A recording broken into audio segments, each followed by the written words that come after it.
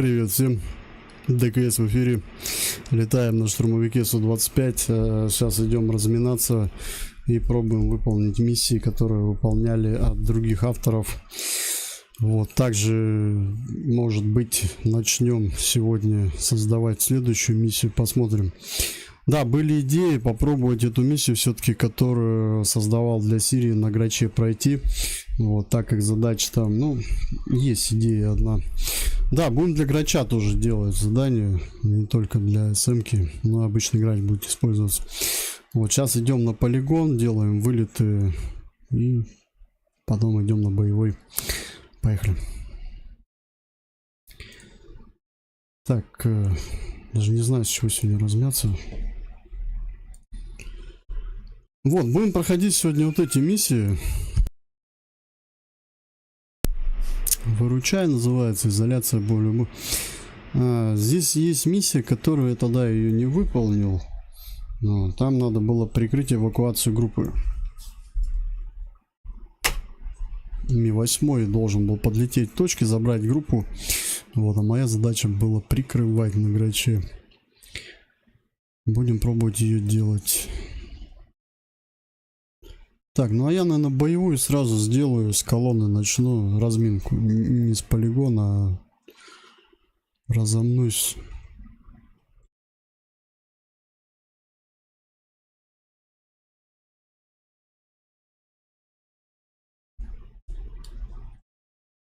Да, сегодня уделим времени Грачу, обычному Су-25 Грач.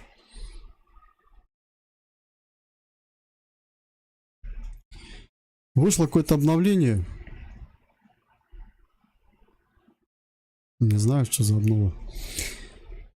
Что-то добавили, наверное, опять. Главное, чтобы что-то не сломали. Так, а чего? Подожди, здесь... А, у меня тут СМ. Нет, нет. Это у меня... Мы выполняли это... Когда я выполнял задачку на СМ. Мы выполняли разминку, да? Надо переделать сейчас.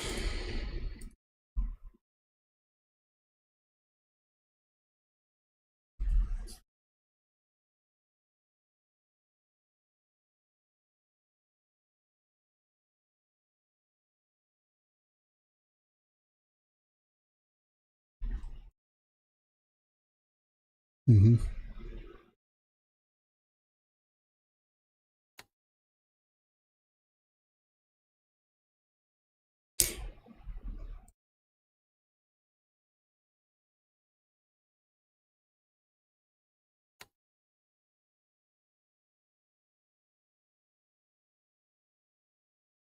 Так, чем мне сегодня воспользоваться, каким вооружением?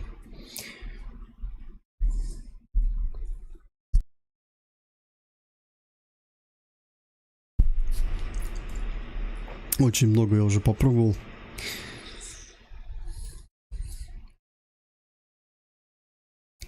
Самое, конечно, распространенное — это ракеты управляемые. Конечно, чаще бы использовались нары, но нары, они бронетехнику не всегда поражают.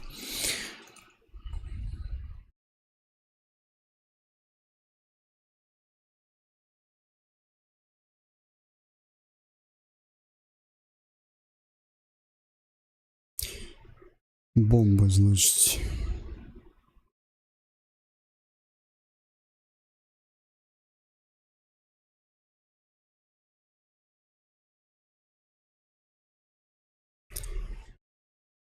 Ракеты Х-25МЛ. Попробуем ими поработать.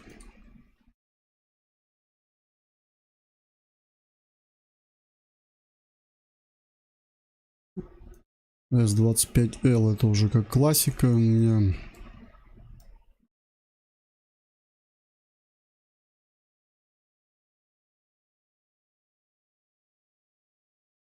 Ну и нары. Нары в этот раз многоцелевые будут.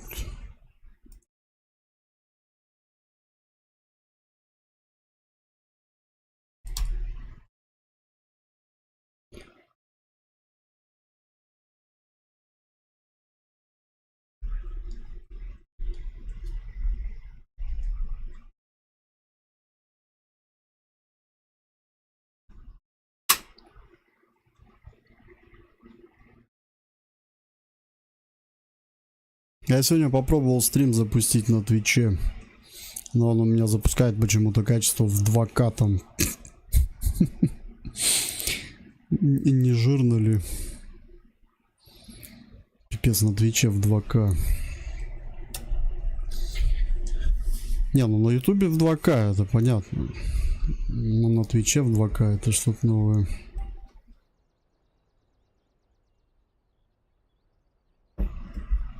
Корди, привет.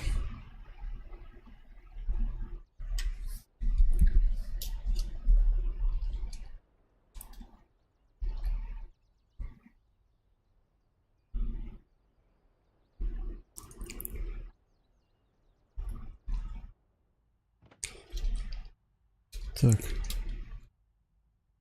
Да, я полечу один.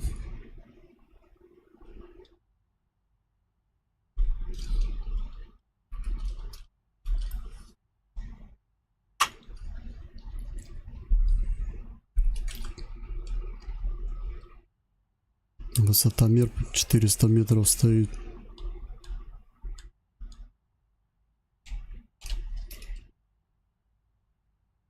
Че, запуск?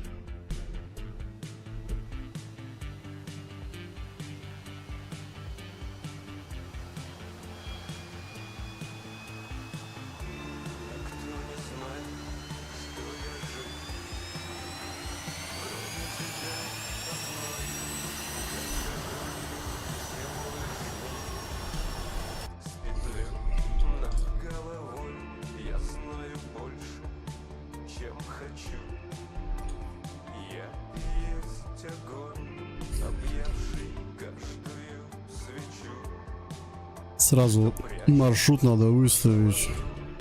Так, а что у меня закрылки не стоят? Я не понял.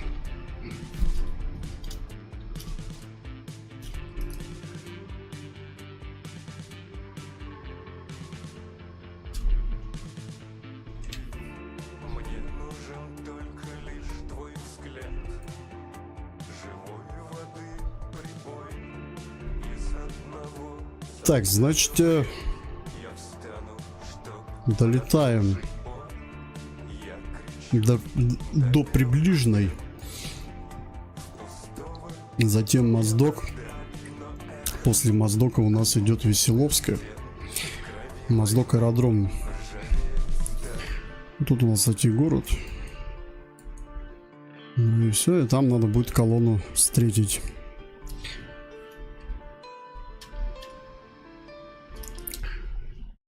Колонна у нас получается раз, два, три,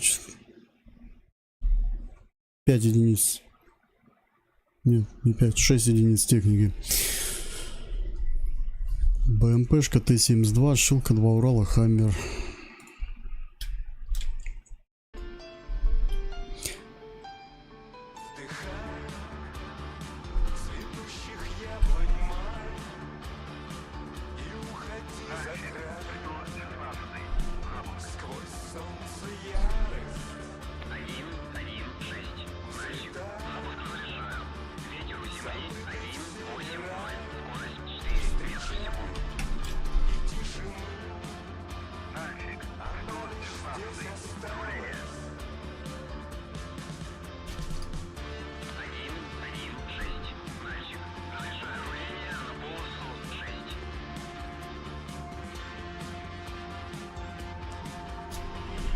Ну чё, побежали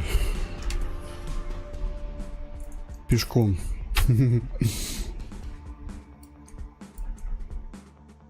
Ноль 6. Сейчас вот по левой стороне и вот так вот до 0,6.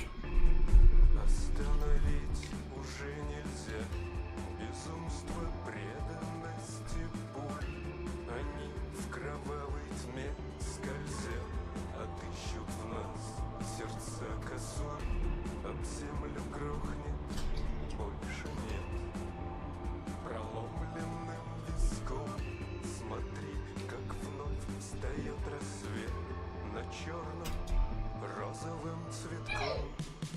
Вдыхай цветущих яблонь май и уходи за край. Сквозь солнце ярость взлетай, забытый севера, встречай тишину, она лишь здесь осталась.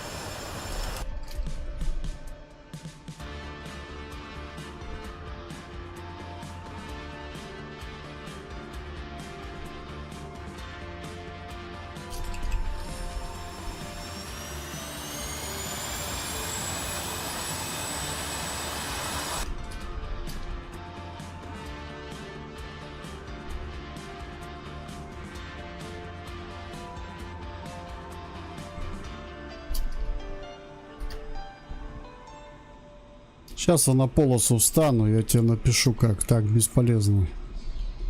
Ты все равно не поймешь. Я ж тебе вчера говорил, а так понял, ты не запомнил даже. Про бильярд название.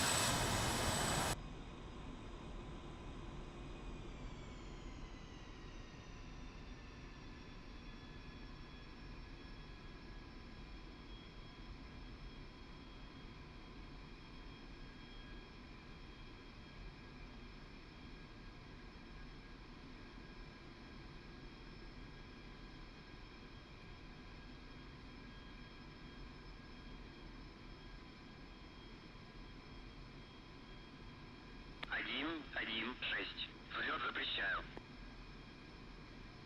116. Мальчик. Взлет по готовности. Отход по схеме. На 300 по давлению. 722,79.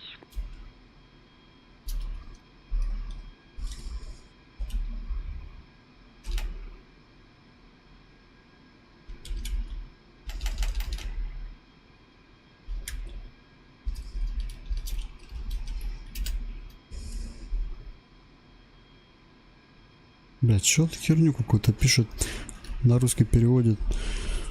Короче, наведи курсором на сообщение, там у тебя на английском языке будет. Бильярд. Бильярд, по-моему, подожди. Бильярд, по-моему, так. И на английском Делюкс. Байбасиен. Блин, у меня чат почему-то сразу с английского переводит. Так, ладно, что, взлетаем.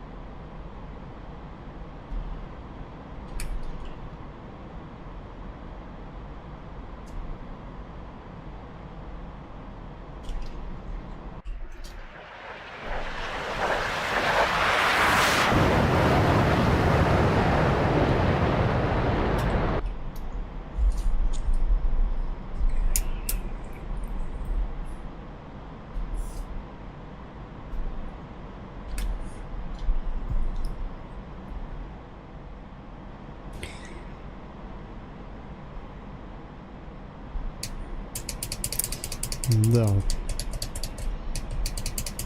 Слышно, да? Щелк-щелк.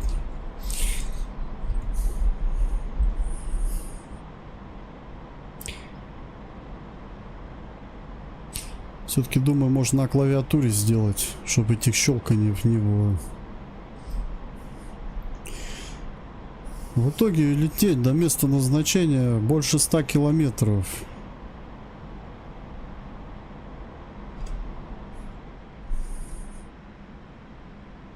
Вот этот Моздок, это и есть аэродром резервный, там, если что, можно будет заправиться.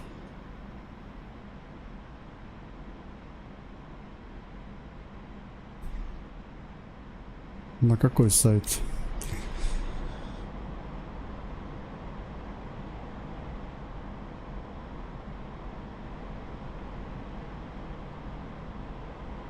Привет, какой сайт? Ты про какой сайт имеешь?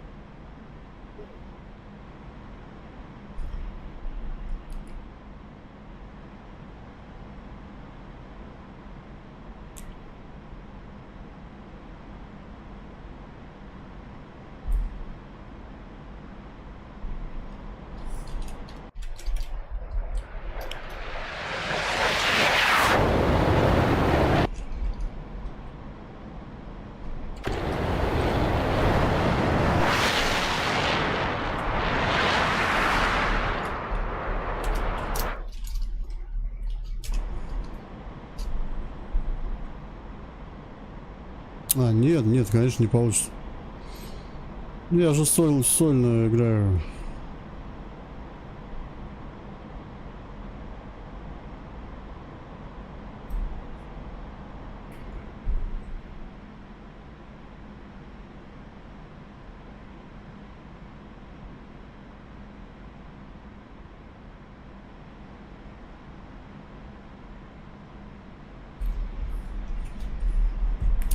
Сольная игра, это, конечно, не получится.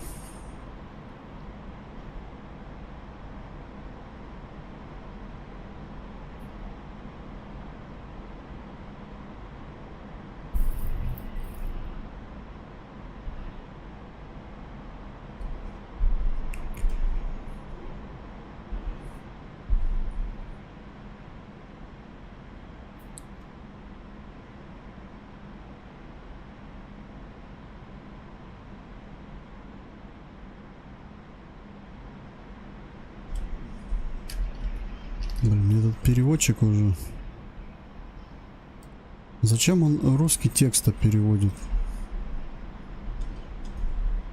Короче, все подряд переводит. У вас тоже, да, отображается в чате вот эти переводы?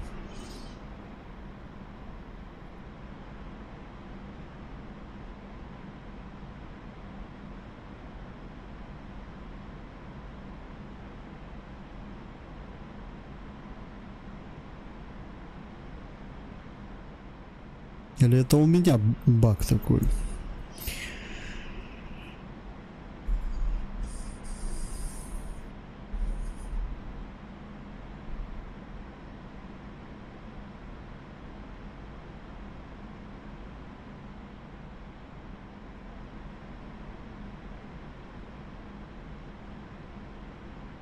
На том же самом PXN 2113.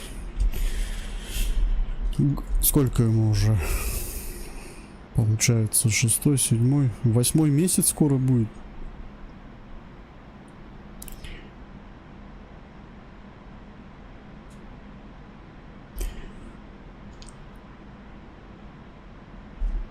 Так, вполне хорошо самолет держит.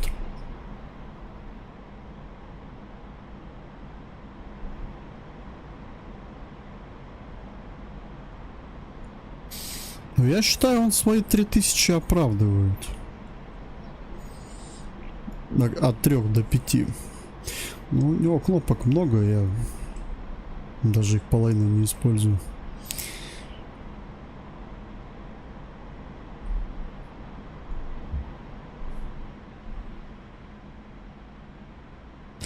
Понятно, значит, это у меня отображается. Это у меня, значит, браузер так отображает.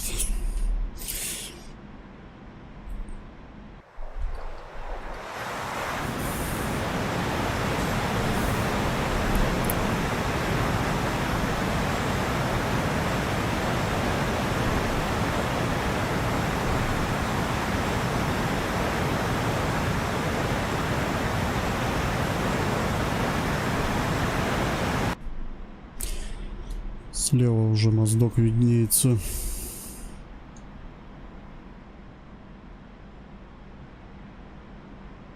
Что тогда попробовать ракетой 25 мл отработать сначала?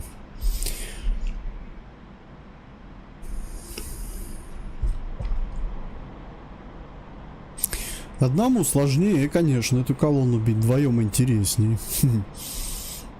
Уже пробовали.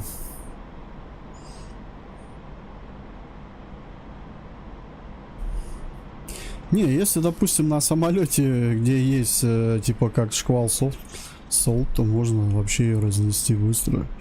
А вот на граче сложнее. Ну, зато интереснее.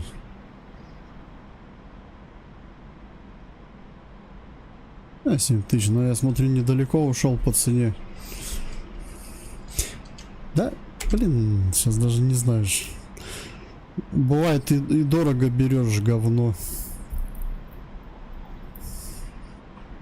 Один фиг made in China.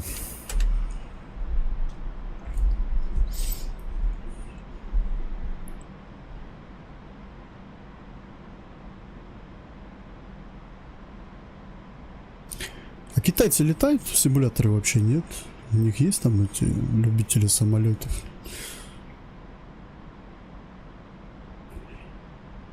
Интересно. Или они там уже на летающие тарелки летают, наверное. Пока мы тут на грачах лет. Да. Не, ну если у них уже роботы там. Какие им самолеты? Я говорю, там скорее всего уже телепорт создали, наверное.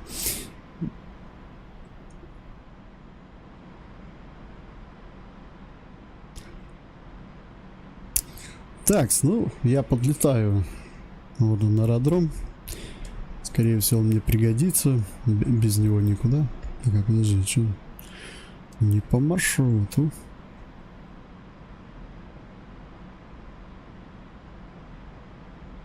А, он подо мной моздок.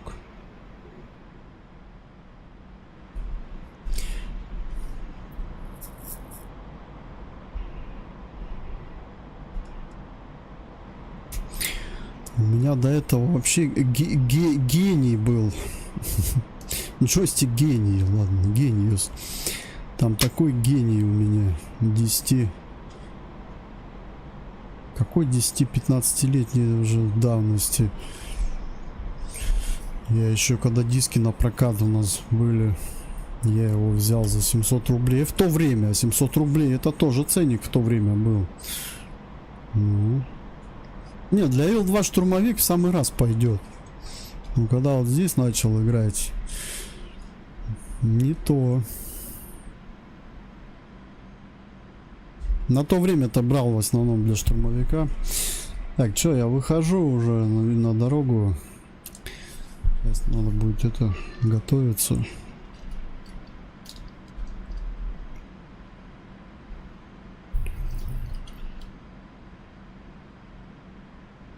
Так, управляемые ракеты 25 мл.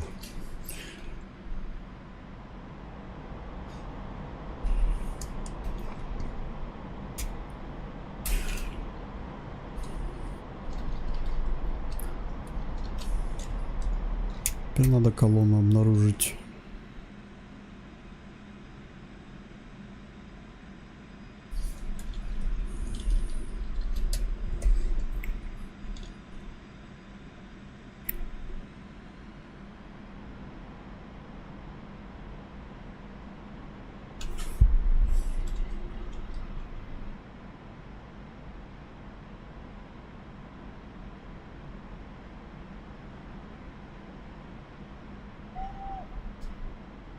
Вижу колонну.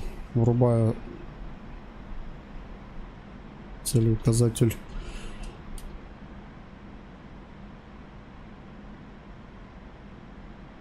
Так, ну что, ракету на перекос, так сказать, на перерез.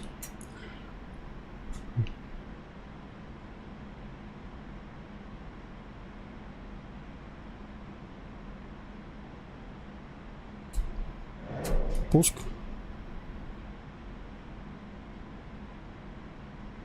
Че они остановились? Давай, давай, езжаем, езжаем.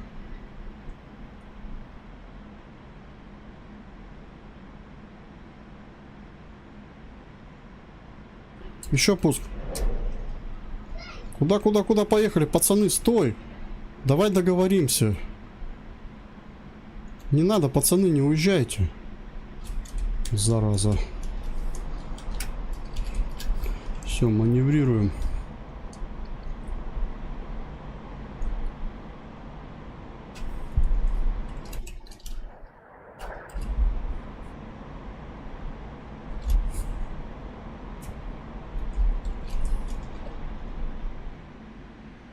Шилка поражена. 2 ракеты 25 МЛ выпущены. Вторая не успела добраться до цели. Они как тараканы разбежались.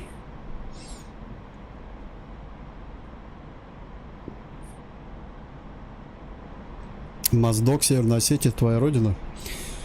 Ну вот видишь, я защищаю твою родину здесь. К тебе враг, он едет. Я отбиваю.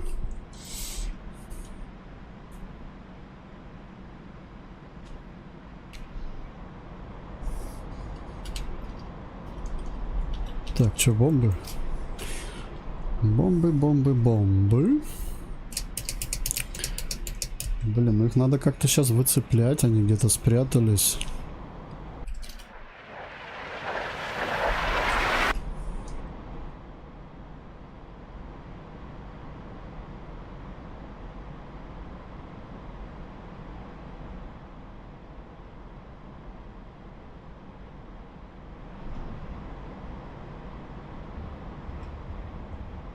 А ты в ДКС играешь?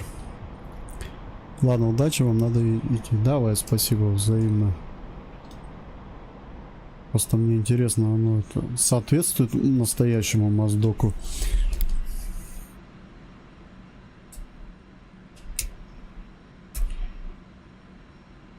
Был бы здесь Новосибирск на карте, я бы проверил бы. Соответствует, нет.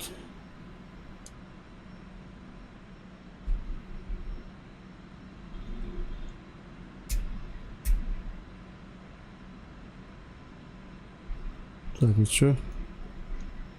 Вон он, вижу. 2 цели там дымят. Стой.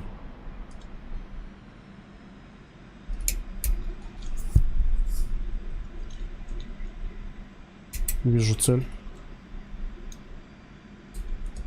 Захватил.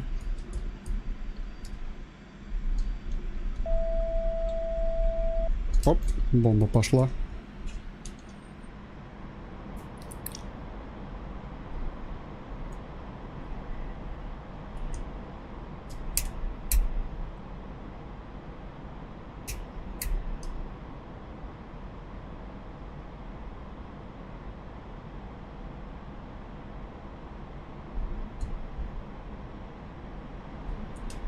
Бэха где-то сидит в кустах.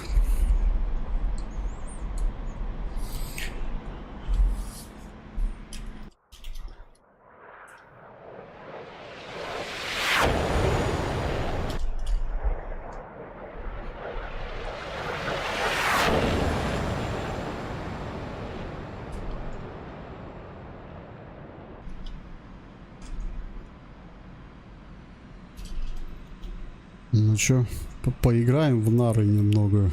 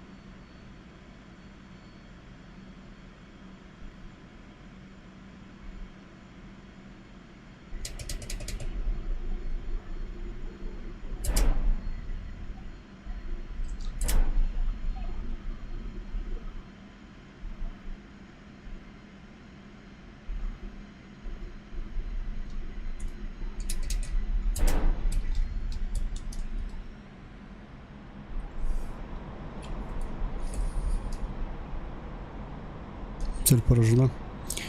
Грузовая машина была. Дайте-то попрятались. У меня там еще танк где-то. Да не вижу я их. Куда они спрятались?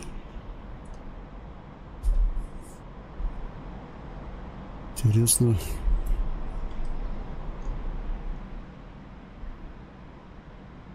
Спасибо за защиту. Да я шучу, ну чё.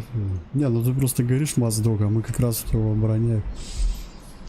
Просто так совпало.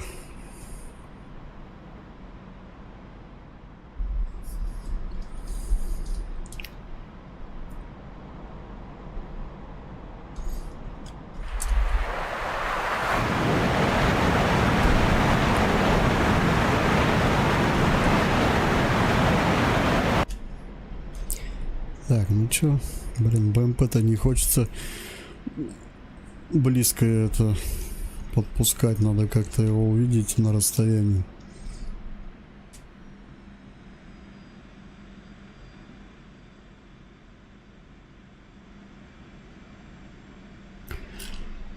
Так, бомба.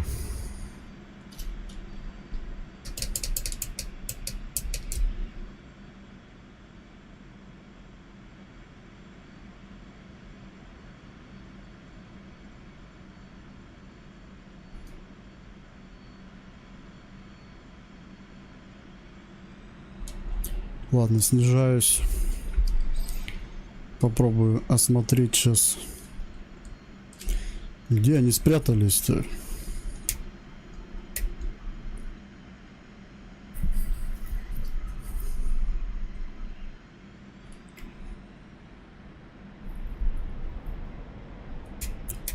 Тут главное под бэху не залезть. Она хорошо бьет. БМП-2. Так, вон вижу, дымит техника. Она целая, да? Что за машина?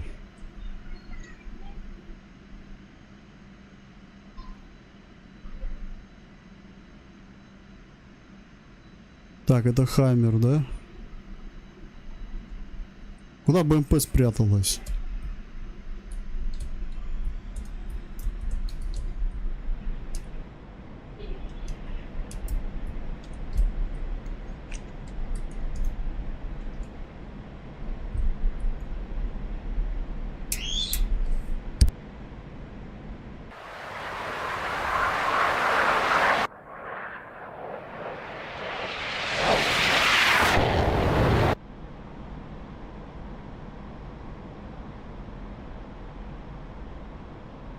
Ладно, работаю пушкой по машине. Не хочу на нее боекомплект тратить. Ракеты точнее. Надеюсь, этот БМП вылезет.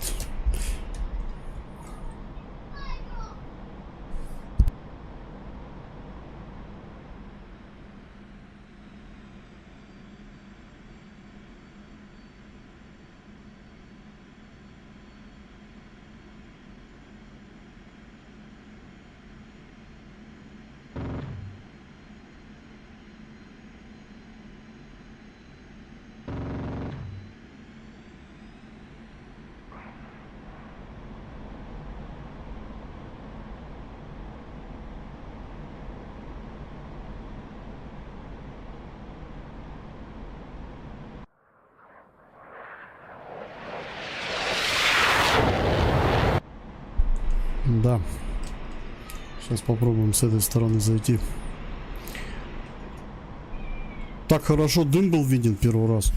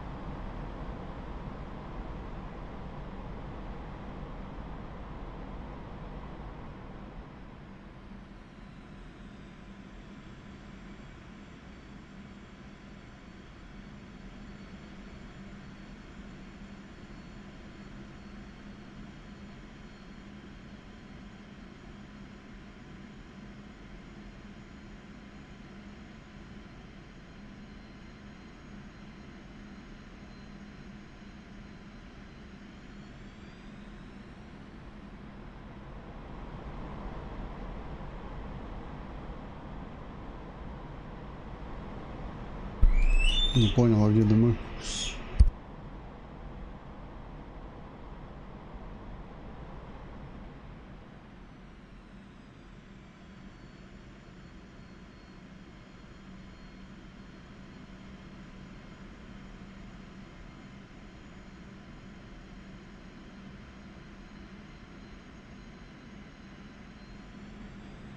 На дорогу вышли. Бэха работает. Блин, они на дороге едут. Хаммер ушел. Я думаю, где они, блин? Они, короче, на дорогу вышли. Сейчас я их опять остановлю.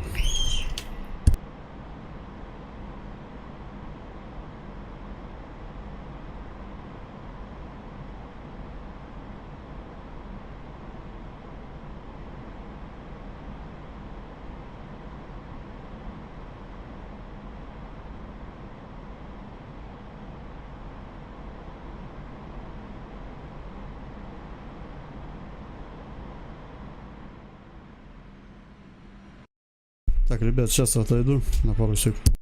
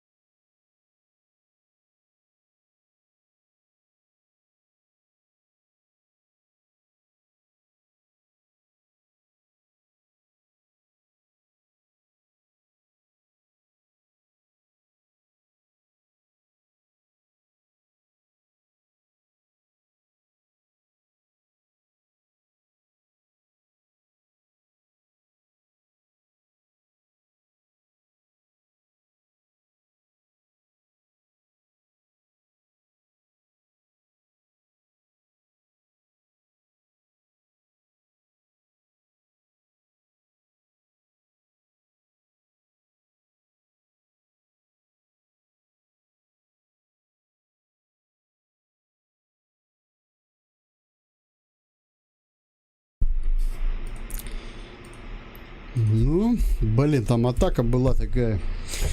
Сейчас главное их не потерять. Но зато я сейчас посмотрю, сколько их осталось. Я же не знаю, сколько их осталось. БМП точно есть, Хаммер есть. А вот кто третий, я не знаю. Ну, может, танк все же остался.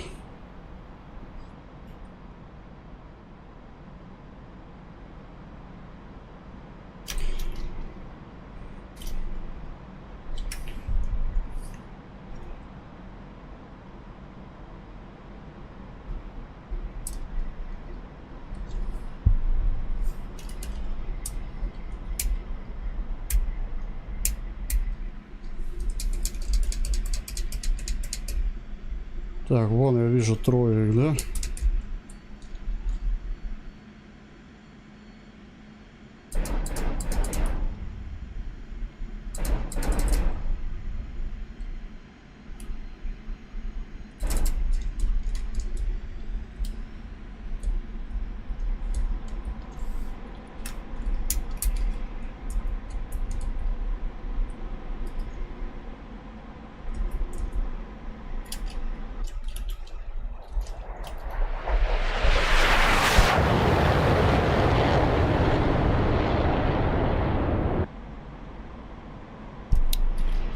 У меня там где-то бомбочка была одна.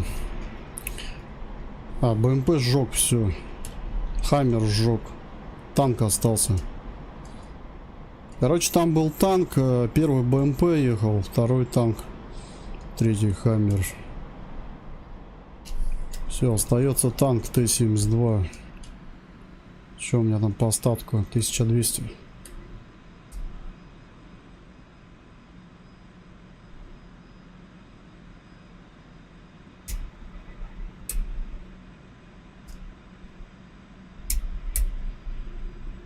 Вижу танк.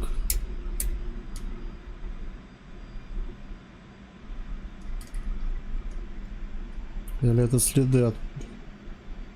Подожди.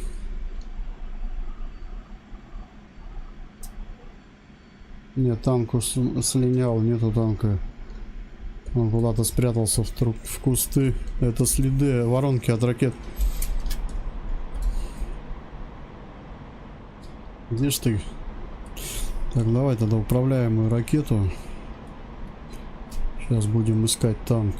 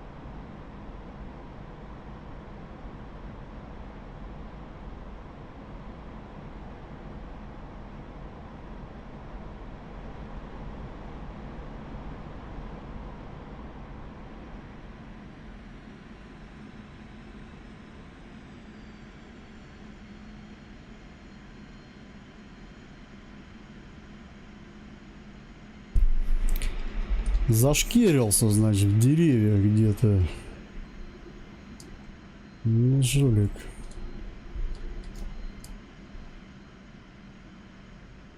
Интересно, а если здесь деревья убрать, куда они будут прятаться? В траву? Норки копать.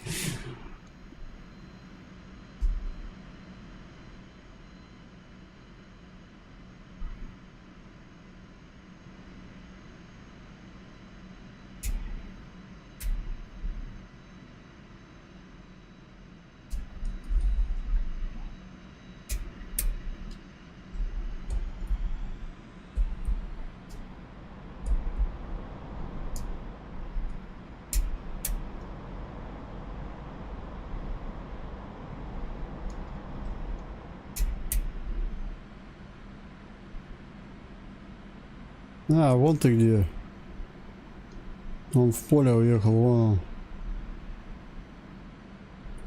Вон он стоит.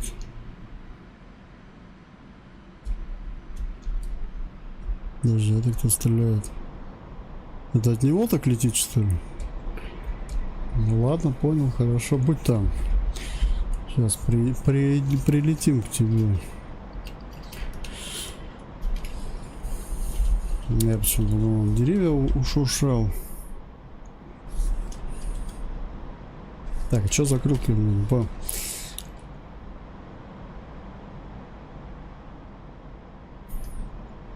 Так, как бы мне так выйти на тебя, чтобы успеть?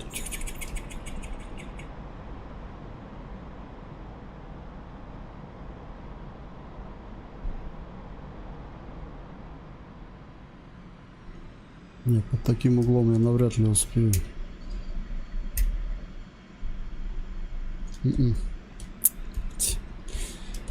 Хотел сократить немного путь.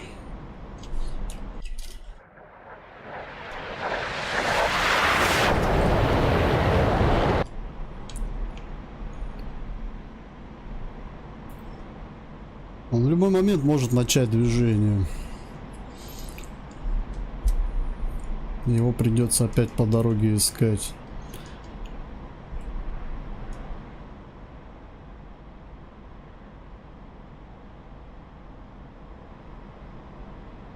Так, работаю 500-кой сейчас.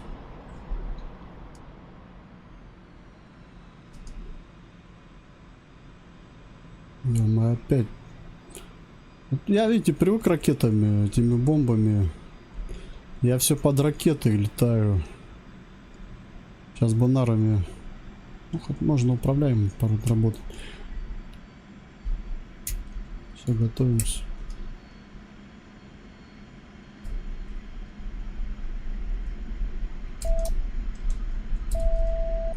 Пошла.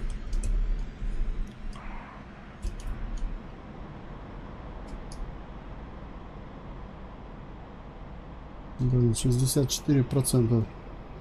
Маловато.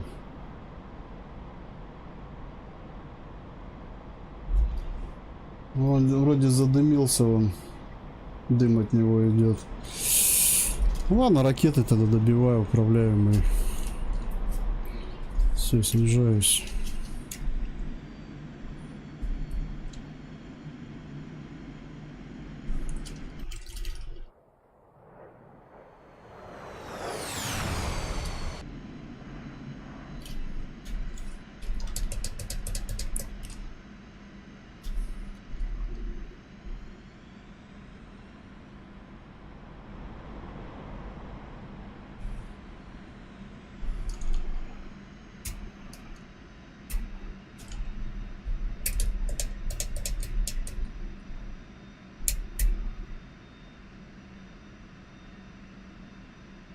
Блять.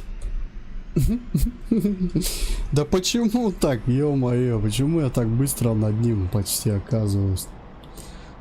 Задолбало. Грач маневренный этот.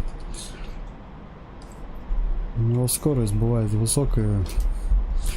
Вроде вот увидел, думаю, сейчас успеешь, разворачиваться, блядь, чуть-чуть протянешь вперед уже на целью.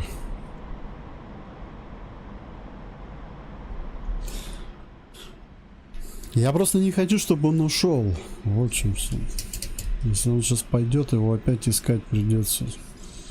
Мне главное его из виду не потерять.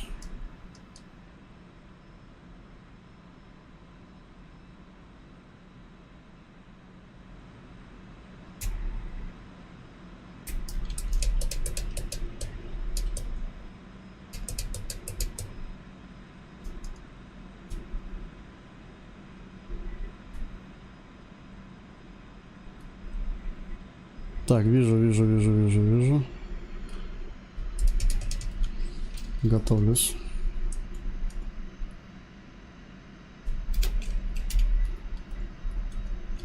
Пуск.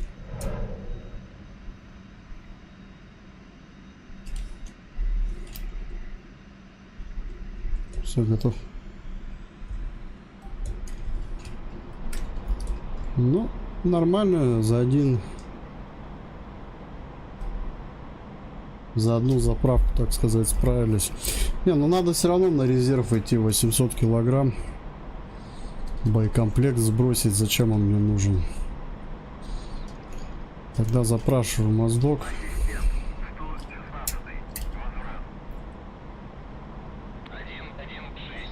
Ассистент. Следуйте курсом 291. Удаление 1-2. Давление 746,52. Посадочный 2-6. Занимайте высоту круга. Вижу полосу.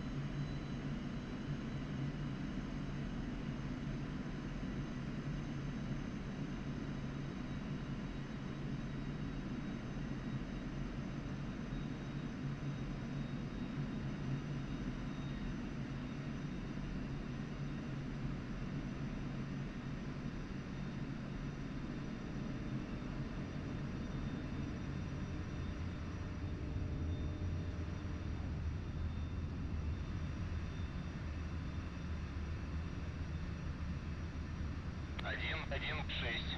Работайте с посадкой.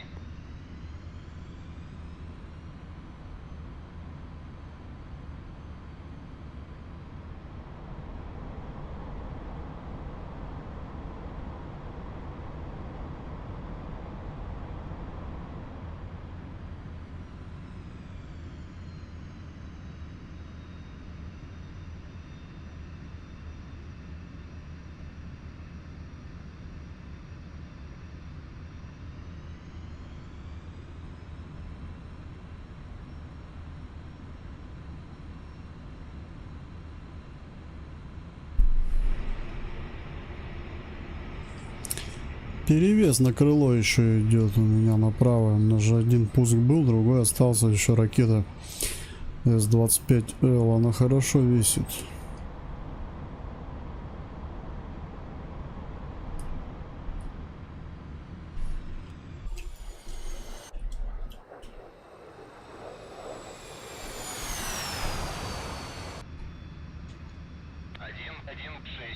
Ассистент, проверьте выпуск шасси. Ветер у земли 180, скорость 3 метра в секунду. Посадочный 26.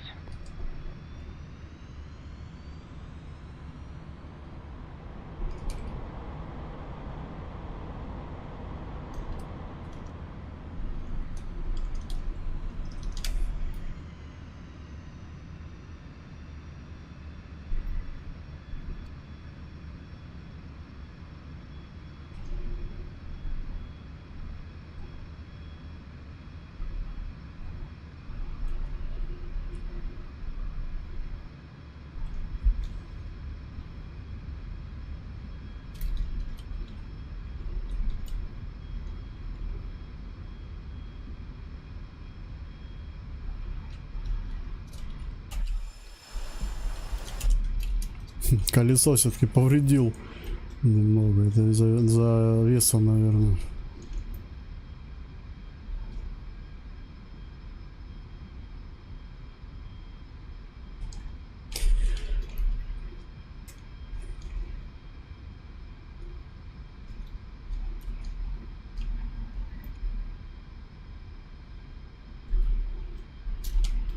Стой, стой, стой, стой, стой, стой, стой, стой, стой, стой.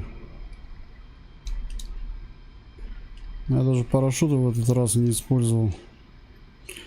Думаю, ладно, достаточно и так, наверное, будет.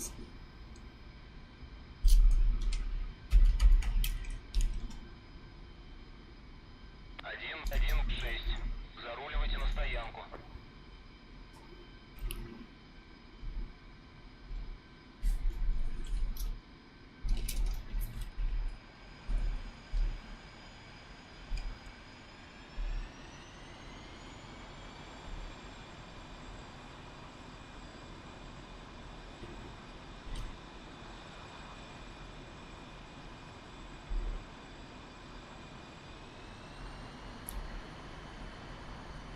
Да нет, колеса нормально, все это просто у меня вес такой, аж самолет наклонно приземлялся.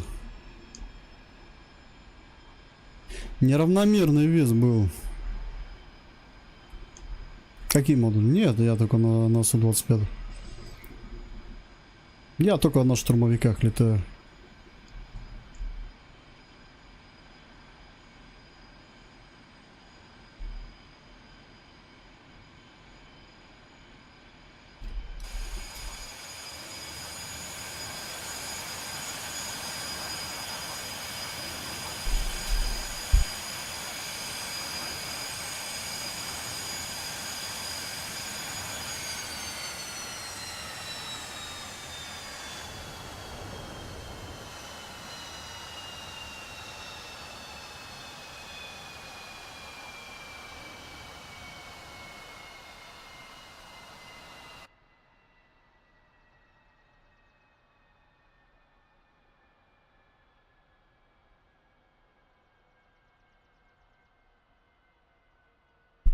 Че-то тут высотомер вообще у меня сбился.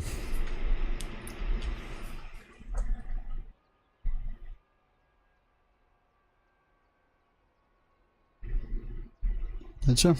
Заправляем. Снимаем пилоны и летим на базу. Завершаем миссию тренировочную. Ремонт. Прием.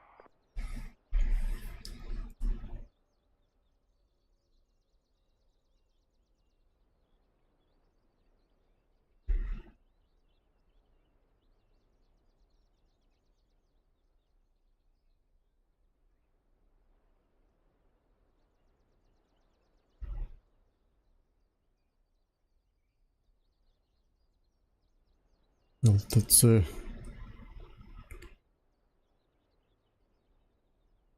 Заправка по плану. Я не люблю эти самолеты. Мне нравятся штурмовики наши. Что-то эвки как-то не это, не знаю. Не цепляют они меня, понимаешь? Ну вот не цепляют.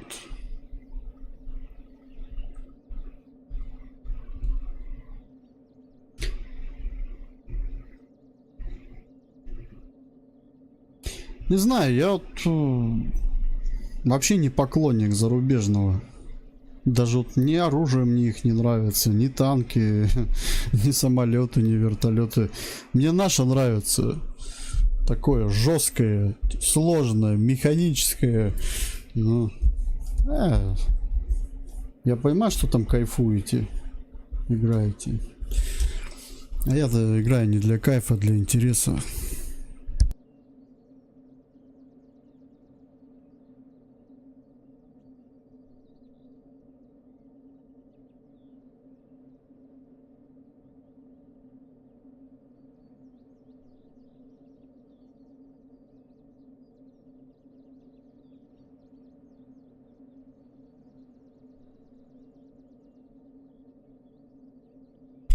Ты не первый, который задает мне этот вопрос. Знаешь, единственное, мне пригодился самолет А-10, это в одной теме, это настройка трекера и все. Больше мне он не нужен.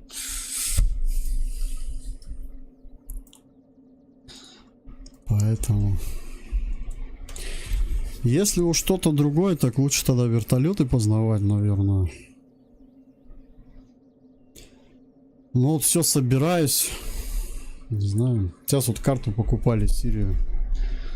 Купили с Эдуардом.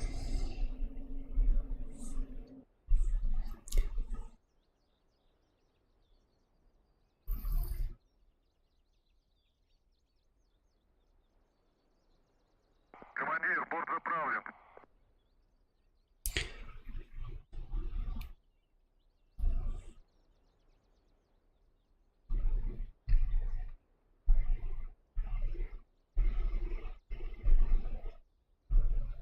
А по каким критериям правильность игрока подразделяется? Определяется.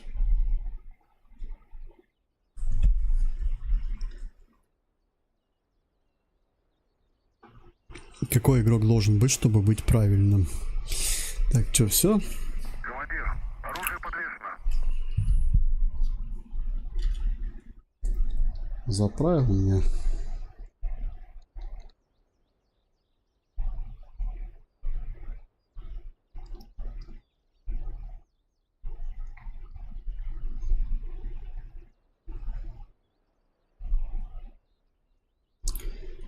Просто я играю, где есть возможность играть за Россию, я играю за Россию, за свою страну, и все. Мне нравится своя техника, все свое. Может, поэтому и канал Патриот СИП называется. Да, я уважаю свою армию, мне нравится ее техника. А насчет политики ничего не скажу, как бы это другой вопрос. А вот армия... Поэтому мне нравится техника наша армейская. Вот. Если у меня была бы всегда бы возможность играть за нашу технику, я бы всегда бы в нее играл. Вы никогда бы не смотрели бы, вообще ни разу бы не увидели ни Апачи, ни Кобр у меня на канале, ни Эмок. Вот. Но меня иногда игры вынуждают играть вот в это. Вот. К сожалению.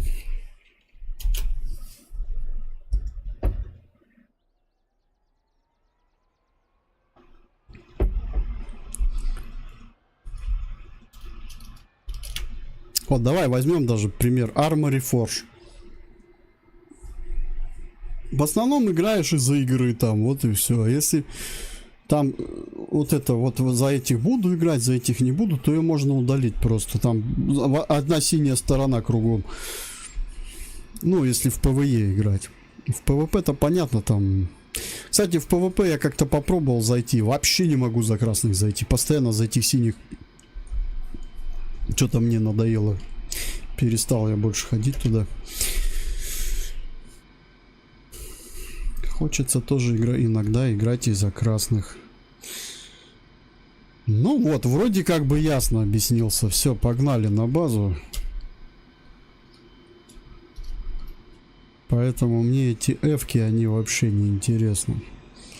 Меня вот тут заинтриговал самолет. Я, правда, на штурмовиках летаю. Да, я взлечу. Су-35.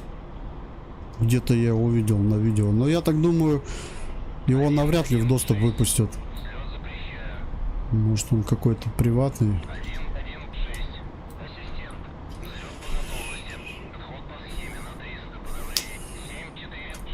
Так, возврат.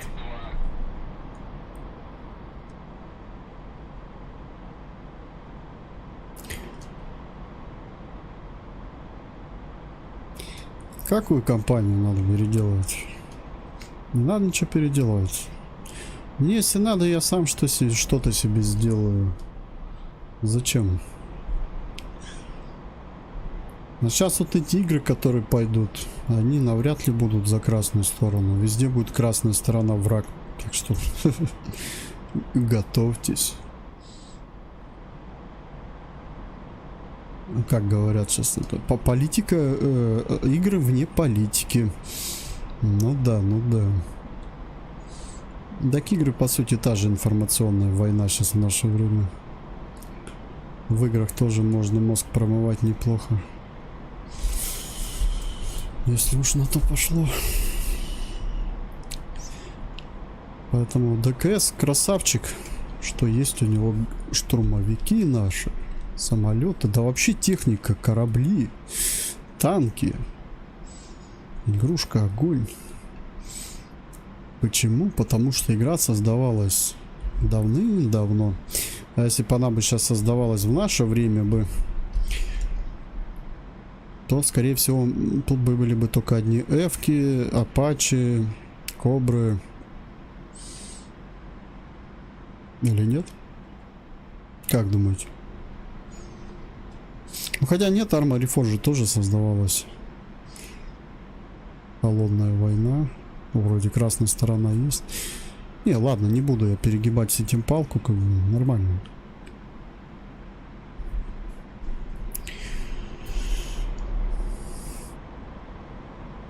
Да я давно об этом говорил. Я еще когда в армию играл, я всегда говорил, я как-то не поклонник зарубежный. Я не говорю, что это говно. Я такого не говорю. Просто я не любитель этого, и все.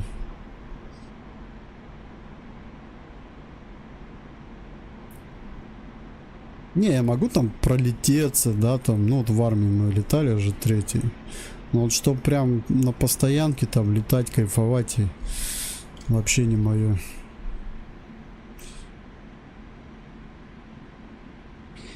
Вот так же, как на штурмовике, я не буду летать так долго.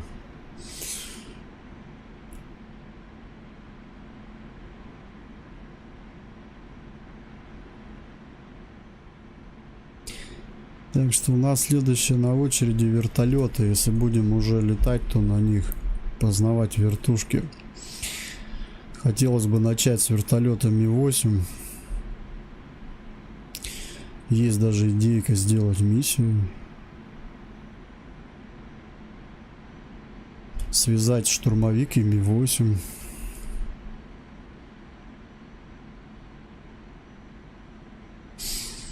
Коди, да... Кордия, так они все большая часть туда ориентируются.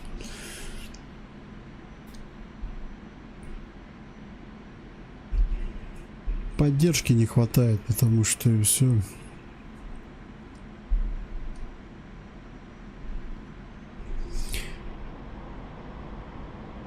Там аудитория просто более такая, мягче. Там вот эта вся тема, она поддерживается. Ну, то есть там хороший этот, как бы, хорошие отзывы получают они. У нас все-таки, я думаю, хейтеров больше и критиков. Это я по армии знаю еще в редакторе, когда миссии делал. Тоже стабильно. Каждый пятый какую-нибудь гадость да напишет. Поэтому они, наверное, ориентируются большая часть туда, на иностранную аудиторию. Сами виноваты, надо своих разрабов поддерживать. Но видите, разрабы тоже бывают разные. Ну. Есть вот, допустим, нормальные ребята, которые создадут, докажут свое качество, потом уже начинают деньги высасывать. А есть вот как Тарков, ни хрена не создал толком, а такие бабки запросил уже. Ну. Вот это плохой пример игры, как не надо делать.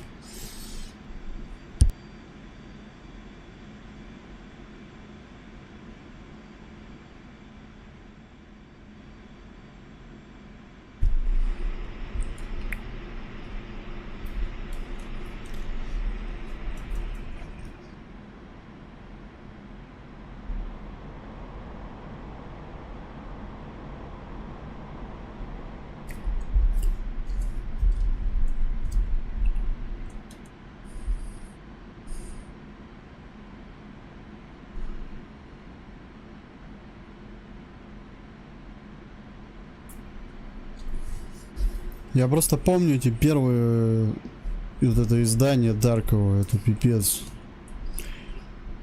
Для меня это была какая-то игра вообще особенная. Я думал, я, допустим, деньги на игры тогда не тратил особо. Мне казалось, я еще помню, не работал, студентом, по-моему. Ну, точно мне вариант был ее покупать.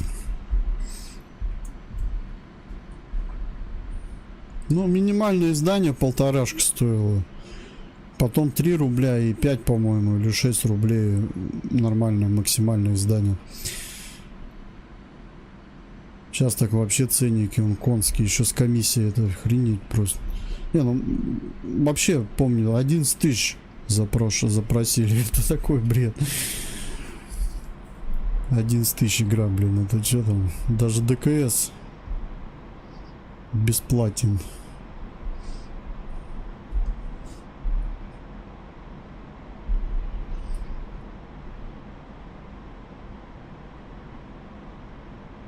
Ну, читай, за 11 тысяч ты можешь ДКС и контента набрать тоже. Ты можешь и Сирию здесь.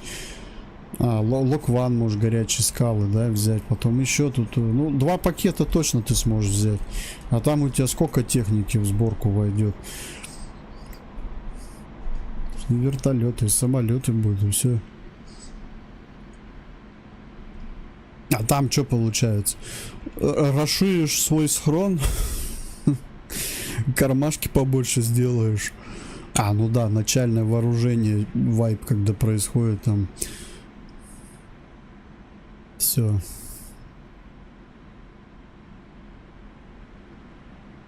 Так. Прикольно. Нальчик, 116-й. Возврат. 116. Мальчик. Нальчик, 116-й. Разрешите посадку.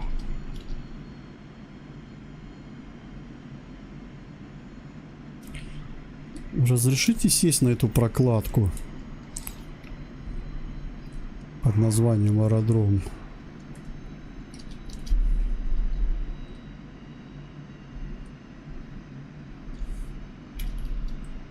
Ё-моё, слушай, да я не успею, наверное, сбросить. Ну-ка давай.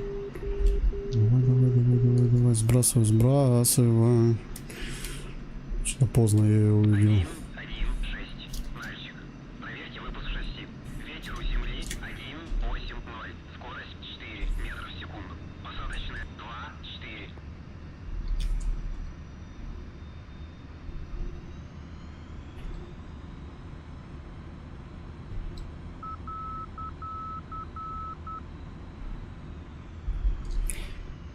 Еле-еле я этот нальчик замечаю. Он такой коротыш.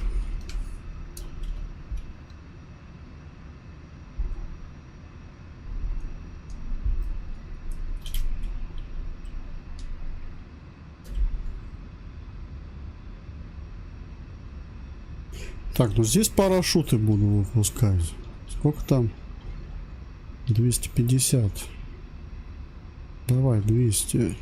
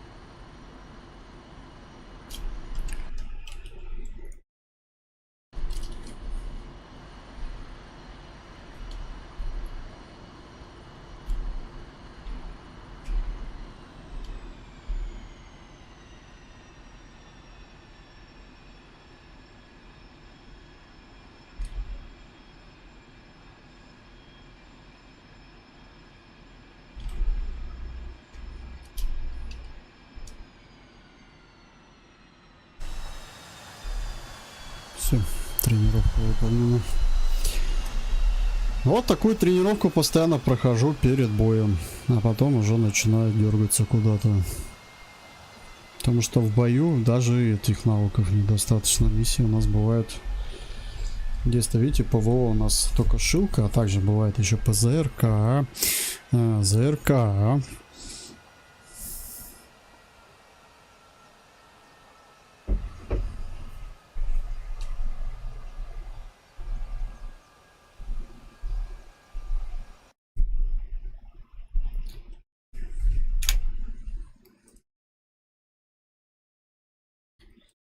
Ну что, будем выручать. Выручай миссия. Давай сыграем ее.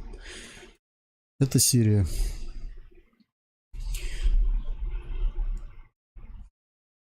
Правда, я это еще, прежде чем кого-то выручать, надо еще привыкнуть к текстурам.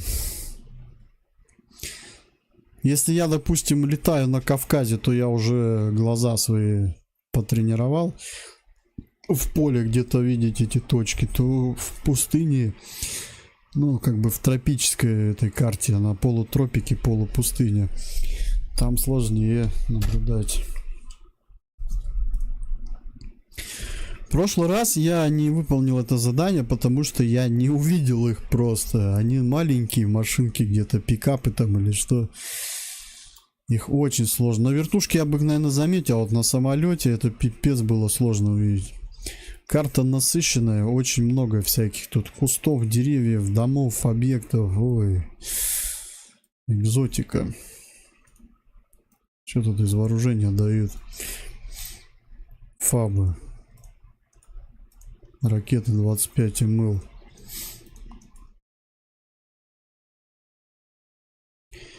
Так. Первым делом топливные баки. Бомба 250 возьму. Так, ракеты на всякий случай.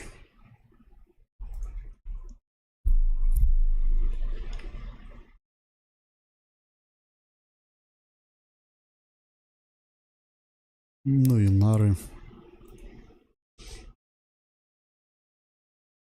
Че, вес нормально?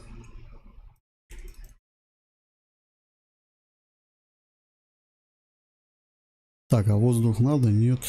Да нет, наверное. Остальные самолеты, нету смысла их вооружать, потому что они пойдут... Подожди, это я точно? Да, это я себя вооружаю. Остальные самолеты все, они, я так понимаю, не со мной пойдут. Наверное. Я один вроде был.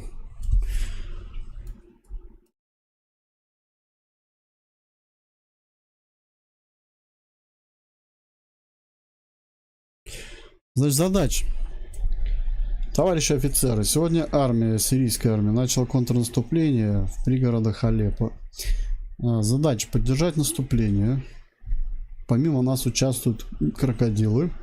Ми-24. Работаем по целям в северо-западной части города.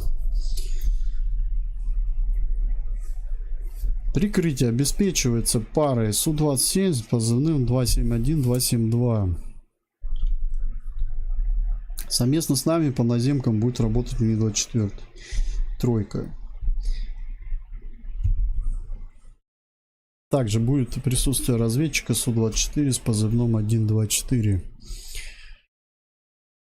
Температура плюс 14. Ветер будет, да, у нас у земли 2. На 2000 метров у нас вообще 24 метра в секунду. Хороший ветер.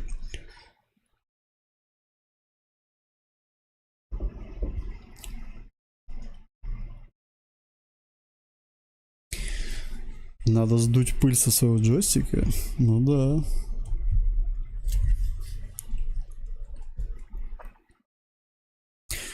Не, вполне интересно играть. Иногда надо. Я тоже не каждый день летаю, но не пропускаю. Стабильно первый выходной у нас. После недельной работы я запускаю сюда ДКС. А потом уже пиф-паф всякие.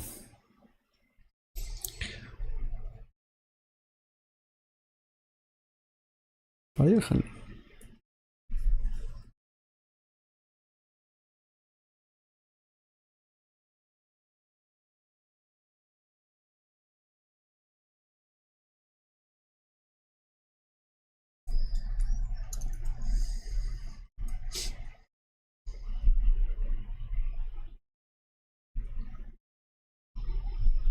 Красивая. Как красивый камуфляж. Мне нравится. Классно выглядит. Еще почему летаем на этом самолете? Потому что он красивый. Он хорошо прорисован. У него классно. Приятно на приборы смотреть.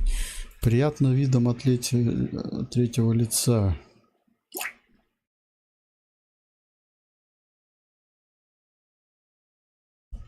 Так, сейчас это надо отвлечься.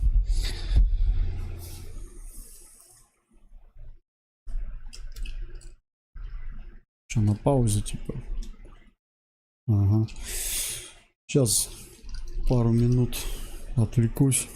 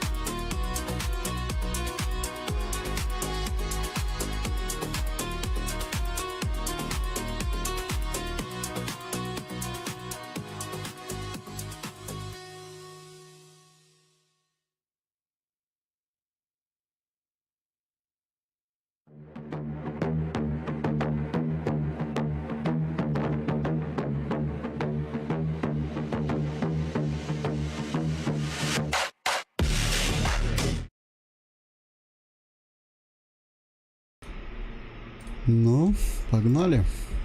Что тут?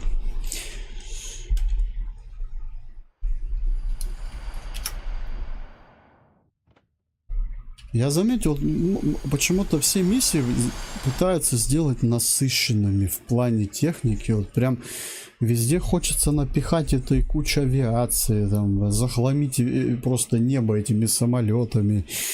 Вот тем-то мы и отличаемся. То есть я когда создаю миссии, я делаю что-то конкретно. Вот игрока еще что-нибудь там рядом полетать, прикрыть. Вот. Я лучше вражеского что-нибудь поделаю. Поставлю, на то время потрачу, чем на вот этих куча самолетов.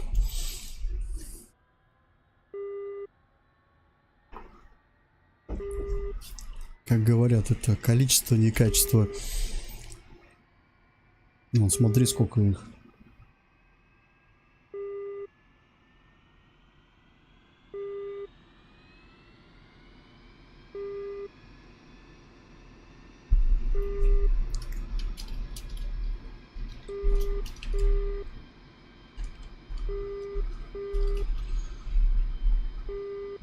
В этот раз хоть я не буду волноваться за горючку. В прошлый раз мне ее мало не хватало. Сейчас я баки повешал.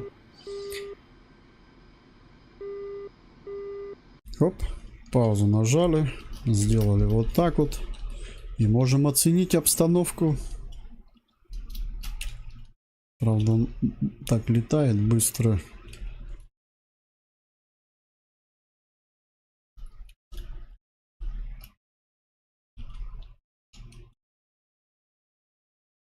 Я аж потерял, где мы. А, вот. Раз, два, три, четыре, пять, шесть, семь, восемь. 8 грачей, блин.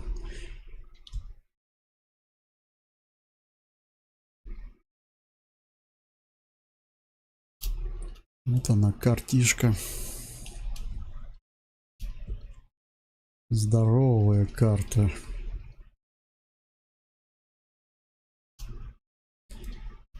Зато местами интересные. Сейчас город какой-нибудь найду. И, пожалуйста. Городок. Классно, да? И вот это это вся карта. Вот.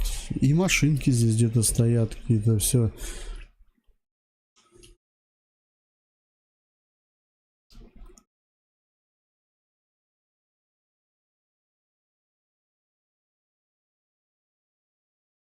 Я имею в виду вся карта вот с такими домами всякими. Вот это только один город показал. Вот город тоже.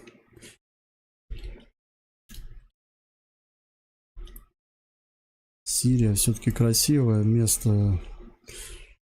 Я хоть посмотрю на нее. Я особо ее не видел. Я же не был там. О, эти стоят. Крузаки, что ли, смотрю.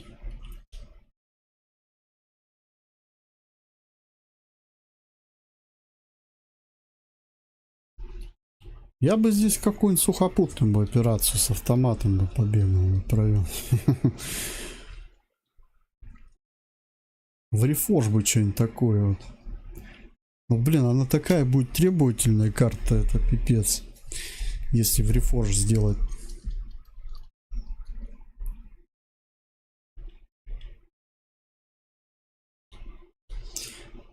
Ну, для симулятора очень хорошо сделано.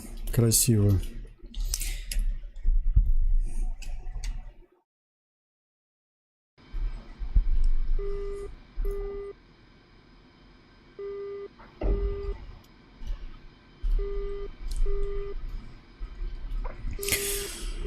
Ну, Байрон, в нее надо не сразу поиграть, ее осваивать придется сначала. Ну а так, да, если начнешь хотя бы самолета Су-25Т, его освоишь, то тебе уже грач будет легче даваться. Ну, грач единственное, тебе придется осваивать уже вот эти часы все, запоминать, что где.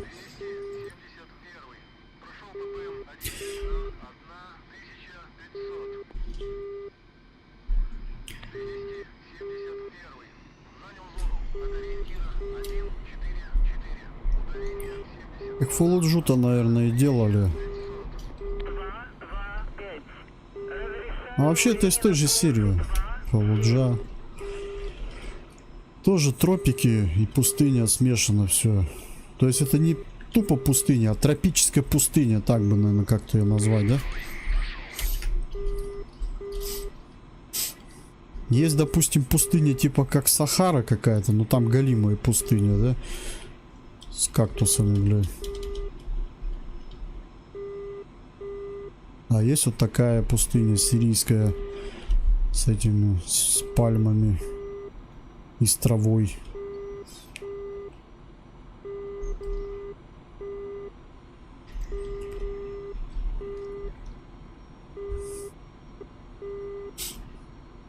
Блин, тут так прикольно за самолетами ездить. У них нету стопаков, как у машины. Я-то как водитель, я привык постоянно наблюдать стопаки.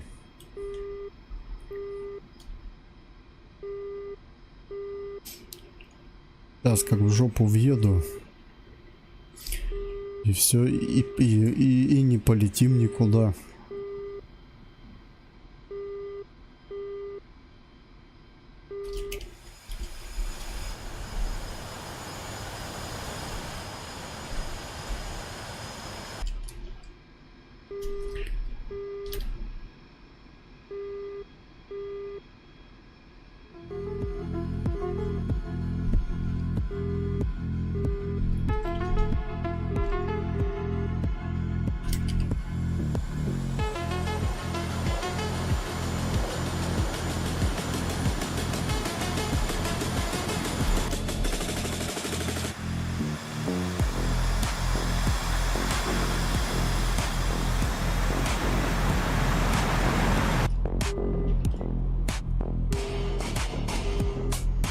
Разогнать-то его не проблема, а вот тормозить иногда проблема.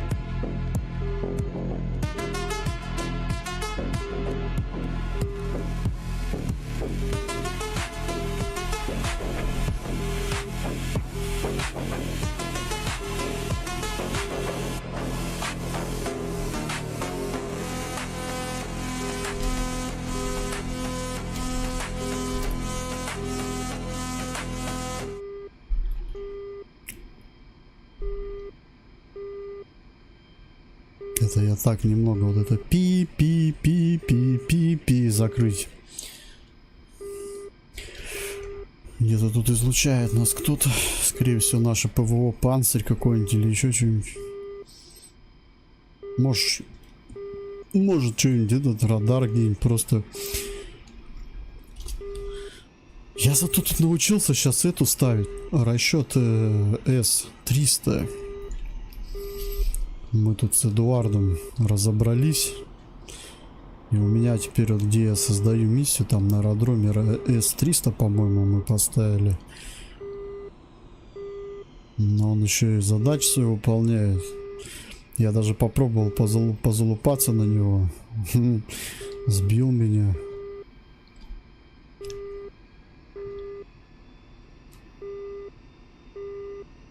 Ну, он не быстро срабатывает. Сначала, я так понимаю, тебя должен радар засечь. Потом информация должна поступить на командный пункт. Потом командный пункт уже даст разрешение. Делать ли со мной что-то, ну...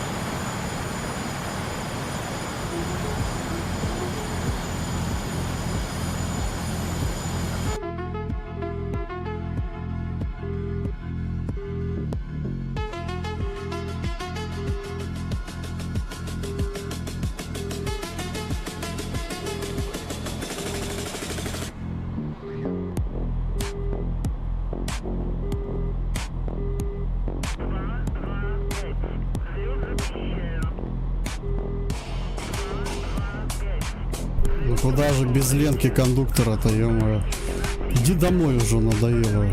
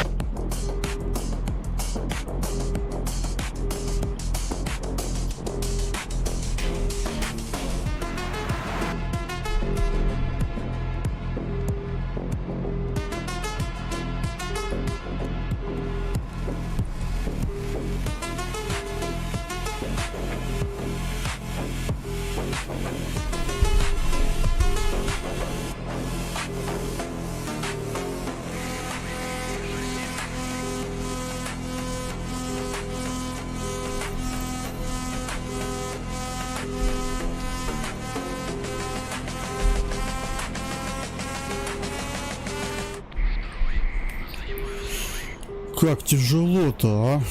Нифига я там нацеплял себе. Аж тяжко летать. Или он у меня после обеда наелся. Летать не хочет. Пузо чешет.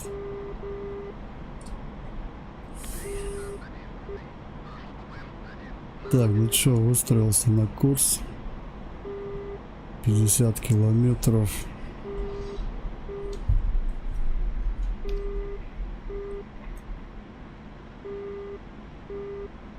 Скорость 620, высота 1070. Там где-то у меня еще этот последний где-то летает.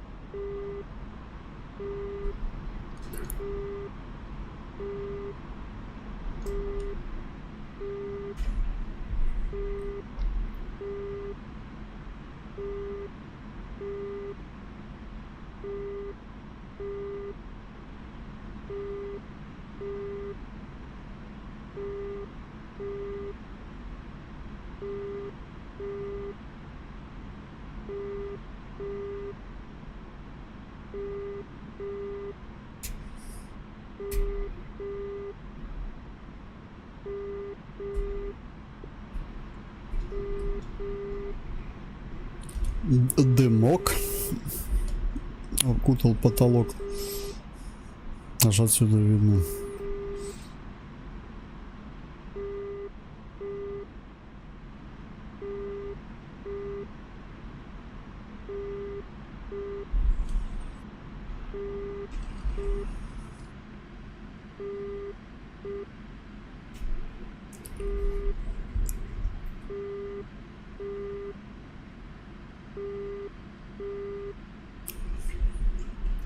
Так, значит, долетаем, я так понимаю, мы до озера и уходим влево на Алеппо.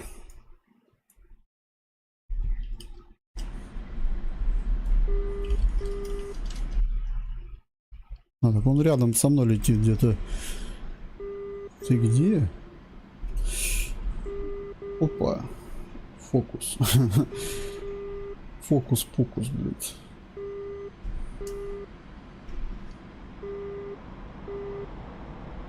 Подкрался такой, ну.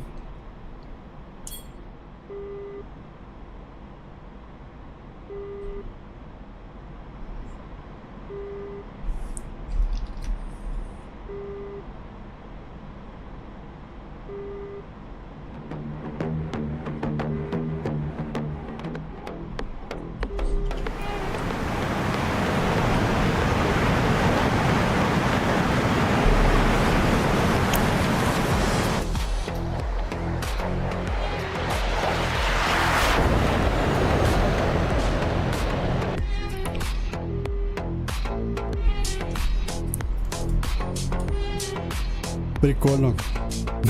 Когда за тобой летают. Все, разгон 600.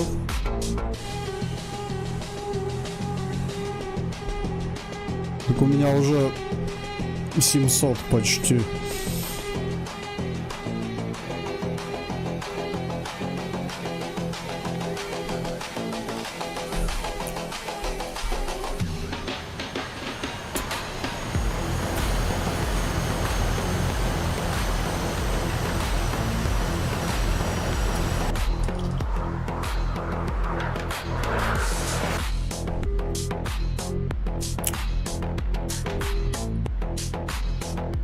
Ну и чё она не переключается? Чуть-чуть отклонились. Поехали.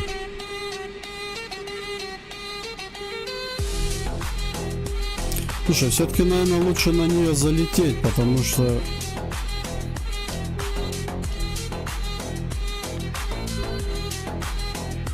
Потому что могут быть проблемы. Сейчас сделаем.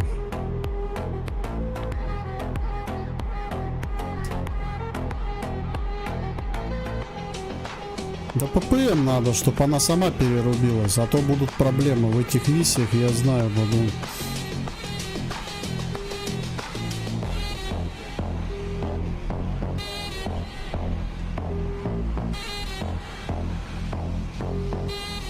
Давай, давай.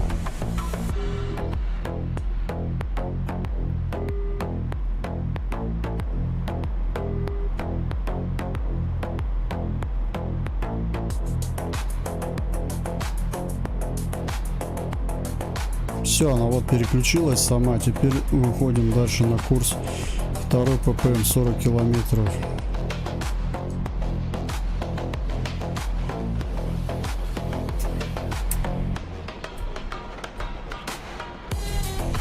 Разворачиваемся.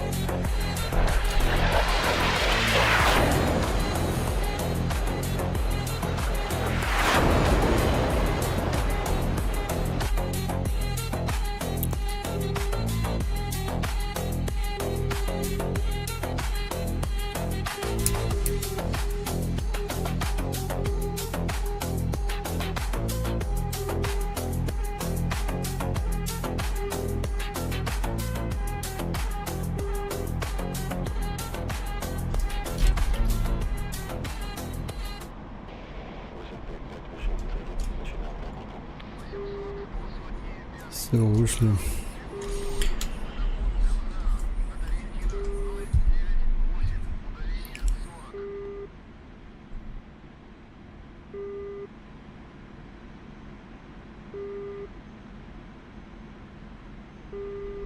А вот к тем дымам сейчас направляемся как раз. Ну, я, наверное, буду использовать бомбы здесь. А вот в дальнейшем надо будет уже что-то пошустрее.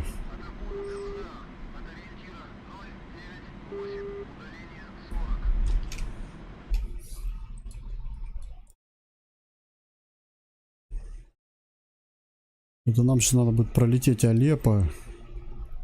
Где-то аж за Алеппой что-то там, да? А нет, подожди, нет, задача в самом Алеппе.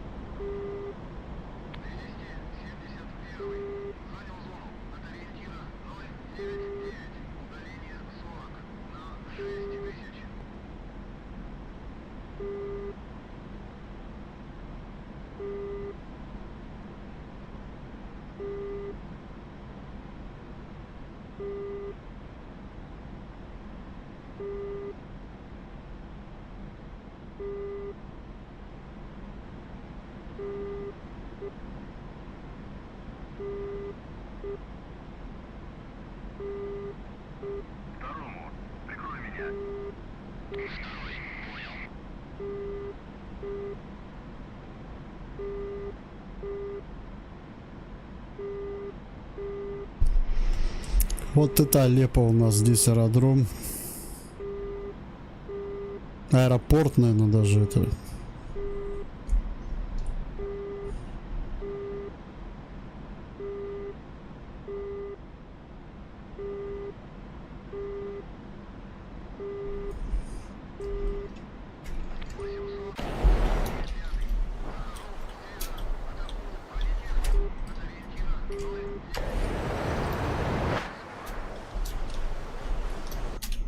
Блин, как бы нас поймать-то?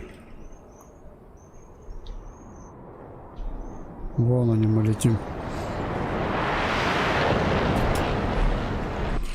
Хотел где-нибудь со двора посмотреть на нас. Нет, не успею.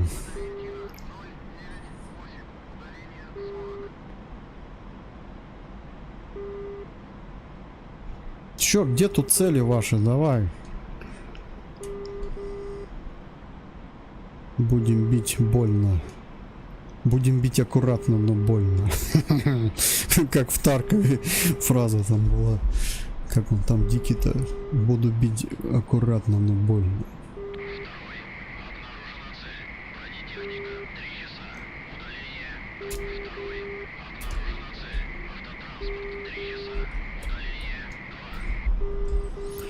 Но пока задачи я не вижу. Где ты тут кого обнаружил? Типа сам ищи, да, их. Кого найдешь, все твое.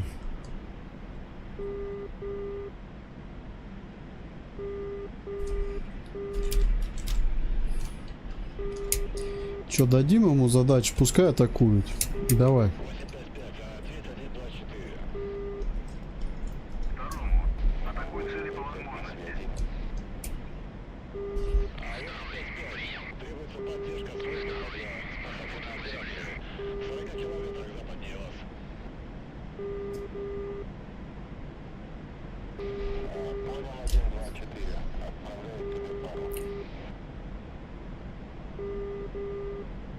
Второму.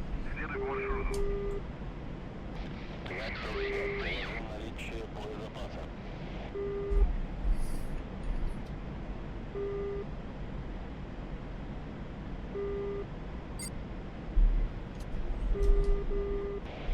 225.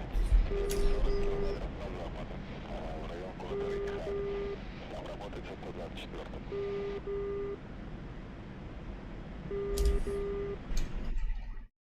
На запад. Вот сюда сейчас надо отправляться.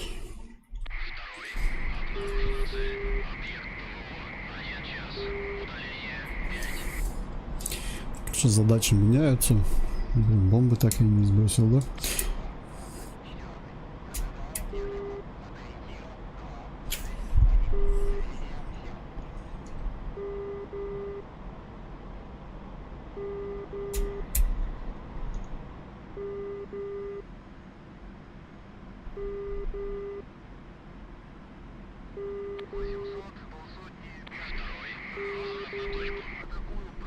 Какую нахрен точку? Что с тобой?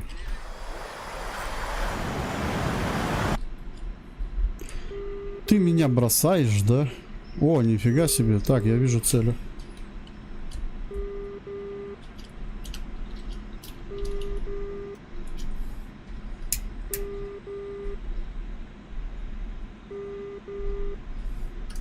Работаю двумя бомбами.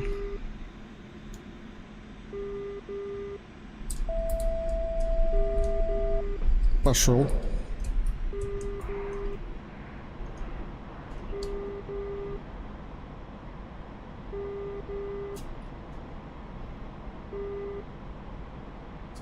Есть попадание. ЛТЦ. Там что-то пускает у нас. Блин, а чё, нар один запустил еще? Ну конечно, блядь. Дебильная кнопка сработала. У меня ракеты есть еще на всякий случай.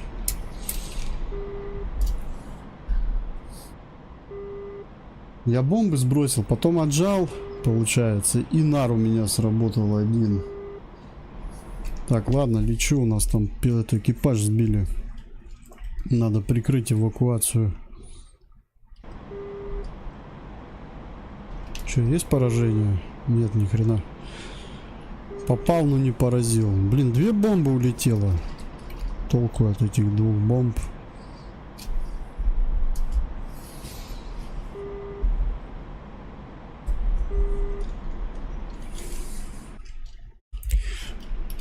Я так понимаю, второй не в группе у меня.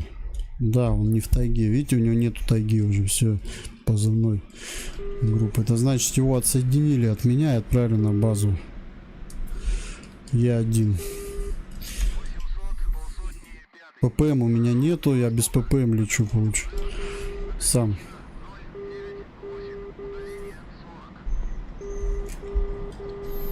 Лечу на запад.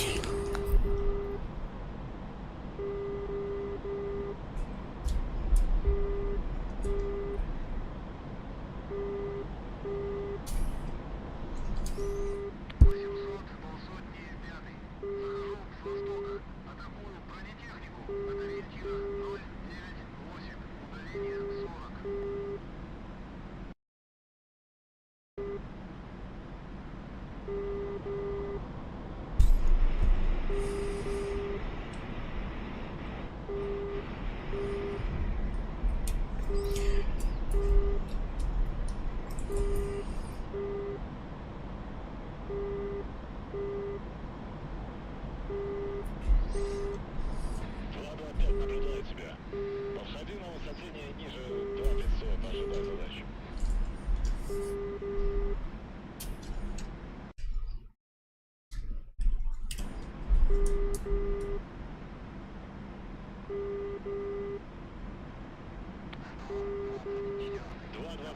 В 8 километрах на восток от северной части города Рейханы, пролески. 2 наших катапультировавшихся летчика ожидают эвакуацию вертушкой. 8 километров восток от северной части города. Так, северная часть города. Боевая задача. Восток. Уничтожать все, что попытается по земле. Вот это, да? К месту эвакуации. Так, боевая задача. Уничтожить все, что пытается по земле приблизиться к месту эвакуации.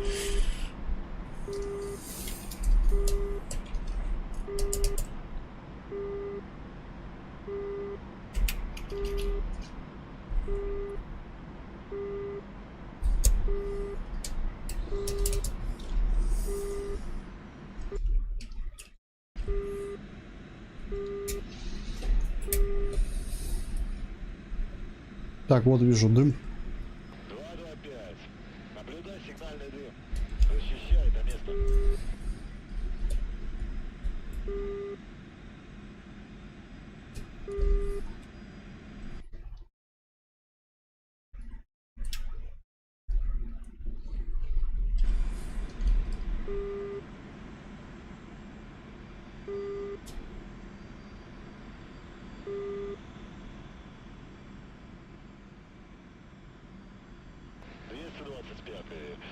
Западного направления приближается автотранспорт.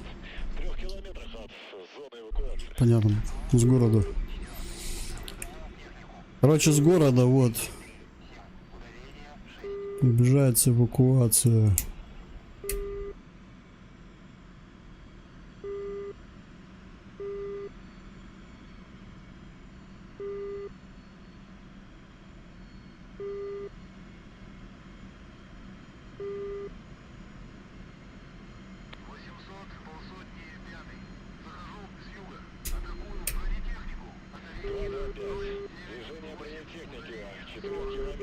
Движение бронетехники 4 километров на юго-восток от зоны эвакуации.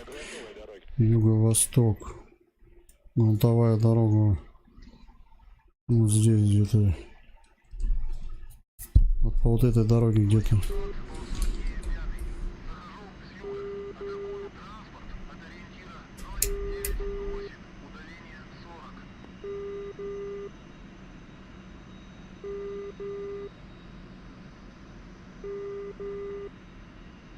Ах ты!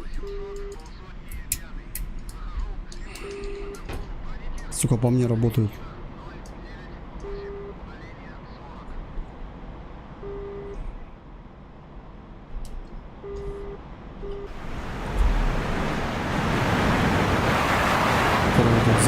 зацепили.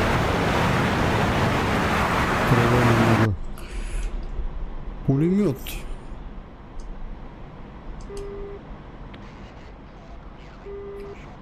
Там что-то шустрое, там пикапы, что ли.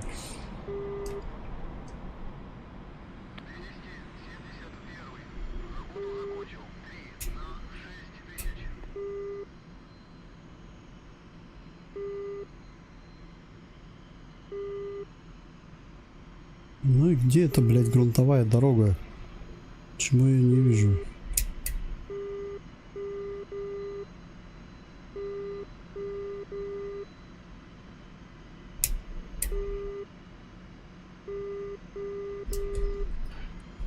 Вот она. Блядь, они подам. Какая нахер грунтовая дорога? Все что ли? Понятно. Двигатель загорелся.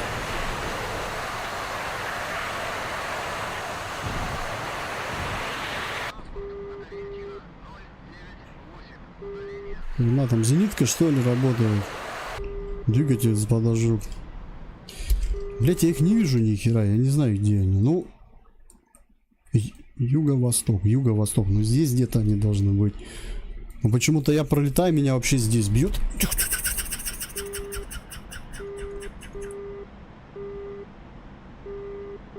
Тихо, тихо, тихо, тихо, тихо, тихо. Мне же надо понять, где эти уроды. Рано еще падать.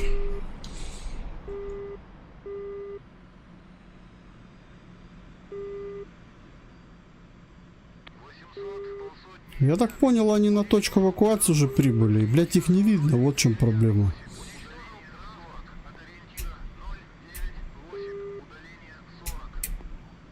Они тебя видят, а ты их нет. В этом вся и разница.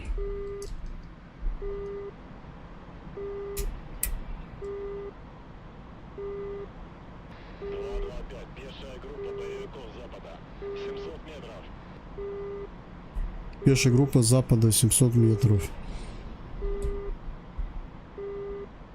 Не знаю, я ни хрена не вижу опять. Запада, не запада. Вот я сейчас подхожу к точке.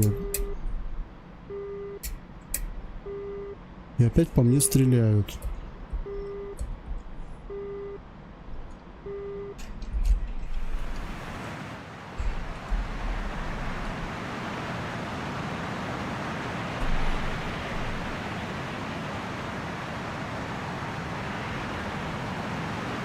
Во-во-во. Ну, видите, они в траве вообще. Все, у меня последний двигатель загорелся. Вообще где-то из-под кустов херачат. Ну-ка, блин, идите в жопу. Сейчас, подожди. Сейчас я посмотрю. Блин, дезинформация какую-то дает вообще. Сначала он говорит, они идут с юго-востока по грунтовой дороге. Ну, юго-восток, вот он юг, восток, вот он, вот, юго-восток. Где тут, блядь, грунтовая дорога? Она даже на карте не отмечена. Какая юго-восточная дорога грунтовая? Потом он говорит, запада пехи наступает. Запад это вот здесь. Вот. Вот мы сейчас и посмотрим, где тут запад, восток. Раз уж на то пошло. То так можно бесконечно тут разбиваться. Так, во-первых, где дым?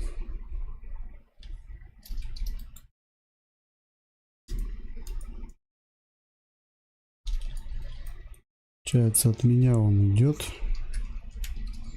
Там, да?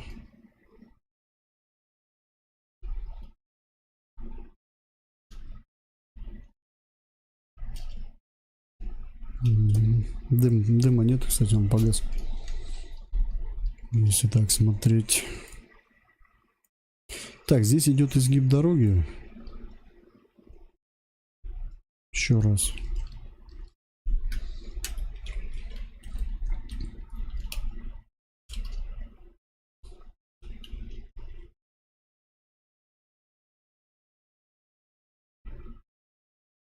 Даже не чё он.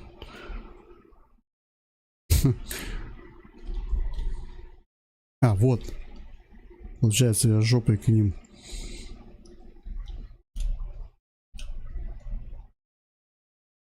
Вот здесь у нас эвакуация. Это где-то пилоты, короче. В этом месте сейчас дыма нет.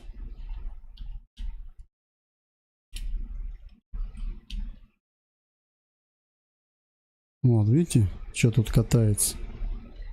Попробуй их заметить.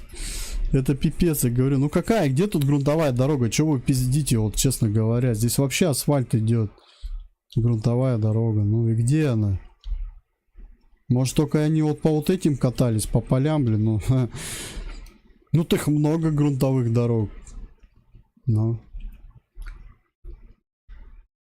Вот она меня и подрезает, зенитка, постоянно.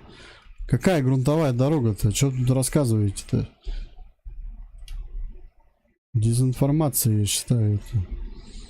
Да, где запад пехота еще где-то говорит? Вот это, что ли? Кто это вообще? И каким макаром я их должен заметить? Просто вот тут заметь их здесь. Ну, пехоту эту, блядь, на граче. Сказочники. Сейчас я...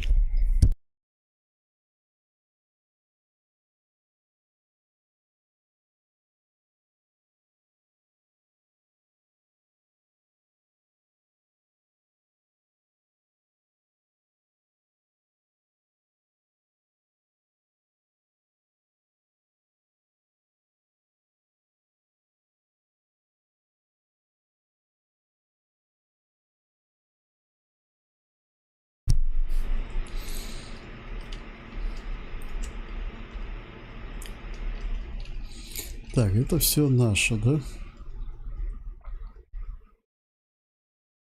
Что такое? Прелесть какая. Смотри, вот еще.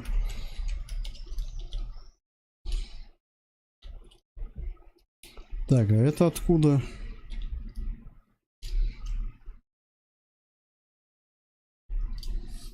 Это получается уже у нас северо-восток. Или север даже. Где-то они вот здесь едут.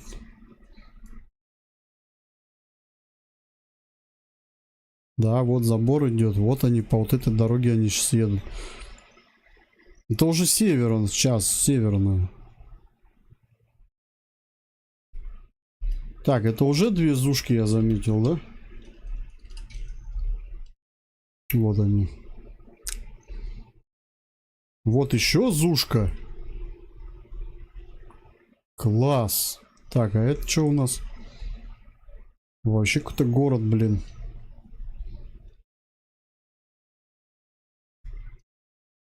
Да, отсюда не вижу ничего, да?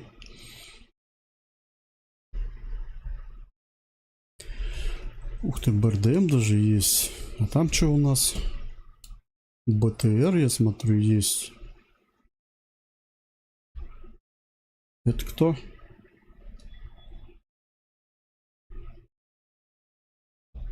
Ну, это не боевики, я думаю, уже. Все, что ли? Вот получается, вот это я не знаю, кто это. Может, это эвакуационная группа едет, вот это. Вот это типа пилоты, наверное, как считаются миссии. Потому что здесь пилотов нету. С запада говорят пехота. Пехоты я не вижу никакой с запада. Я вижу только технику везде.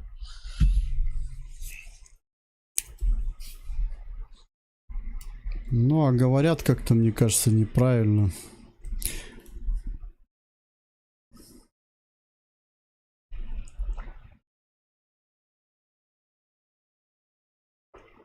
Да тут эту миссию вон на СМ-ке надо выполнять. И то не факт, может не заметить их. Как и глав с Тугисеном, блядь. Как их тут заметишь? Их не видно вообще. Даже вот...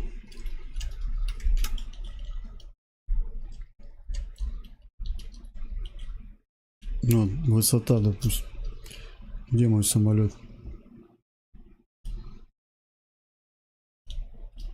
Ну, сейчас-то, конечно, я вижу примерно, где они. А вот так вот, если я бы не знал. Ну, вот по вот этой дороге еще можно что-то заметить. Вот это грунтовая дорога. Стопудово грунтовая. Ну, блядь, там, когда он дал информацию...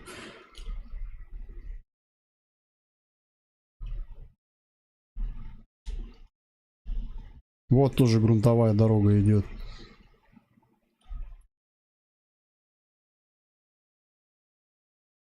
Но вот это-то ни хрена не грунтовая, правильно же?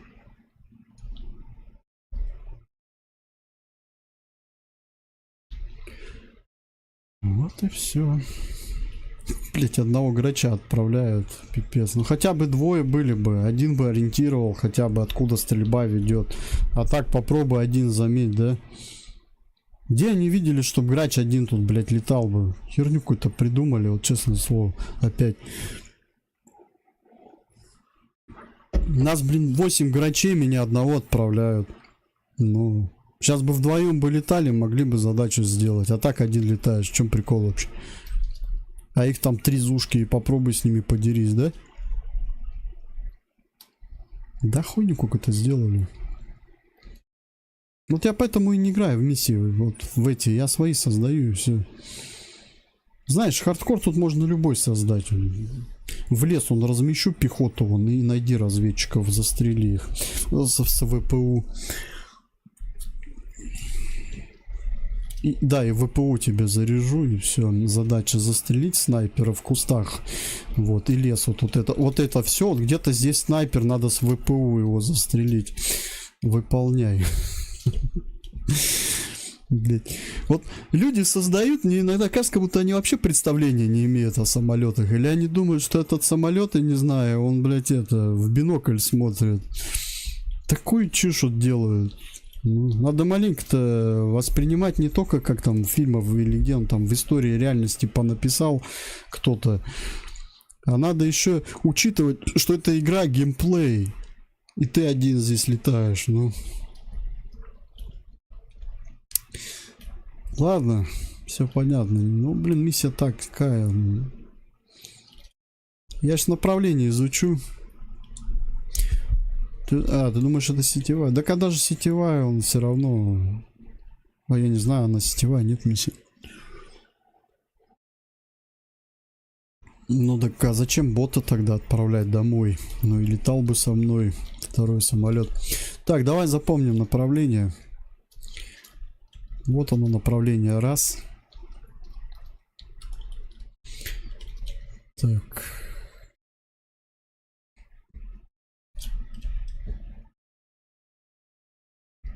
Вот он, второй самолет. Ну,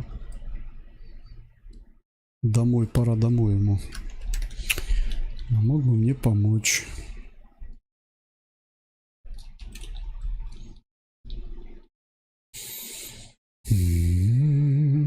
Блин, как я люблю этот свободный обзор. Он классный, конечно, но...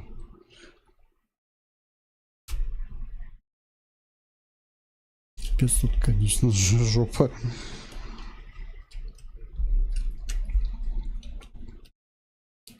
Вот, позади меня, значит, вот здесь у нас. Вот здесь. Здесь надо защищать пилотов. Они находятся здесь. Вот, значит, первый ориентир у нас... Вот по этой дороге БТРы едут с ушкой. Потом ориентир у нас вот здесь. Они вот выехали, вот эта дорога. Скорее всего, они ехали вот по этой дороге. Вот их надо ловить. Вот также вот мне показалось, как будто из леса кто-то стрелял. Ну, мне, наверное, показалось. Вот, а еще меня кто-то почекал здесь. Здесь, наверное, тоже что-то есть.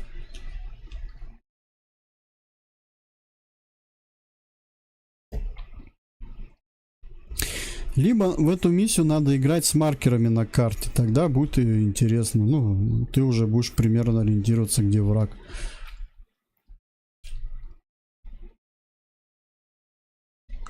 Ну, в этой миссии маркеры вроде как отключены. Хардкор. Не вижу еще машины.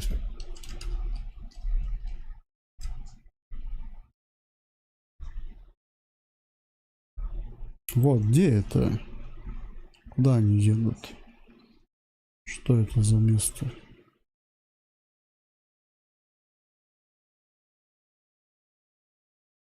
Ну, я так думаю, они тоже ко мне едут.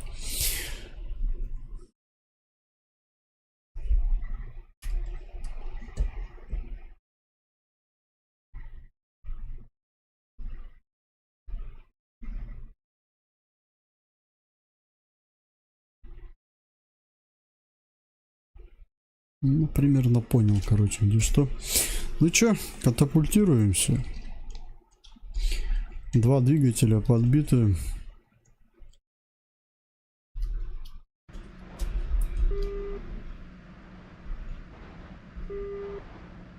Иди в жопу.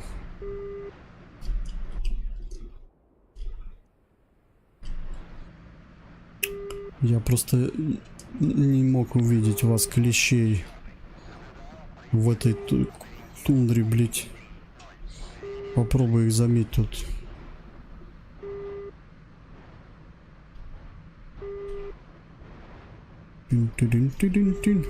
Все, падаю. Падаю.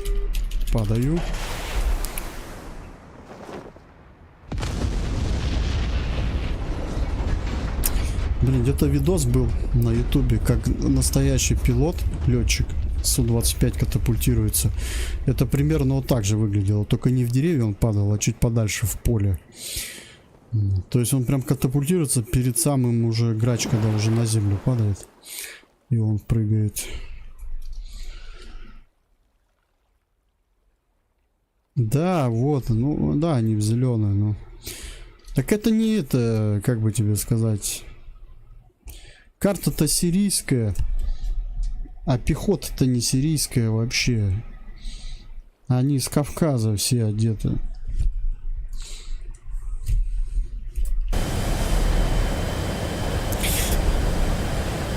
Поэтому к этой миссии еще привыкать.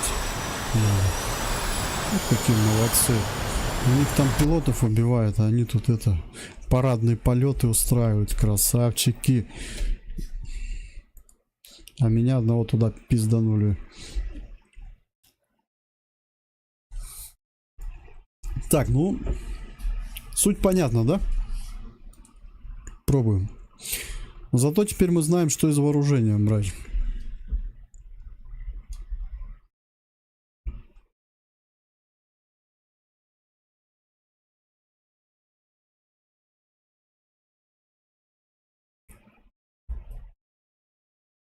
Ну, баки придется брать стопудово, потому что летать долго.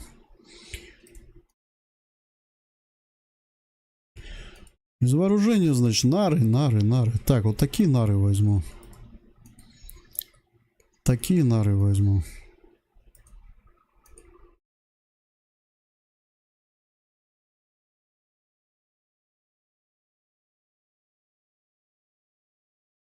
И такие.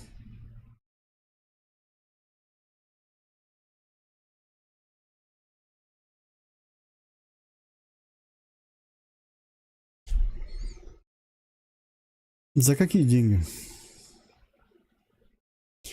Нет, здесь дается просто карта.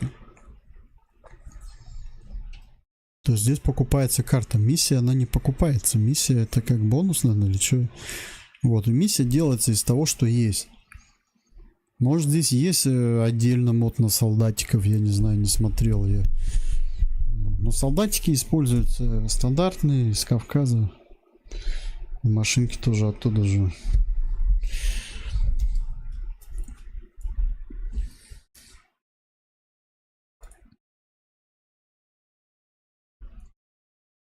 Ну и все. Давай пробовать. Ну, я, видите, уже миссии просто свои знаю. Поэтому я еще так уверенно их делаю. Эту миссию я еще... Вот я сейчас посмотрел примерно, с какого направления они движутся. Все. Сейчас буду уже ориентироваться примерно туда.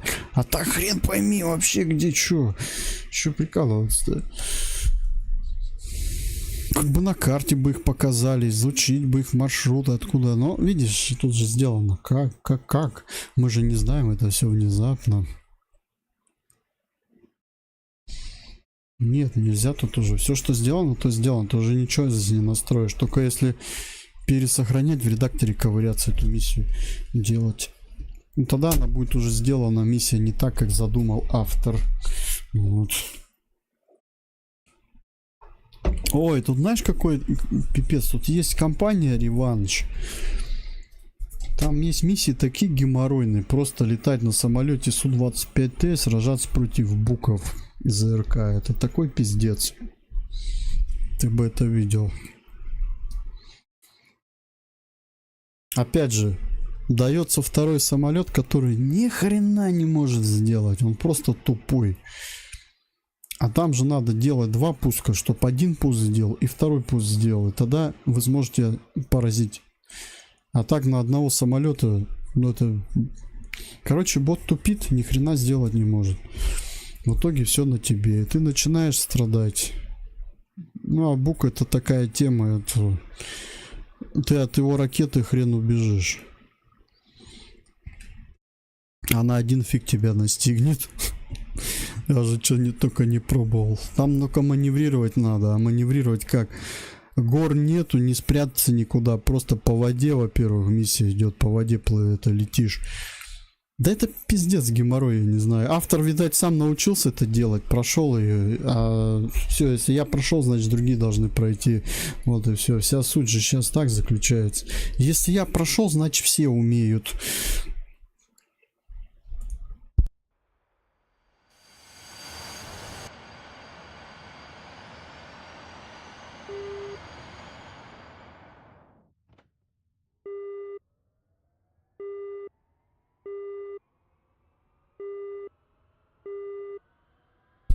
Поэтому я перестал играть в эти миссии. Вот и все. Я перестал проходить кампанию битву за нефть. Я перестал играть во все это говно, честное слово.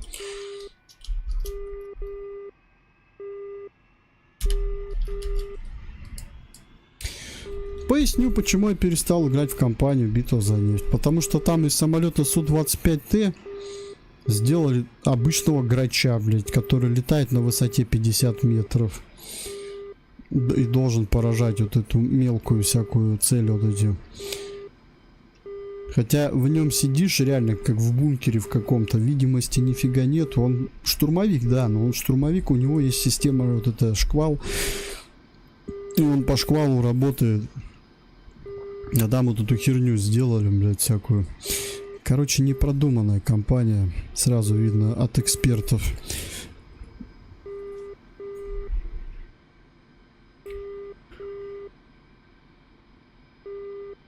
Так такие миссии все можем делать.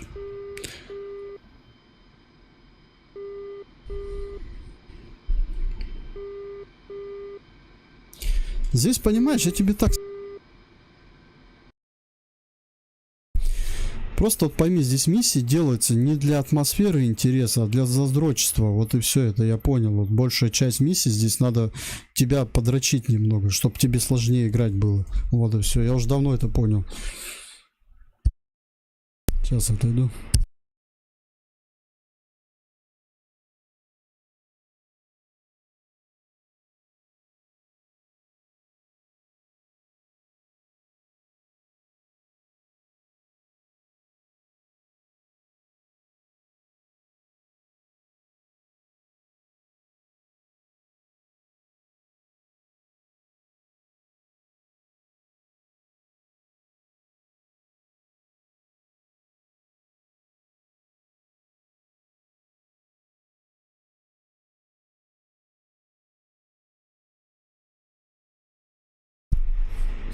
Если вот я миссии, допустим, делаю, я стараюсь сделать сложность более комфортную, чтобы ее можно было поиграть, кайфануть, а не вот такую. Но это в жизни. Тут там основываемся все равно на игре. Чем мы тут в жизнь прям играем. Ну, симулятор.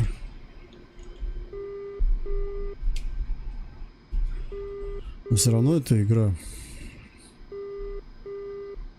Симулятор воздуха, а не земли. На земле-то они боты, как боты обычные. Тупые боты. Только меткие.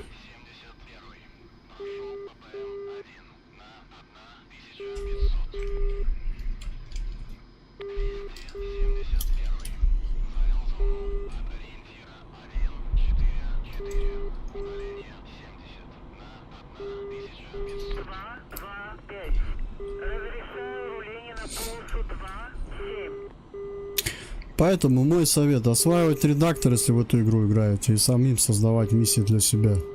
Вот и все. И все хорошо будет. Ну, кому лень, может, пускай загружают, играют в эти испытания.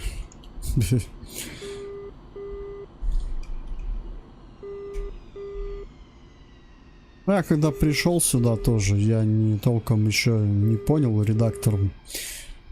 Вот, я играл на самолете Су-25Т, играл в эту компанию «Битва за нефть», да, я налетал там нормально часов. Потом уже начал потихоньку редактор осваивать, что-то, знания какие-то из армы даже пригодились. Логика разработки, допустим. Ну и все, я начал уже делать что-то свое. Вот, у меня все просто. Нет у меня вот этих всяких мега ПВО и все такое.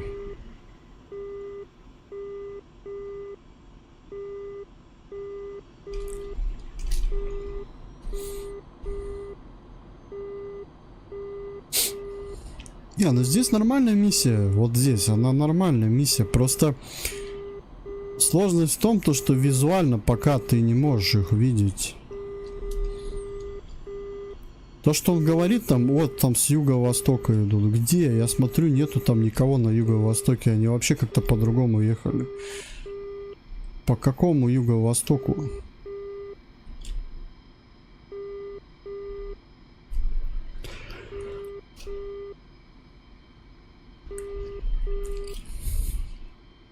Грунтовая дорога, юго-восток.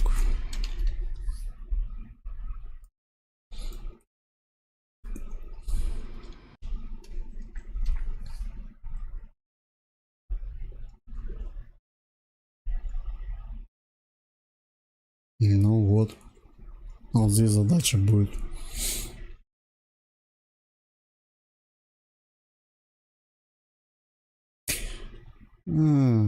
Так это ты, получается, это, короче, они накосипорили что-то. Север это получается, с севера они едут. Какой юго-восток? Вот отсюда они едут. И вот здесь, вот он город. Вот здесь они едут. Это запад. И это не пехота, это машины. Че балаболить-то? Что не то вообще позаписали, озвучку не ту, блин, или что, я просто не могу понять. Но это... Я-то верю их словам, а видишь, получается-то все иначе. Если вспомнить, самолет меня подбили здесь, мы начали смотреть, у нас здесь вот забор идет. Вот здесь ехала техника. Это грунтовая дорога, но это северная часть карты. Это северная, получается. Какой нахер юго-восток? Юго-восток, вот он. Юго-восток. Но здесь нету грунтовой дороги, здесь асфальт. Где они тут грунтовую дорогу на юго-востоке нашли? Даже здесь вот асфальт идет на востоке. Вот тебе уже разногласия. Ну и запад. Запад, вот да, здесь есть грунт. Вот. Но они как-то, боты едут вот так, получается. Вот он лес, который мы наблюдали. И вот здесь они выезжают. Ну. А давай еще раз сейчас вот прислушаемся к озвучке этой. Сейчас вот я долечу специально, я посмотрю. Может, я ошибаюсь. Я тоже могу ошибаться. Может, наговариваю. Ну, давай посмотрим. Мне самому интересно просто. Если вы даете ориентиры в игре восток, запад, юг, то пускай они как бы соответствуют, а не просто так на отвали. Лишь бы чтобы голос звучал.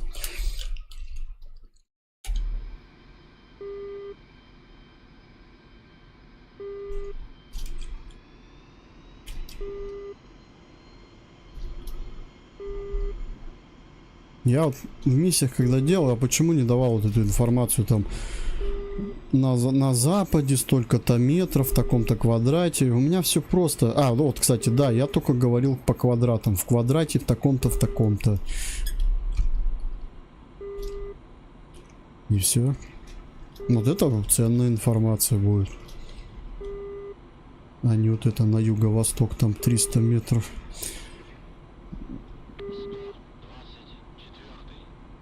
Я сразу этот навигатор вспоминаю свой, которым пользуюсь на работе. Через 50 травинок поверните направо.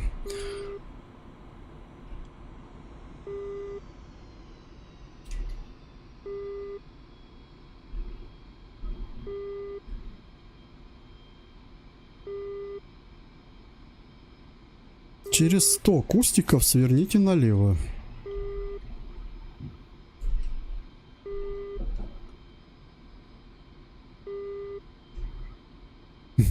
А потом бесконечная эта фраза. Развернитесь. Развернитесь. Развернитесь.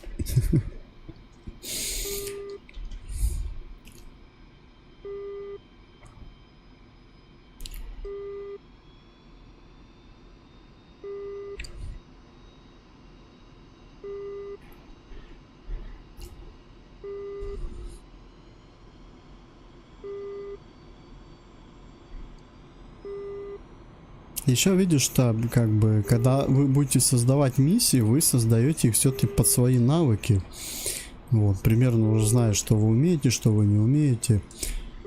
Где-то что-то может облегчите себе, где-то наоборот сложнее сделаете. Короче, мой совет: осваивайте редактор. Кто будет играть, лучше сами осваивайте, делайте себе миссии. Тогда вы будете кайфовать.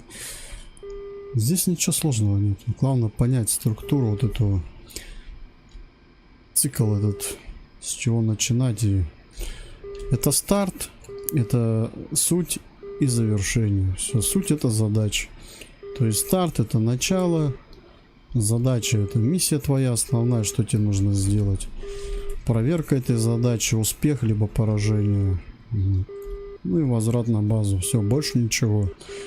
Не, можно, конечно, такую же заморочку сделать. Прилетел там на город, не успел пролететь, с тебе уже: ой, нам нужна поддержка. Через 1000 кустиков вправо. На юго-запад. Можно такое что-нибудь замутить. Ну, я имею в виду задание в задаче. Внезапный фокус. Не знаю, по мне так это ерунда, блять. Одно дело, когда ты, допустим, ну, для кого-то это делаешь, как вот здесь, то для него это может сюрприз. Вот, о, нифига, задание появилось, нифига себе. А когда ты сам это для себя создаешь, для тебя это уже не сюрприз, а, ну, бред какой-то. Внезапности уже не будет.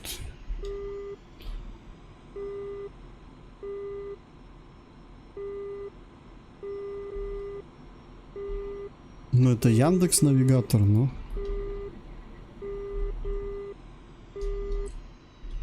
там голос, когда врубаешь, оно: впереди поребрик, впереди дерево, впереди кто-то накакал, впереди помойка, впереди перекресток, впереди светофор, впереди камера, впереди небо, впереди солнце. Ёб твою мать, блядь. Это пока вот она не наговорится, это полный пипец. А вот вырубать ее тоже как-то не это. Хочется же иногда оповещения.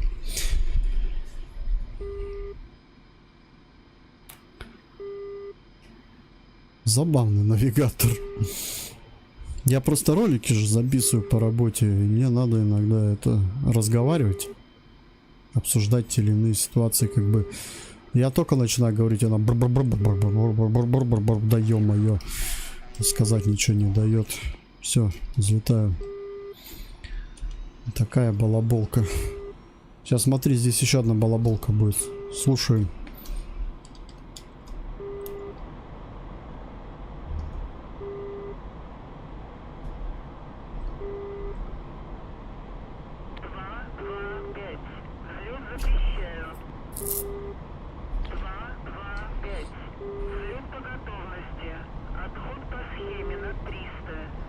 По давлению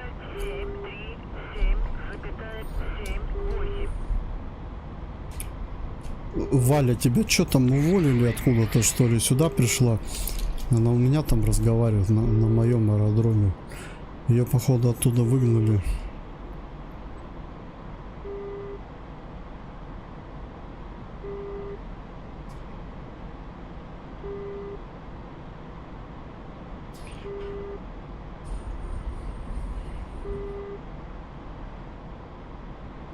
Диспетчер, тетенька.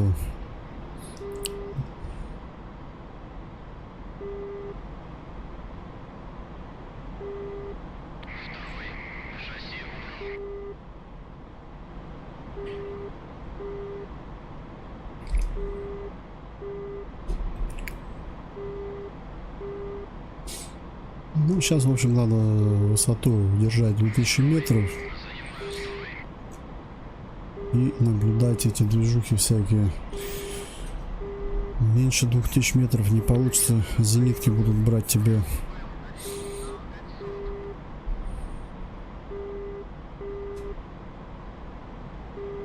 Здесь очень много дорог.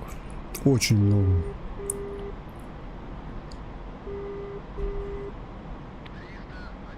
Если на Кавказе там летали, там поля, и там как-то дороги они тоже есть, но ну не столько их много, по-моему. Здесь прям вообще паутина из дорог. А, кстати, по поводу, ты говоришь, пустынного цвета, но вот на такой дороге, наоборот, их зеленых лучше видно. Я так думаю, чем пустынный.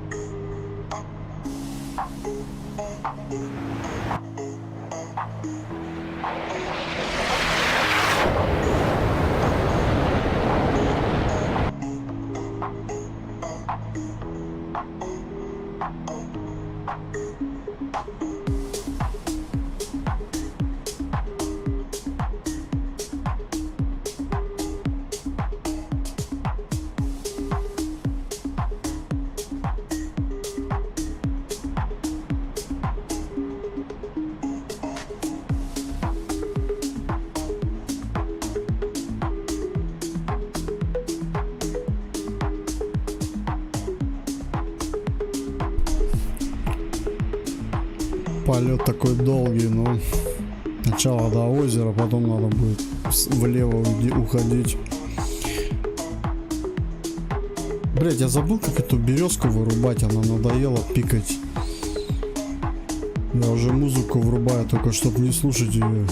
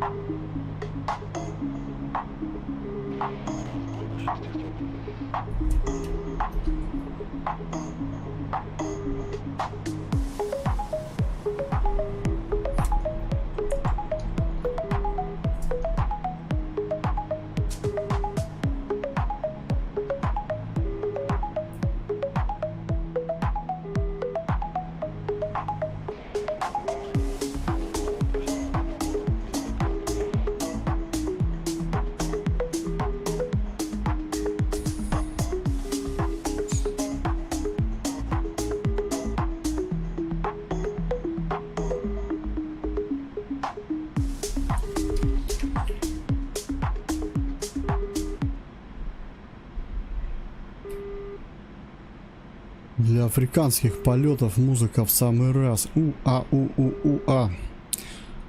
Да? Сейчас бы где-нибудь в Африке на Граче бы полетали. У-а-у. О, Макс, привет. А Сирия это что-то у нас нужно в стиле восточной музыки, наверное. Я знаю даже какую. Сейчас до ППМ-ки доберемся. Есть у меня такой стиль. 855, курс 290 на Алеппо. А зачем здесь вебка? Мы здесь летаем. Здесь надо полностью погрузиться в полет. Это одна единственная игра, где я вебку я решил не использовать.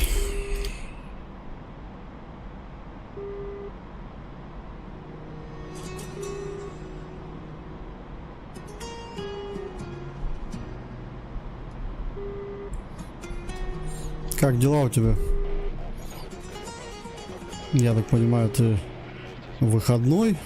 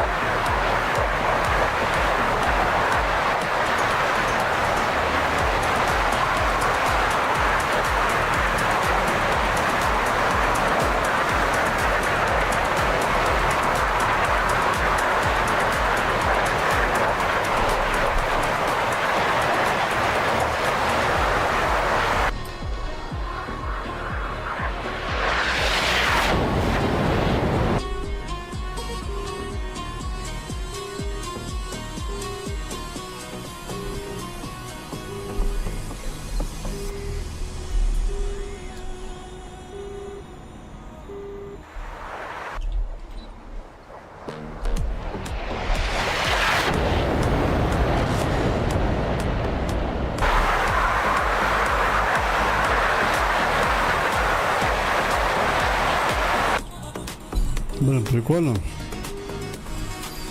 Когда он за тобой повторяет. Классно, да.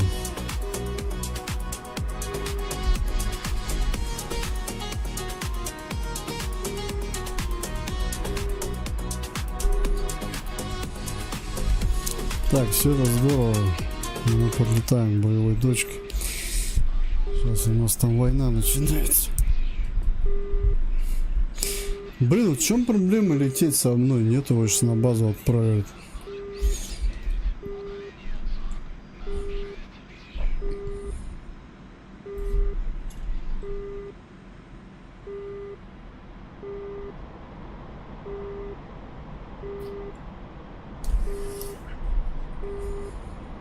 Кто-нибудь был в Алеппо хоть раз?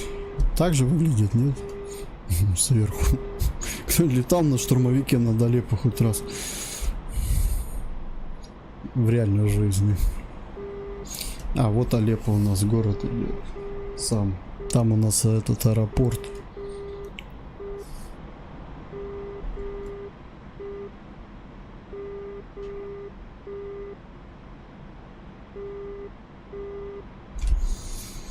Найдите снайпера на крыше в городе и уничтожьте его с пушки ВПУ. Вот в этом во всем городе надо на крыше обнаружить снайпера на грачи Су-25. Вот. Как вам миссия, идея? Будете проходить, я вам ее выложу потом.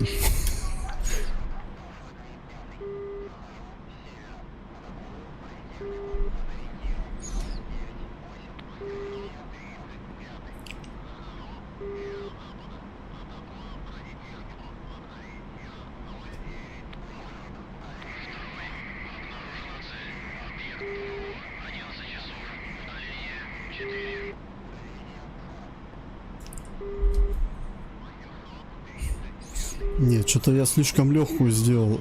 Муравья надо найти, уничтожить. С Фаба 500.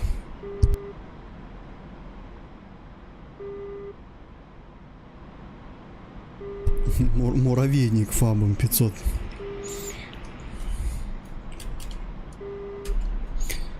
Ну, где моя задача? Давай, я готов.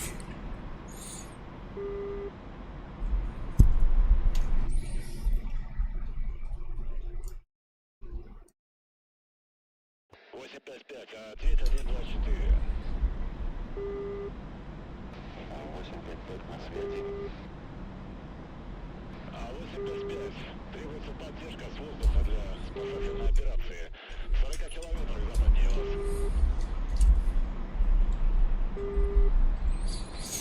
Понял, 124. Отправляю тебе пару.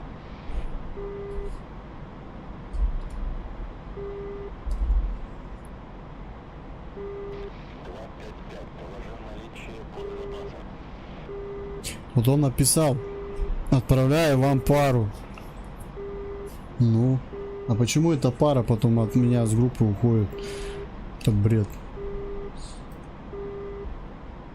И что, если я нажму, это боезапас заканчивается, и что?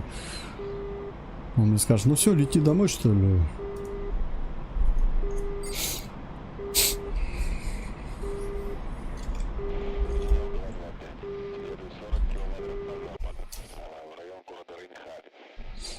О, у нас кого-то сбили, он.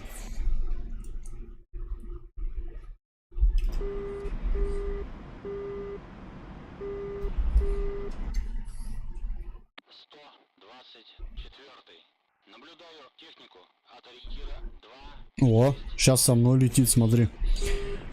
Надеюсь, до конца за мной полетит.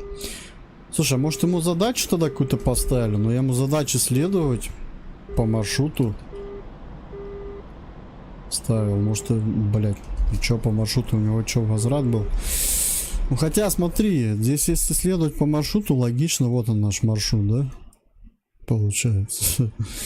ППМ-ки-то нету. Сейчас посмотрим, как он. Значит, все нормально, летит. Значит, просто там сбой был. Обходи на высоте ниже 2500. Ожидай задачу.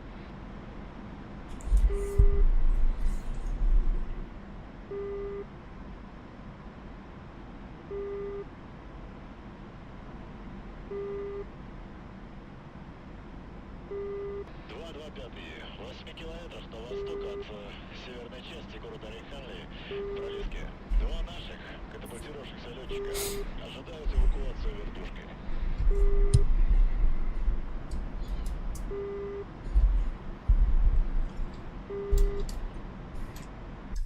Боевая задача.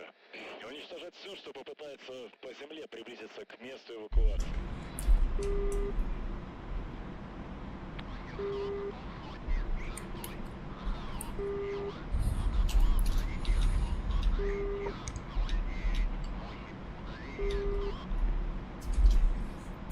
Ладно, я подготовился.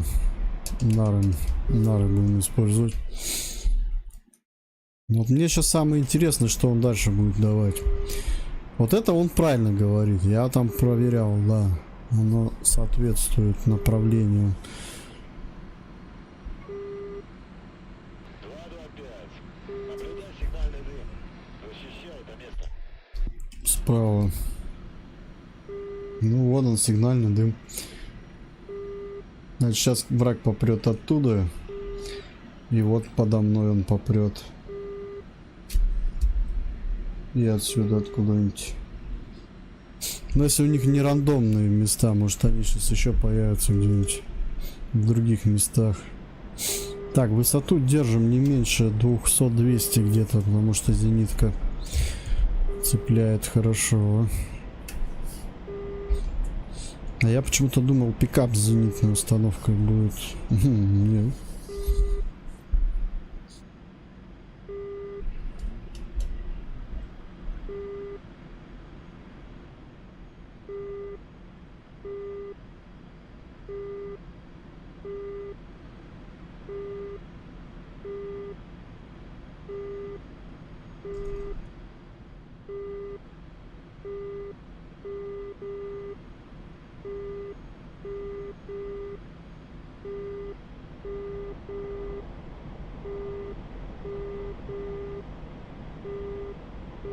Тихо, тихо, тихо, не мотыляй.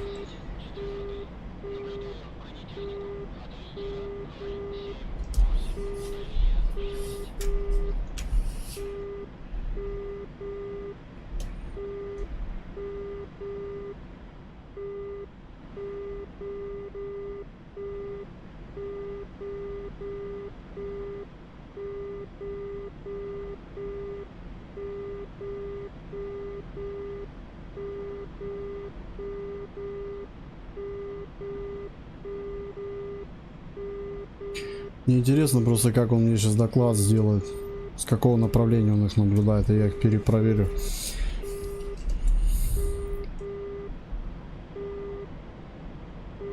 Вон грач уже мой летает, что мутит. Или кто это?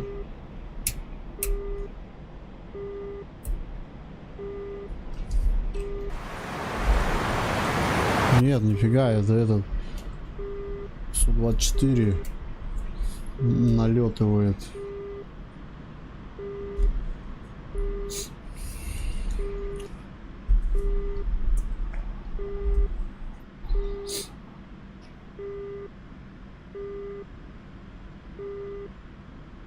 Во, видишь, по нему работают. Вон она пошла, вон струя пошла. Зенитка херачит. Вот в этом городе зенитка есть. Спалилась.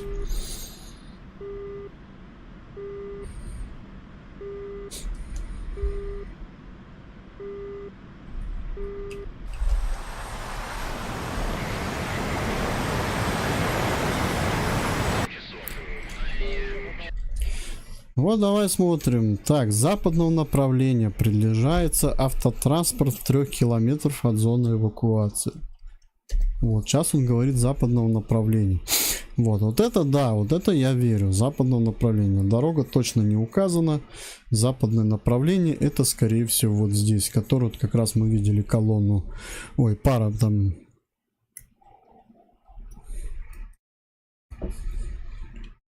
Хорошо.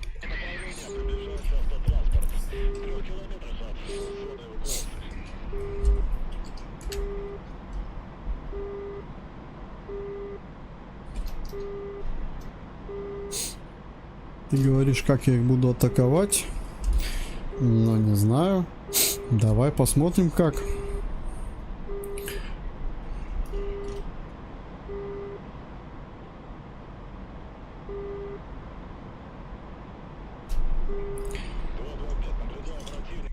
Вот это юго-запад. Наблюдаю противника на дорогах в 3 километрах. На юго-запад от зоны эвакуации. Вот. И сейчас получается у нас противник здесь, да? Вот, смотри, юго-запад. То есть получается вот с этого направления идет и с этого направления идет противник. Угу. То есть видите, у них рандомная, я так понимаю, тема здесь. На дороге в 3 километрах на юго-запад от зоны эвакуации.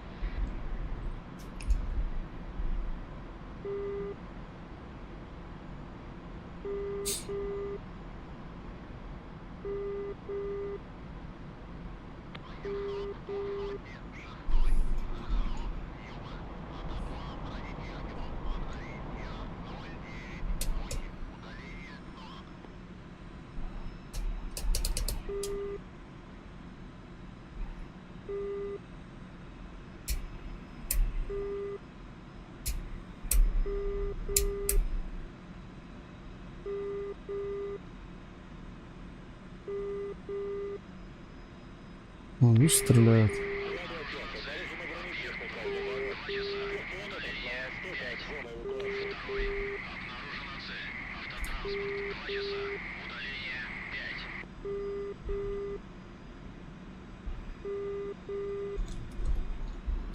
Все, второму задачу даю. Второе атаковать. Атакуй цели по возможности. Второй, подтверждаю. Второй, работаю по объектам ПВО. Так, у нас где-то цели вот здесь по правую сторону. Надо их увидеть. Что, дымы исчезли, да? Были дымы и пропали они.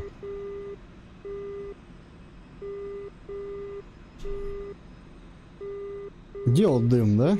Нету дыма, все, без дыма. Он не бесконечный. Если по дыму ориентировались, то сейчас нет.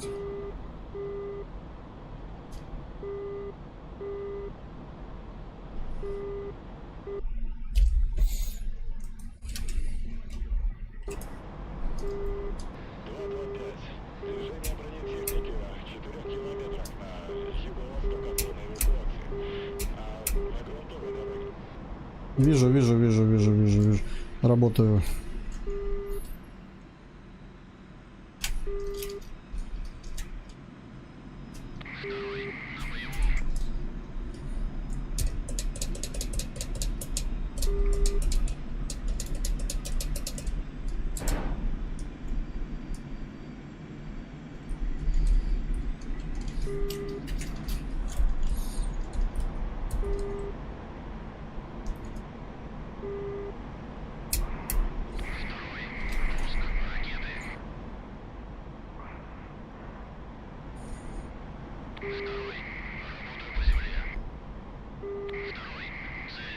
Красавчик.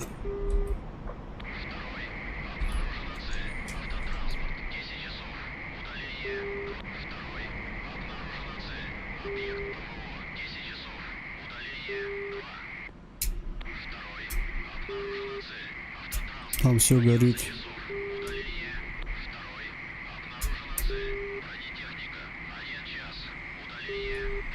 Что до хера обнаружено. Пешая группа боевиков Запада. 700 метров. Не вижу цели.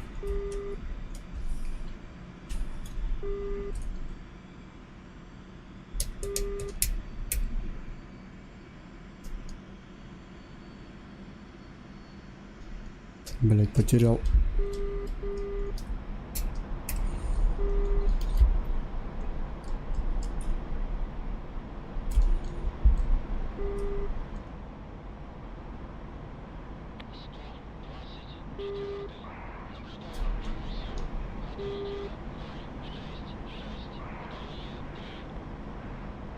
Видел вроде их две. Стоят в поле. С дороги съехали. Второе, атака. ПВО. Атакуй ПВО.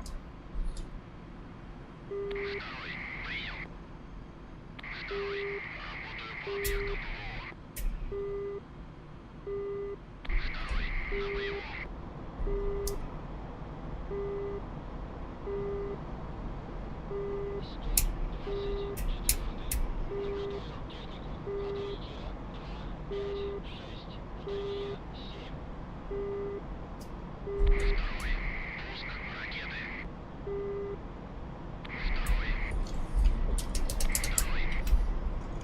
Отлично.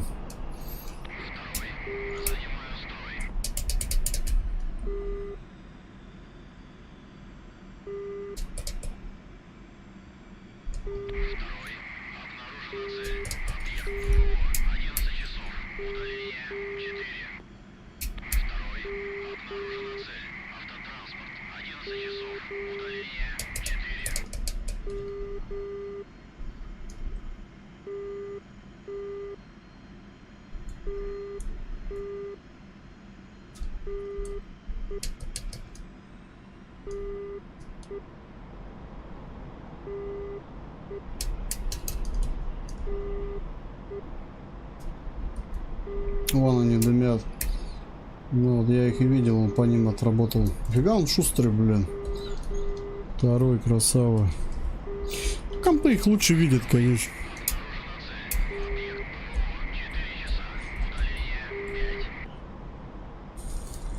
Компы их видят хорошо. О.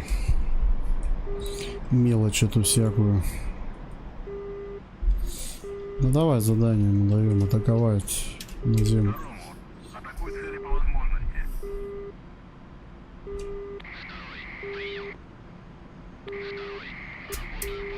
Да на джойстике у меня приближение работает.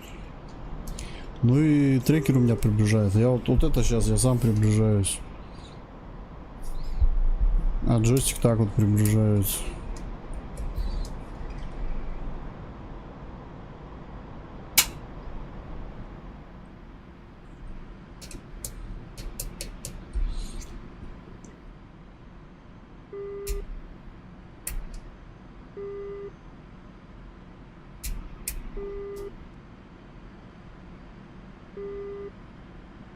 Что, из этого направления не пойдут, что ли?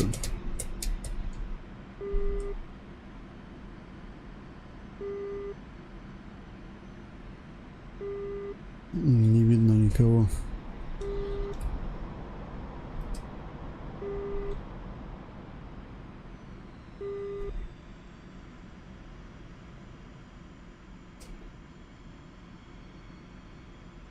Пока не видать.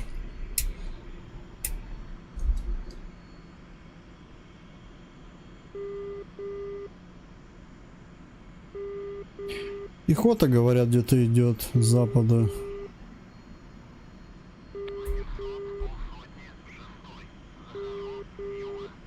Вертолета нет, не пробовал.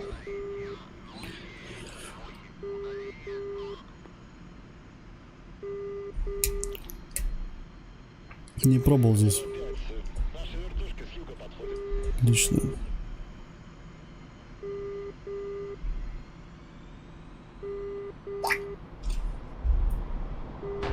Ух ты! Это как? Куда сюда?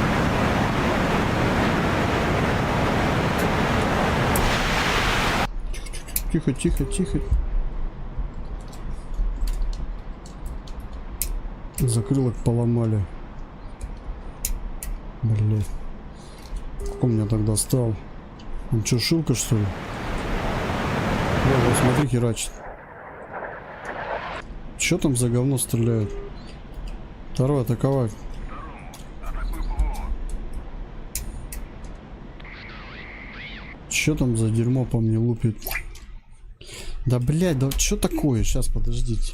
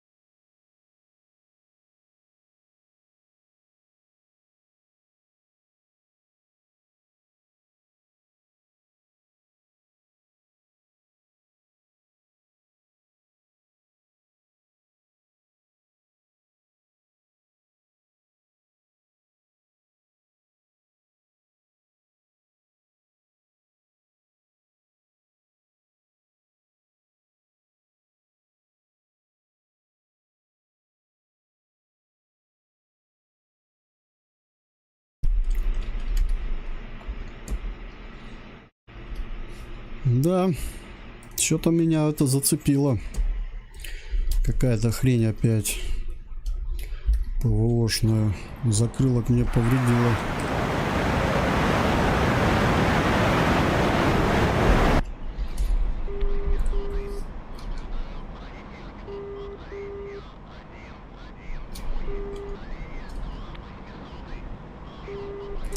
Самое интересное, что я даже не понял, откуда.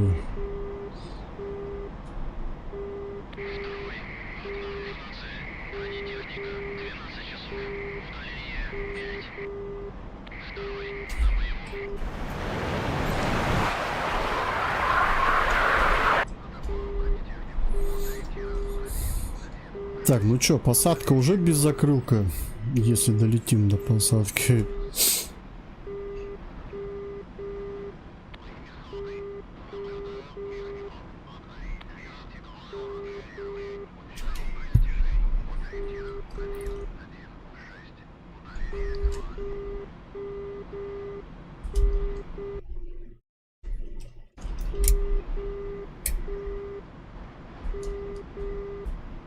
Что-то повреждено, но еще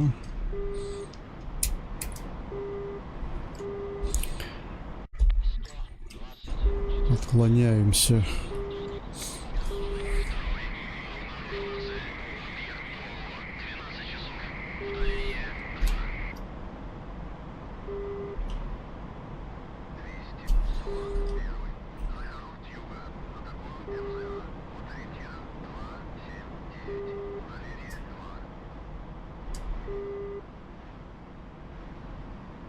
Я, кстати, не обратил внимания, сколько у меня высота была, когда по мне зарядил зенитка. Скорее всего, низко шел.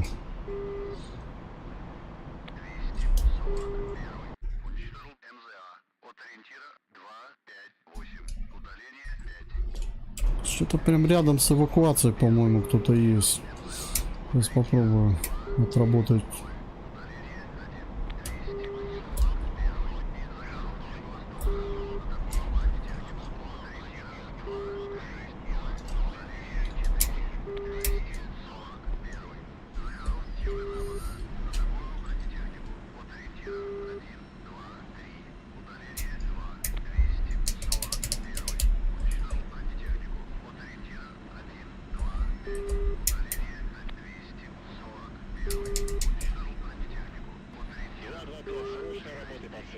Полкилометра на север.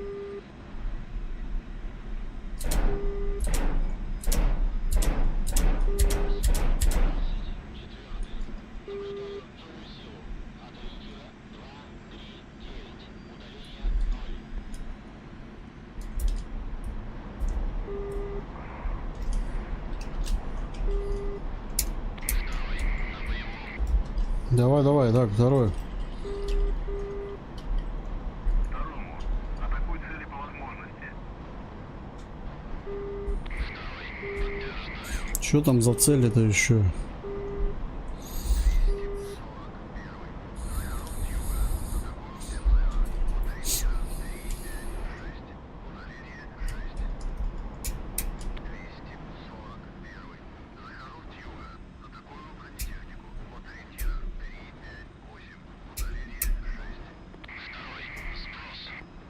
Какой сброс? Вброс?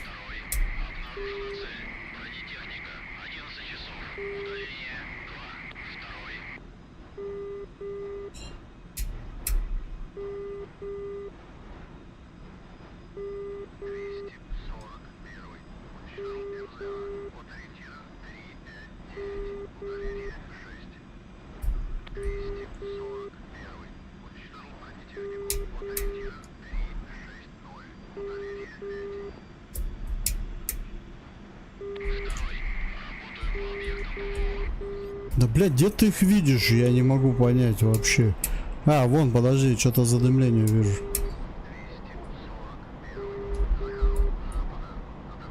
Вон, раз, два дымит. Ну, как диверсанты в разноброс, блядь.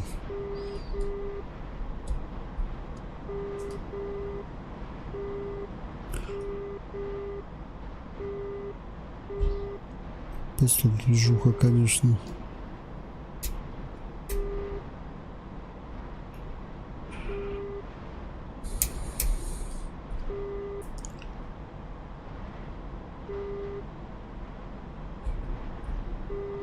А тут на вертушке надо по ним работать, я так думаю. Грачи тут это жопа вообще. Грачам Надо задачи ставить уже где-то конкретно, может что-то там по какому-то месту отработать. А вот эти поиски этих, блядь, мелких, это пипец, это надо на вертушке.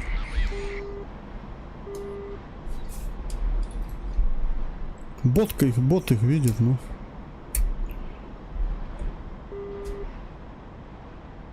Я их вообще не замечаю.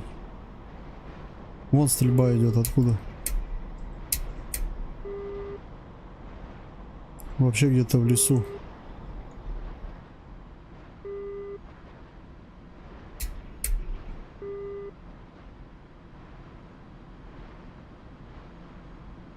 А, это вертолет стреляет. Вон вертолет наш подлетает. 24-ка, по-моему.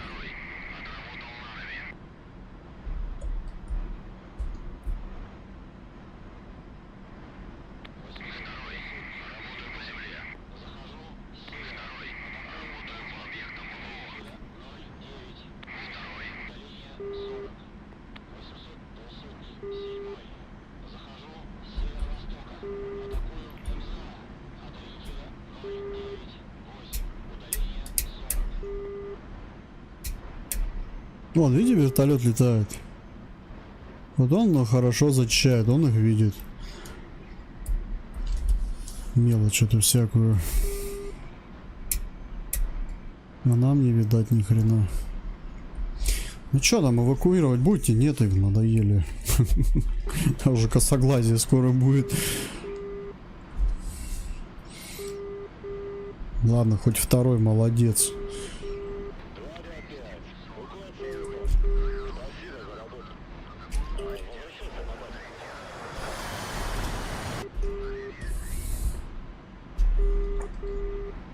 Возврат.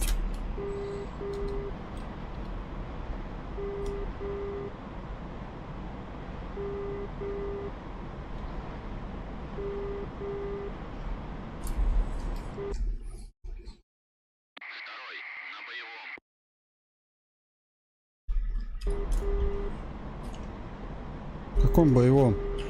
Второй. Следую.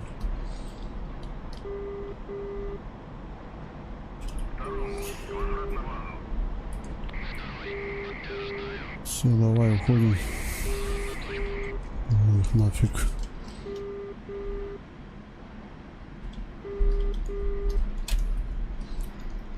Но я, кстати, по одним успел отработать немного.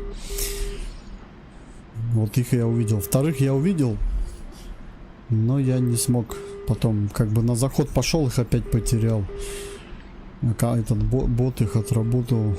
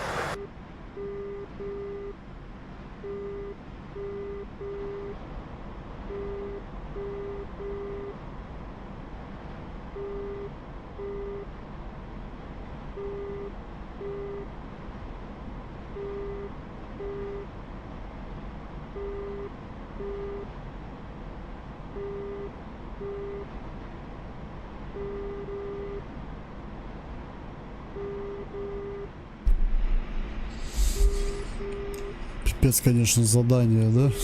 Гоняться за машинами, блядь, в степи. Ну там степь почти.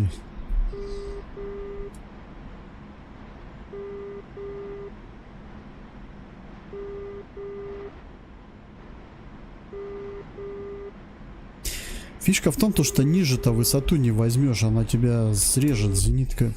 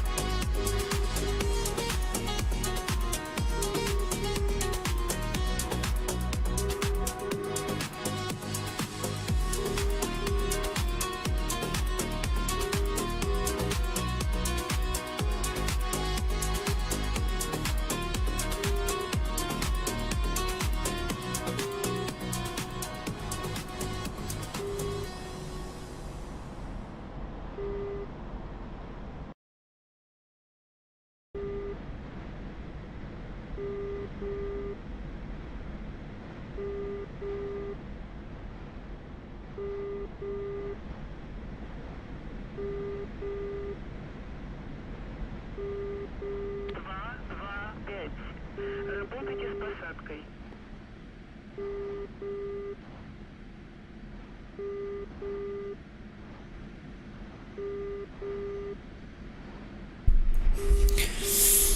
С посадкой, говоришь, да? Так, ну что, закрылки мимо, гидрач вроде есть, все нормально. Закрылки мимо, да? Придется воздушными тормозами пользоваться. Также какой момент? Резко нельзя тягу давать, закрутит. Вот у меня был сейчас такой момент. Но я просто еще не... Мне надо было удостовериться, что у меня закрылка не было. Я почему и закрутил это. Так, поехали. Тормоза-то хоть работают, воздух, да.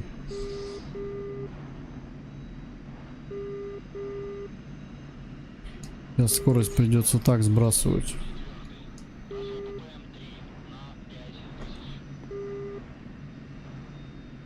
Посадка без закрылок будет.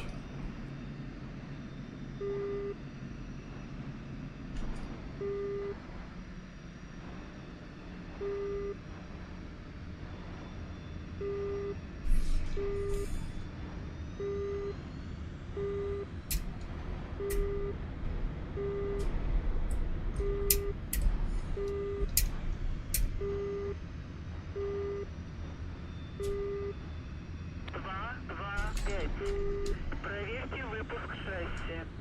Ветер у земли 0,94. Скорость 3 метра в секунду. Посадочный 2,7.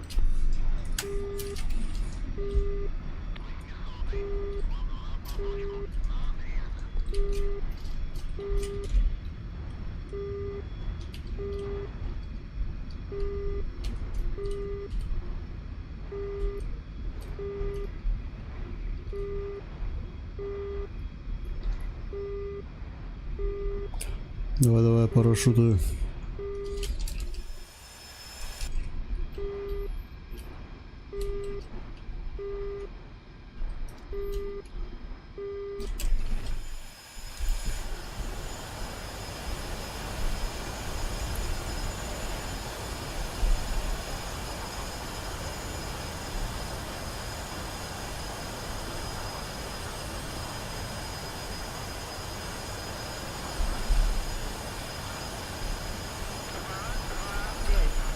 Заруливайте на стоянку.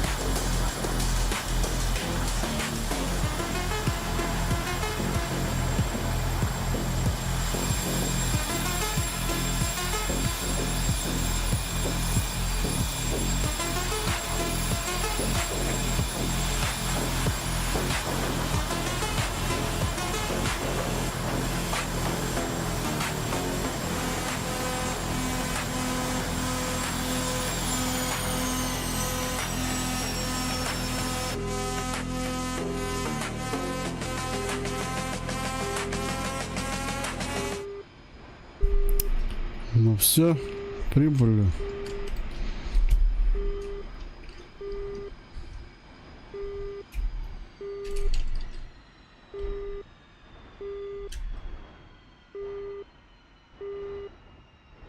А что, сама миссия не завершается? О, как видите. Даже миссия сама не завершается, по ходу дела, ну. Интересно. Ну, очки дали, сотку можно завершить, так, а так она... Я думал, она сама завершится. Сейчас жмешь выход, нажимаешь завершить и все.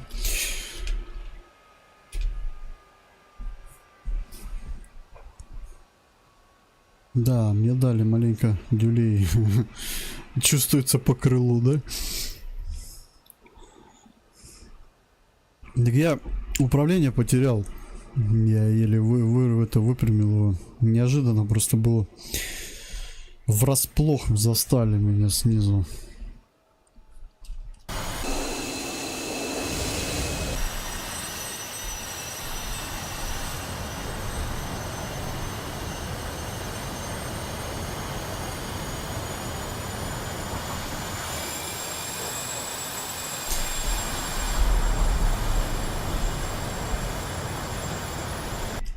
Сейчас подождем приземлиться. Или не надо его ждать? Ну, давай посмотрим, может все-таки упирается на группу. миссия.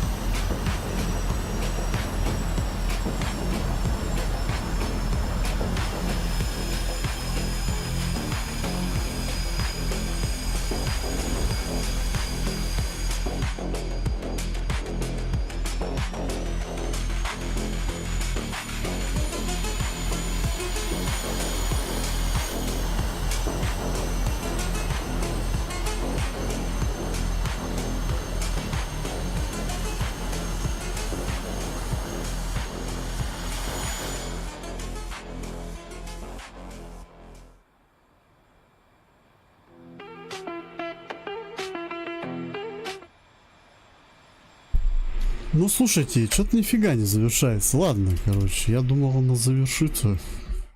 Сам завершу. 100 очков. Закрыть. Ну, что-то у них нету этого финала в миссии. А у меня есть, вот и всем разница.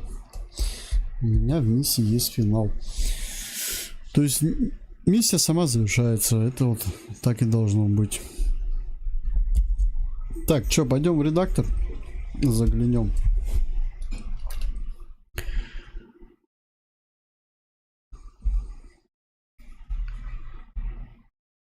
Редактор. Редактор это штука веселая, да?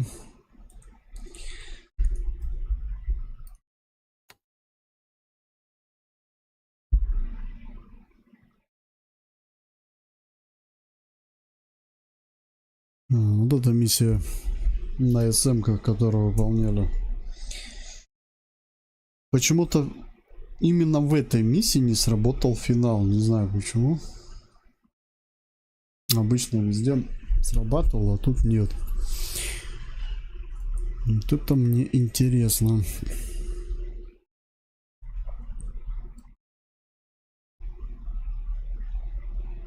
Это наша скромная миссия, которую мы создавали. Ну как миссия? База создана здесь с миссией. Вот. Сейчас от этой же базы будет упираться вторая миссия, потом третья и так далее. Задача этой миссии, значит, была нанести поражение. В общем, боевики захватили территорию, базу. Я бы сказал, даже вертолетная, может, база. Вот, и надо было уцелевшие вертолеты уничтожить и разбить машины снабжения.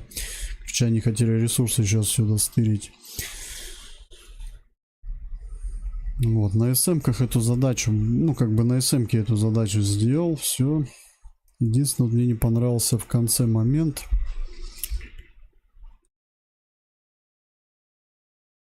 База. Вот, задача выполнена, возвращайтесь на базу. Флаг 10 срабатывает. Так, на базе, значит, значение 10 проверка, затем объект должен быть в зоне объекта реал 1.1.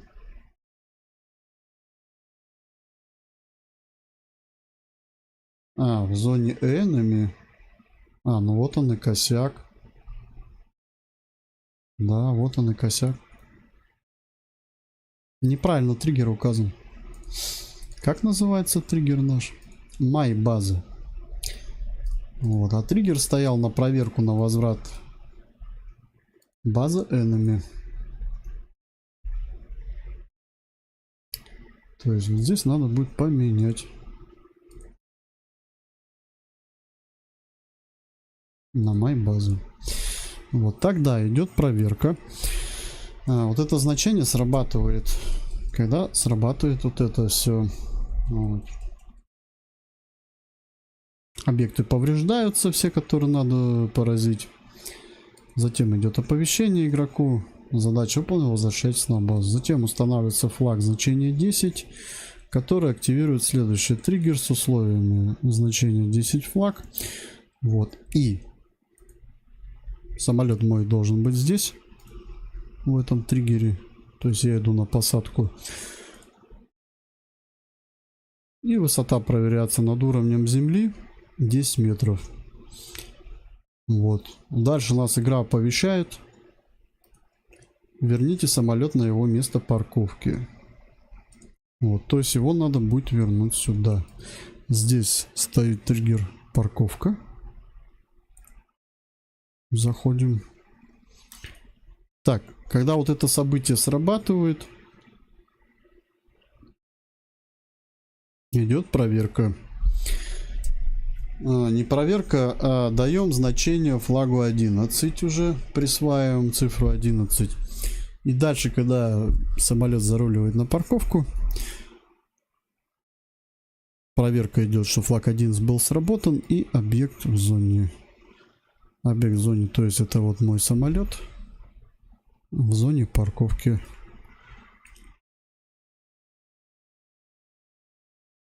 Дальше что происходит? Так, вот это надо вот так вот сделать. Дальше присваивается флаг значение 4. И завершается миссия через 60 секунд. Что такое флаг 4?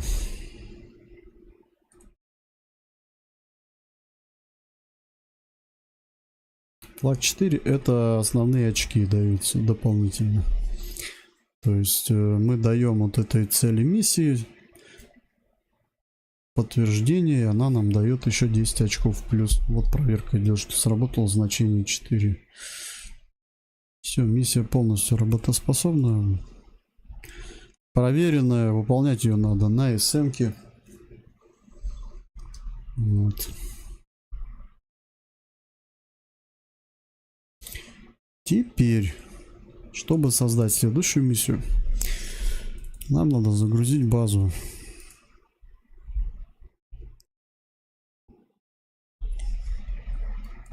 Все, вот видите, база есть, миссии нету. Теперь создаем папку.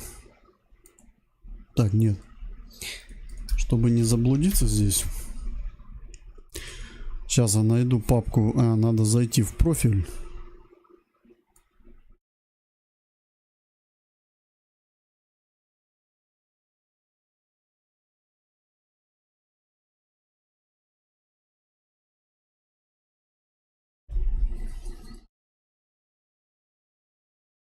В пользователе юзер сохраненные игры. Ну, у меня юзер, у вас не значит.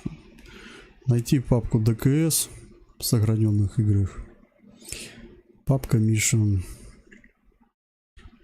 Вот. И здесь вот у меня папка, я уже приготовил. Вот. Это вот мы загружали сейчас вот эту.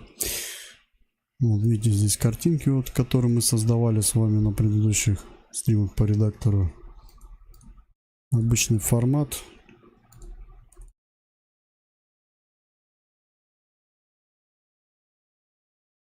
Звуки, которые я добавлял.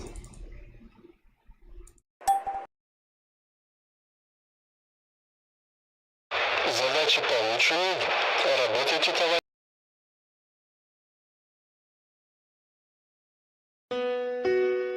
Музыка тоже, да? Все, вот этот файл мы оставляем, миссия готова. Это вот база. База тоже есть своя картинка, если посмотреть. Вообще, компания называется «Гроза небес», военная операция «Сирия». Вот. Все, берем, просто создаем папку. Называем ее, допустим, цифра 2. Отсюда берем, копируем. Так, что мне надо? Мне надо только SoundHint, звук. И картинок мне не надо никаких. Надо будет новую картинку делать. Вот, можно, конечно, одну и ту же картинку использовать. Вот эту, да? Военная операция в Сирии. Ну, ладно, пускай. Давай сделаем.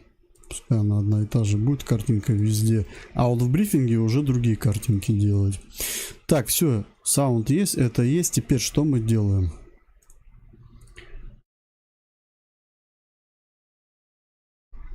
Миссию пока, видите, я не создаю. Я готовлю пока ее. Нам надо в игре создать файл миссии.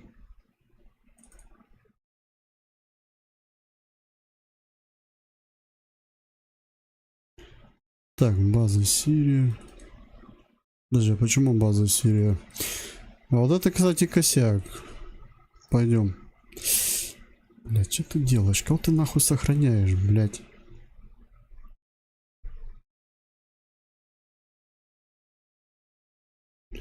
Так, пойдем туда.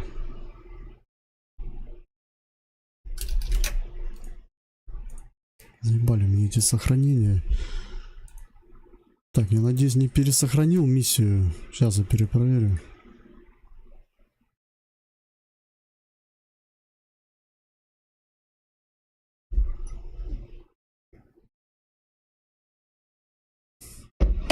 Привет, Дим. Да, нет, не пересохранил.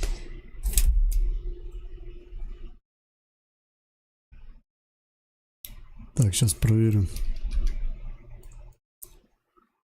Ух, как темно. Прям как у меня в комнате. Ну, рожай быстрее. Сейчас тут проверю кое-что.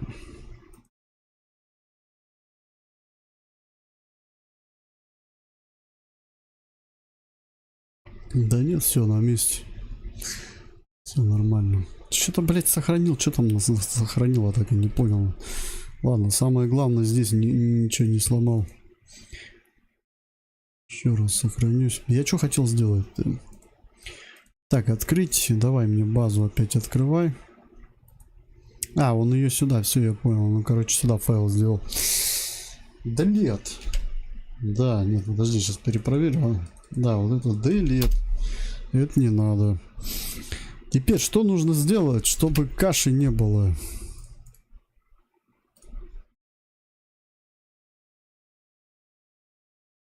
База есть база, миссия есть миссия. То есть вот сюда надо еще добавить, допустим, циферку 1. Вот, сейчас загружаем базу и сохраняем.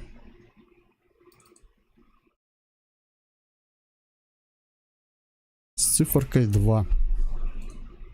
Все, типа вторая миссия.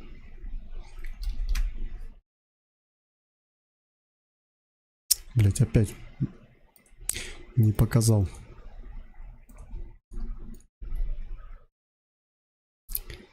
Не показал. Вот, я взял ее, сохранил. Сохранить как? В миссию 2, и вот здесь циферку 2 добавил, просто все.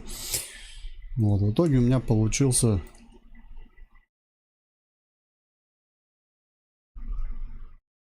Чтобы игра бы не тупила бы иногда. Ну, вот у меня здесь цифра 1. Здесь цифра 2, все.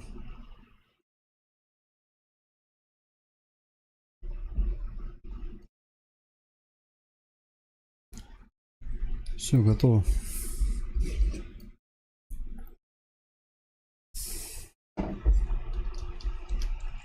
Так, это пока не надо.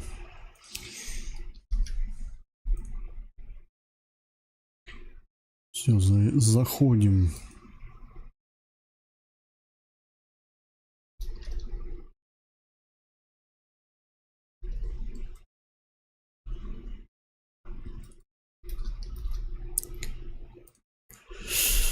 Так, ну, я особо сценарий не пишу. Раньше я их писал, может, для армы заморачивался, время тратить.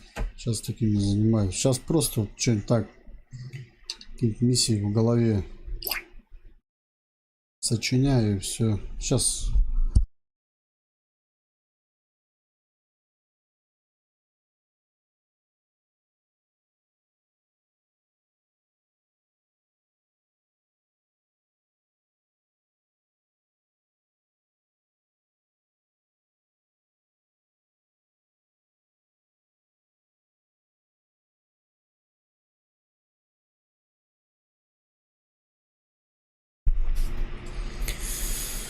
Так, ну, самолет СМ есть.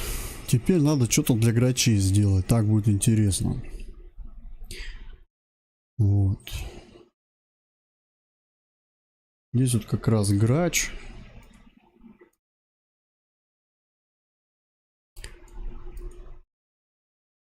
Один. Второй.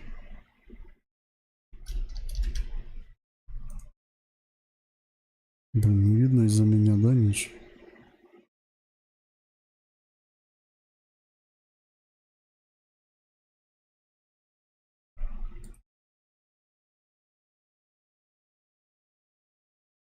Оп.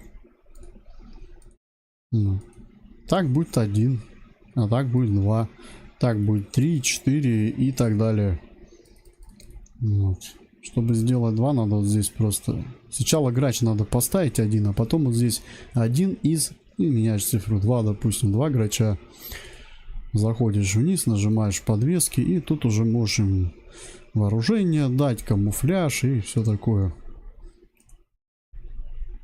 Все, самолеты есть. Что касается базы, атмосфера создана, вертолеты пускай летают те же, ничего не меняется. Вот, и теперь можно что-нибудь из миссии подумать, да? Так, ну...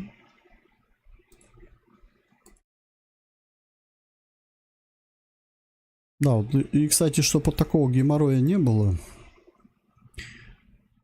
чтобы он не искал файл постоянно, можно файл сейчас выдернуть просто из папки пока, раз уж мы над ним работаем. Сейчас так и сделаем.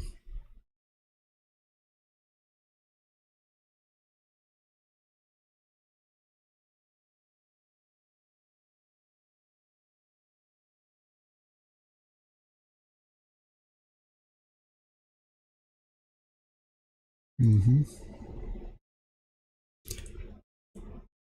Все, вот я его сюда просто выдернул. Если, допустим, надо сохраниться, сохранить все, он просто сохраняет, он не спрашивает путь. А потом уже главное этот файл вернуть обратно. Ну ё-моё, у меня что здесь в ДКС играет, что ли, тоже? Правда, в реальный. Это, наверное, мой грач пролетает. Это меня запись проигрывает. Такс. Ну, понятно, да? Как там эти самолетики ставятся. Ничего сложного нет. Так, что, где миссию сделать? Миссия, минах. Что за минах? Блин, что-то я еще хотел глянуть.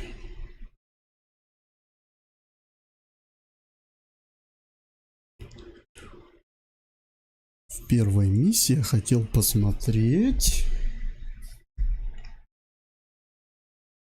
время. Так, это 4 октября 2015 год, 8 утра. Хорошо.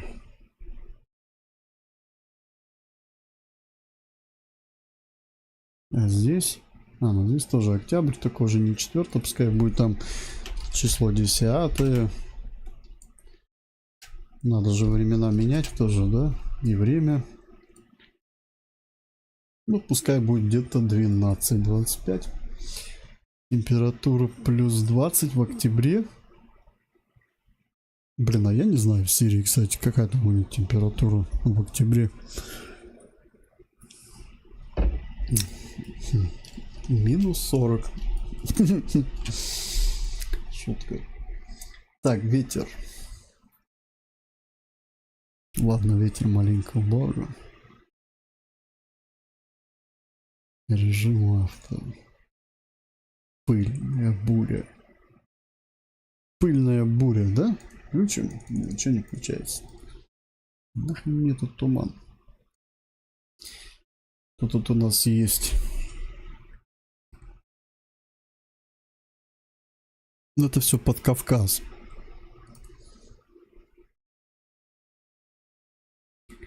А как бурю включить, не знаю. Можно бурю включить. Невозможно при тумане выключить. Все, я понял. Вот. Пыльная буря. Пускай будет 300 метров. Посмотрим, как она будет работать. Так, подожди, видимость 300 метров. Какой видимость 300 метров? Давай хотя бы 2 километра, что ли. Ага, 300 метров. Но еще не это, еще не факт, можно, скорее всего, будет ее придется вырубать. Это, считай, добавляет хардкора. Так, ну давай придумаем описание. Значит, первая миссия Гроза Небес было начало. Гроза Небес. Грачи прилетели. Или нет, просто грачи прилетели. Так, ситуация та же самая. Первые авиаудары на сирийской территории самолеты ВКС России нанесли в сентябре 2015 года. Так, задача.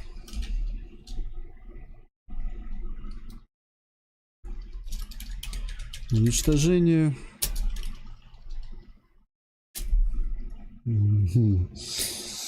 Сейчас надо правильно подумать, что я хочу сделать. Я хочу что-нибудь легкое для грачей сделать, чтобы они могли нарами отработать, как арта, и покинуть место.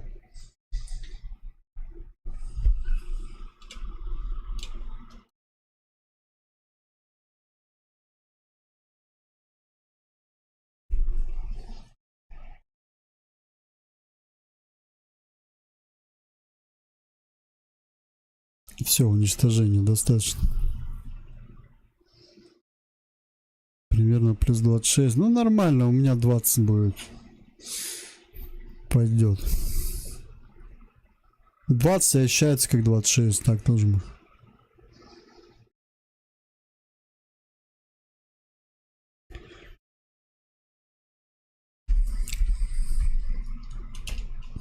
Так. Уничтожить. Подкрепление.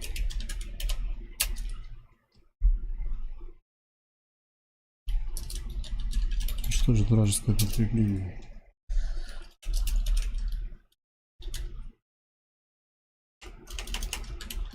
В зоне боевых действий.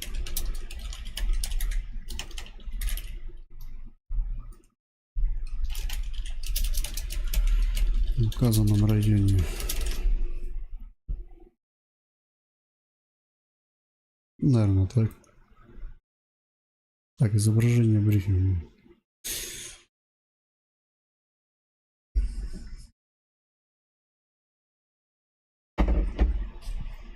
Надо найти какой-нибудь.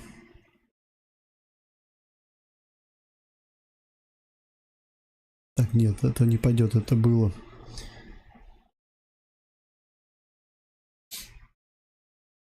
Подожди, изображение брифинга. А, подожди, ну вот это-то...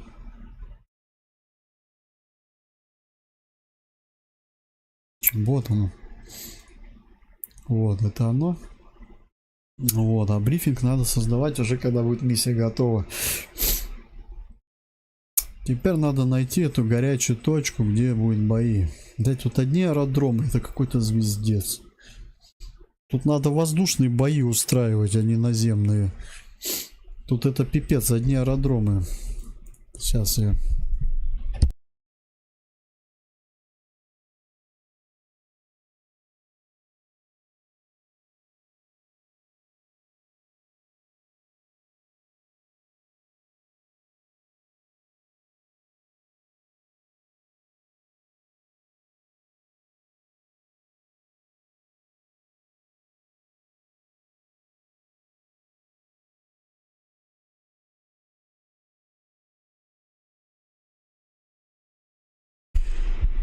Блин, у меня идея возникла.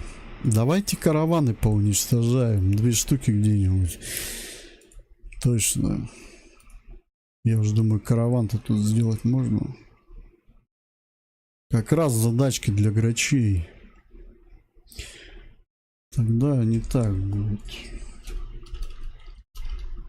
Уничтожить вражеские караваны.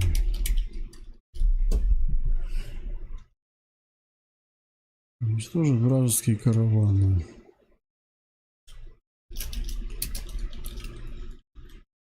Обнаружено 2 каравана. Так.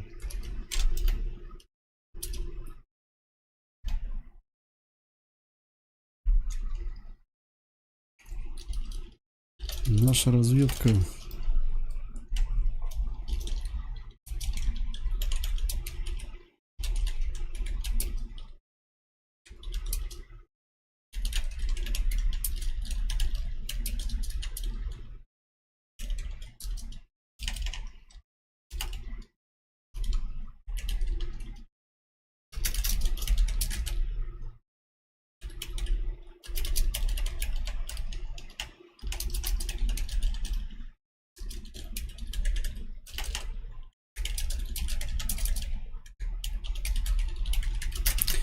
Наша разведка обнаружила 2 вражеских каравана в разных местах. Ваша задача срочно добраться до них и ликвидировать.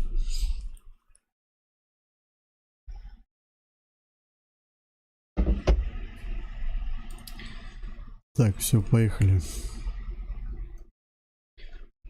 Надо рассчитать маршрут так, чтобы не сильно далеко, не сильно близко. Что это за дороги? Короче, тут и тут горы, нам их постоянно придется пересекать.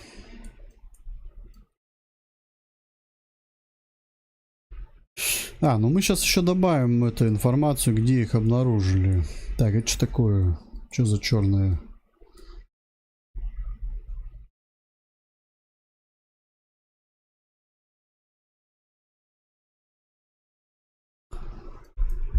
Единственное, 3D не хватает здесь редактора, конечно. Сейчас бы дороги бы посмотрел, все бы глянул. Да. Хватай. Ладно, давай вылет сделаем. Значит, задача была у нас Нафтанас, мы атаковали.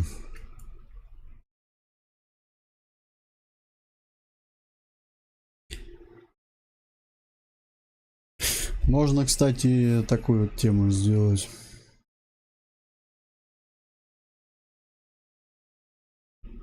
Сейчас. Так, грачи прилетели, название запомнить. Можно загрузить миссию первую.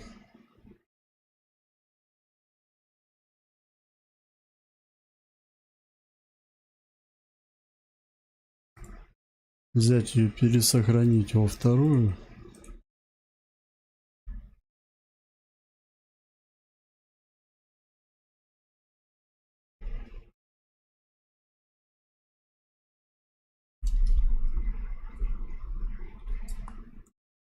Здесь описание поменять. Грачи прилетели.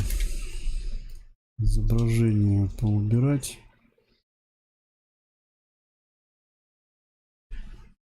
Время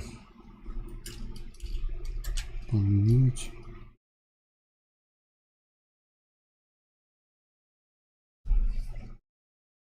Так, что тут? Что там говоришь? 26 плюс? Ну, ладно, пускай 25 будет. Туман вырубить, пыльную включить.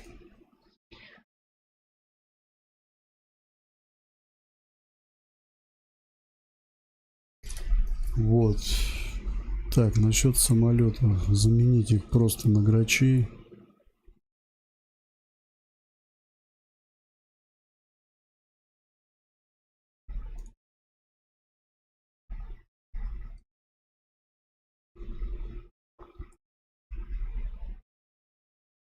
Так, вот это все остается. Только надо все сейчас видимым сделать. Сейчас я удалю.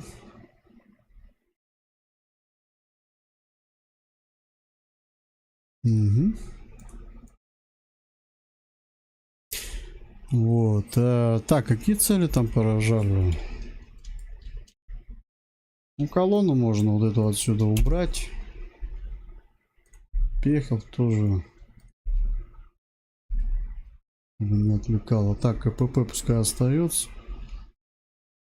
Это что такое? Зенитки, да, это все пускай тоже будет. Так, вертолеты, которые уничтожали. Убираем. А, да, самое главное.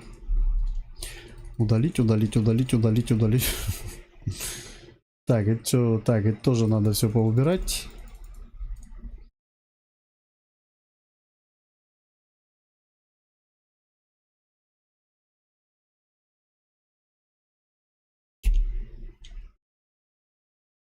Кстати, эти вертолеты можно превратить в разбитые вертолеты, текстуру сделать. Нет, я их просто уберу.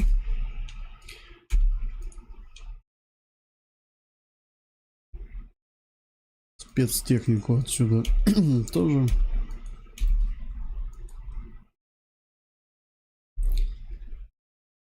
Ну и все. Остальное все можно оставить. Вот. Только что еще можно сделать? Так, ПВО. Базовыми тоже пускай триггер останется.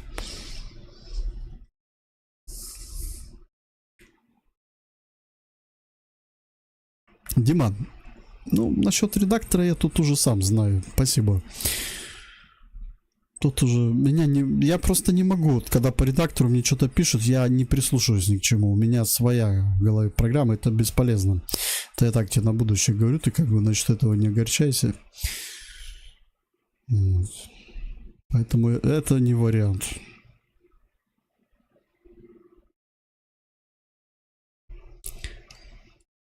Я только могу что-то посоветовать кому, если что-то надо, и все. А насчет там мне что-то, я нет. Я... То, что мне нужно, я знаю. Ты меня, наоборот, этими сообщениями еще сбиваешь, только в смысле. Так. Вот это все остается, значит, единственное, думаю, маркеры надо убрать. Наверное, нет. Ну, хотя нет, пускай, ладно, остается. Караваны, думаю, где-то здесь надо сделать, тоже в этом районе. Вот.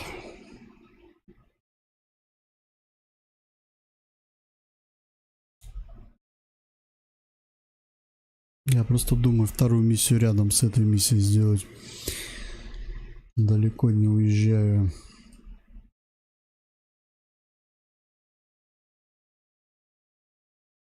Вот она, дорога идет, да?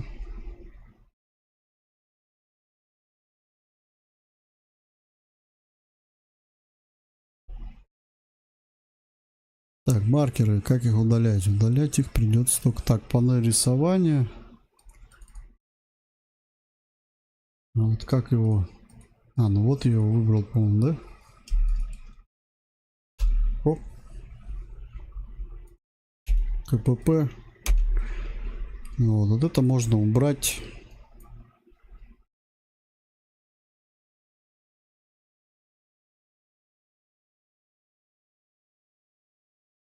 Все остальное оставим. Так, караван. Один, значит, где-то будет здесь, а другой где-нибудь. Вот что это за дорога? Или это железка? А, ну другой где-то здесь. Все надо сделать в триггере.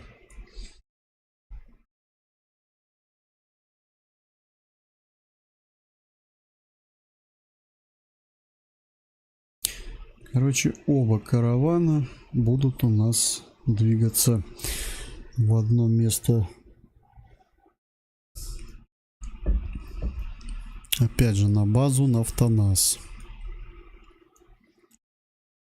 А, вот я смотрю, дорога здесь идет.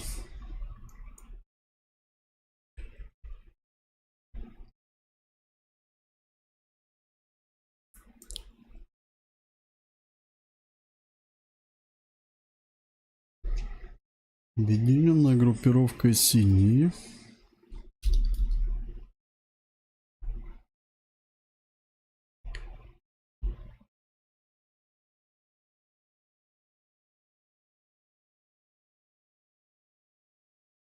А пикапы у нас только в статическом, наверное, есть.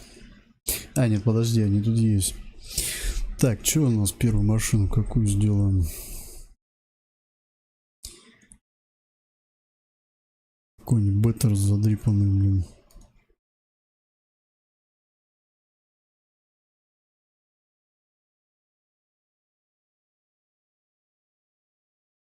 БМП-2, БМП-3. Ну, пускай будет БМП-1, допустим.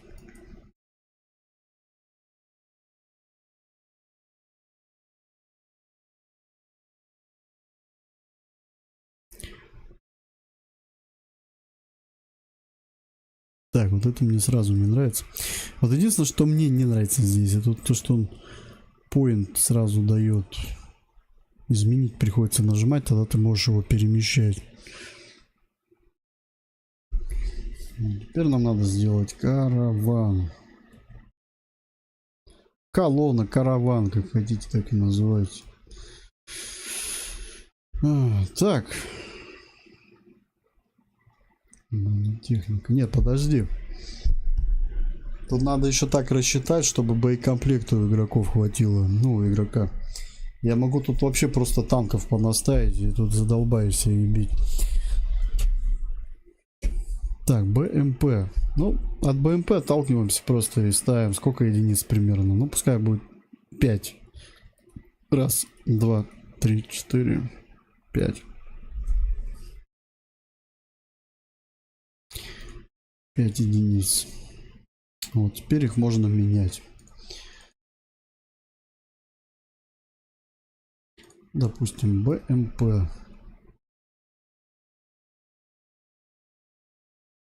А, ну вот, кстати, этот X-Bar написал, но он мне по поводу, что там техника у них зеленая. Ну, ребята в Сирии там особо не заморачивались. Понаделали им зеленые и все, блядь, и миссию выпустили. Класс. Хотя здесь можно камуфляжи, по-моему, менять, да? Вот, смотри, окрас. Десерт.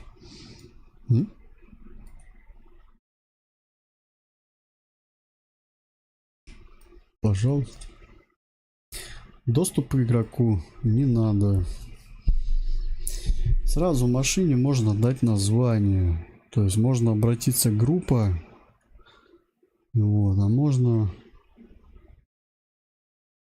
Слушай, ну нет, давай полностью группу будем уничтожать. Полностью весь караван тогда.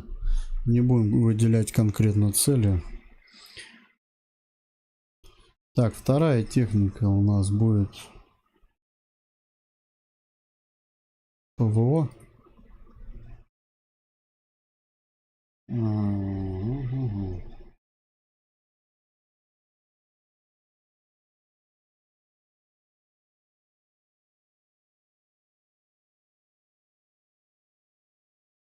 ЗСУ на базе Хейл. Что на базе за Хейл?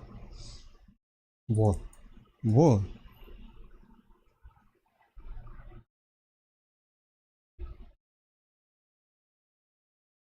То, что нужно.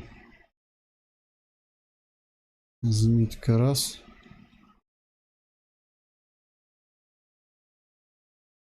Так, теперь Просто караван из боевых машин это фигня. Так, давай еще добавим парочку. Блять, тогда боекомплекта много надо будет. Нет, давай убавим парочку. Значит, здесь получается БМП, машина, невооруженная машина. Допустим, повезут они топливо.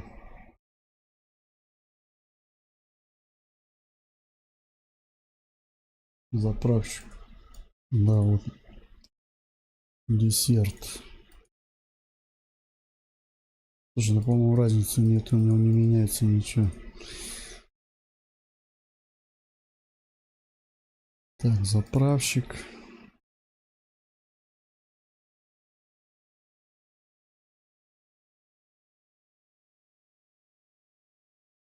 И еще какой-нибудь.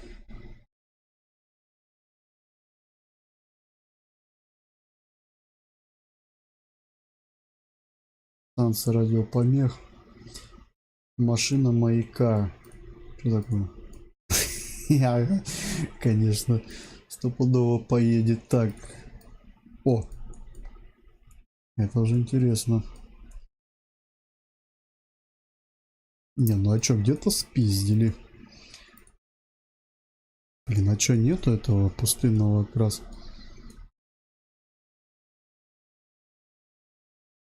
Так, и замыкает машинка.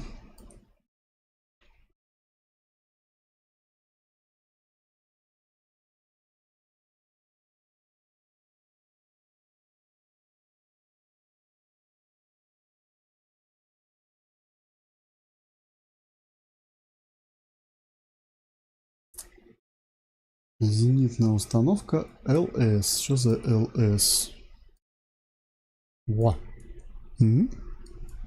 Ништяк. Окрас можно. О, здесь еще окрасы можно. Ну-ка, Black.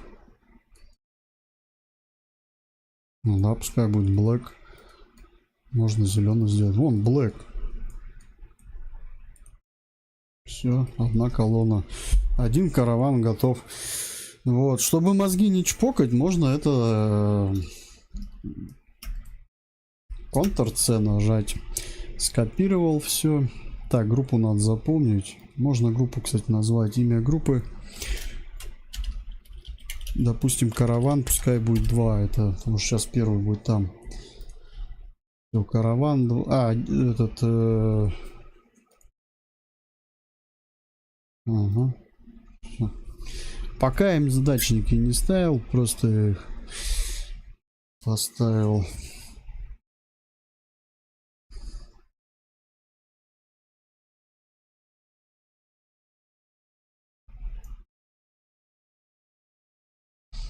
Так, еще один караван пойдет у нас.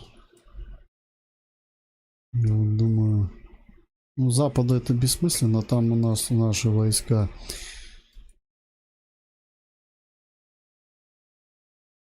Ну, давай, наверное, с востока его отправим. А можно вообще с юга, да? Через город. А вот отсюда с города пойдет. Ну вот. Ctrl-C, Ctrl-V. Теперь надо их развернуть. Я не знаю, смогу ли их так сделать. Блять. Слушай, я вот не знаю, как их разворачивать. Давай вот так вот и сделаем.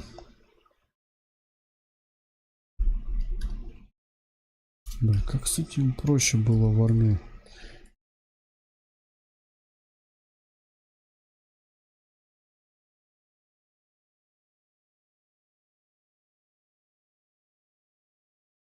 Проще тогда вот так вот сделать, наверное. Оп.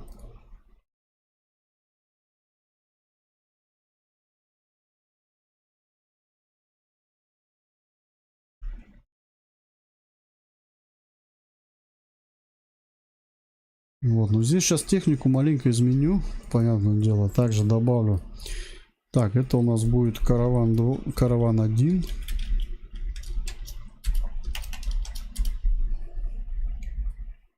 И, наверное, еще парочку все-таки я добавлю здесь. Вот, но это будут машины. Так, первое, значит, у нас будет уже какой-нибудь БТР. М113 пускай будет, иностранный.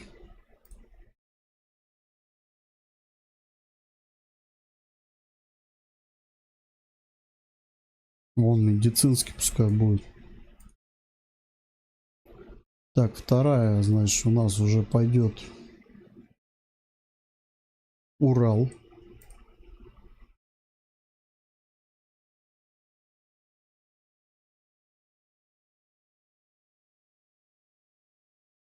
Третья машина. Так, бронетехника.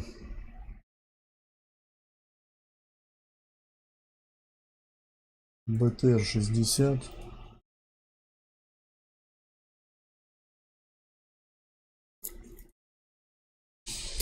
Дальше пойдет какая-нибудь спецтехника.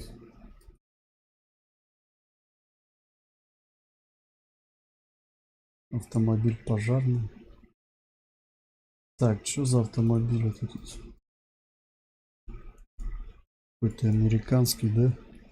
Давай его поставим. Так, раз.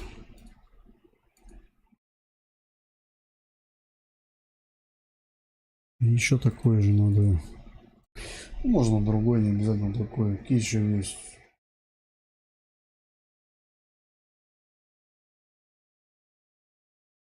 Что это за тачка? Блин, прикольно. Маленькая, да удаленькая, да?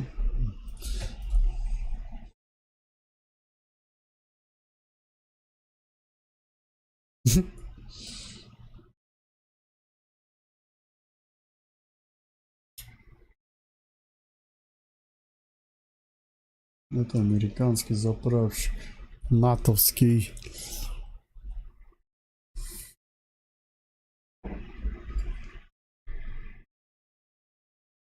Ладно, такую машину пускай будет.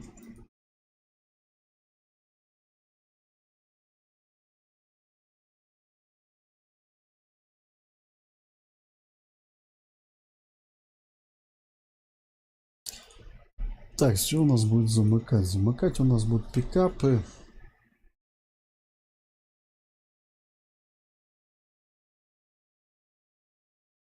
Ой, нифига же я вспомнил. Блин, прикольная тема, кстати. Но только не десерт, нету ее в десерте, пускай будет такая.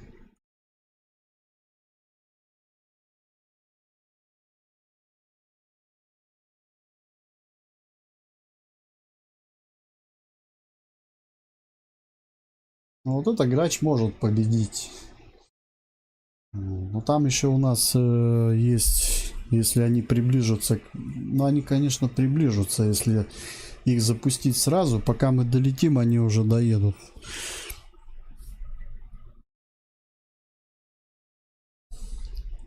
Ну, принцип понятен, да, как расставляется с этой темой.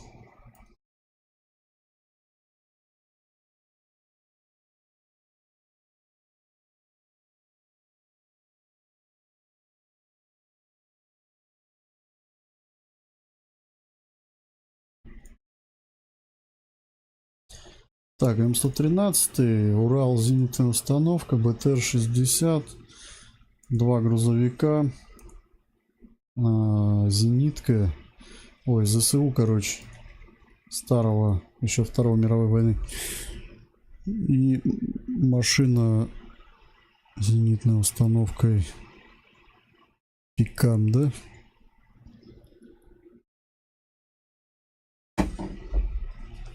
А если, допустим, взять бронетехнику,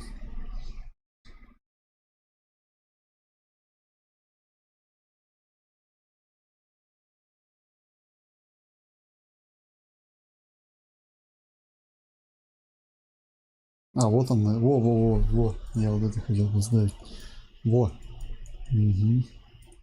Такие вот машинки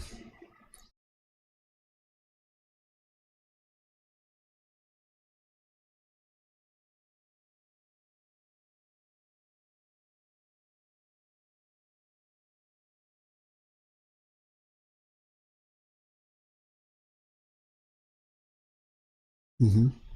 Ну и все. Так, значит, какие нюансы?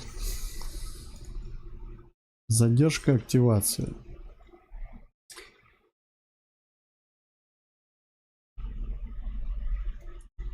Что такое задержка активации? Это их не будет на карте, пока я не активирую их, когда захочу. Так, построение у них. Во-первых, они будут двигаться только по дороге.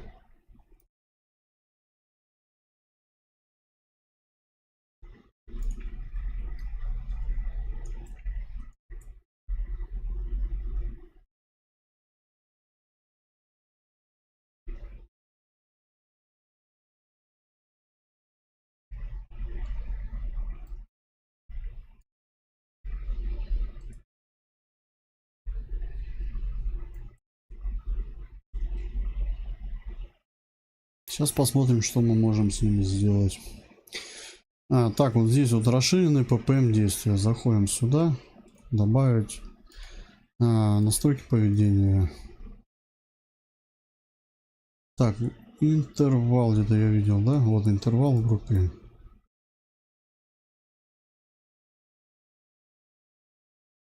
Они сами вообще-то интервал себе найдут подходящий, не надо. Рассредоточиться. Так, разреши группе при атаке с воздуха установить время задержки.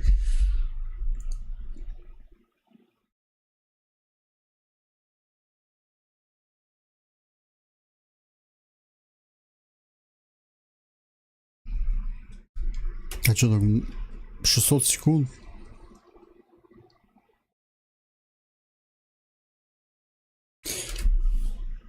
Как понять рассредоточиться? Что я первый раз такое пробую, ну. Слушай, давай не будем, короче, вот эту тему ставить. А то они там что-нибудь будут мудрить. Не надо. Так, уклонение, предел, так, рубеж перехвата, рубеж, это не надо ничего. Что там, выполнить команду, следовать ППМ. Фоновая задача, указать, так, при обнаружении, указать основная задача.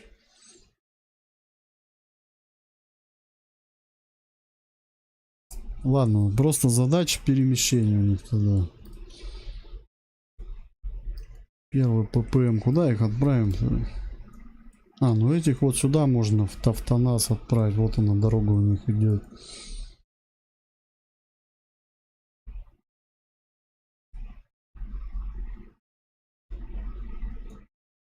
ППМ раз.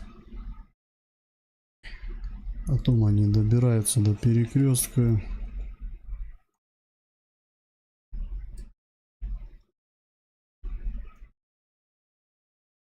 И вот до сюда. Здесь у них конечная.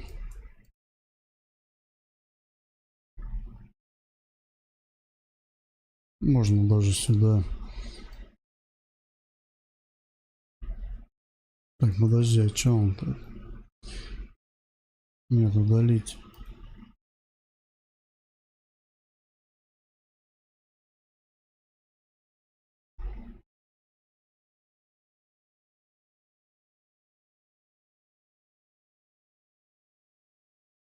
Шестой ты сюда.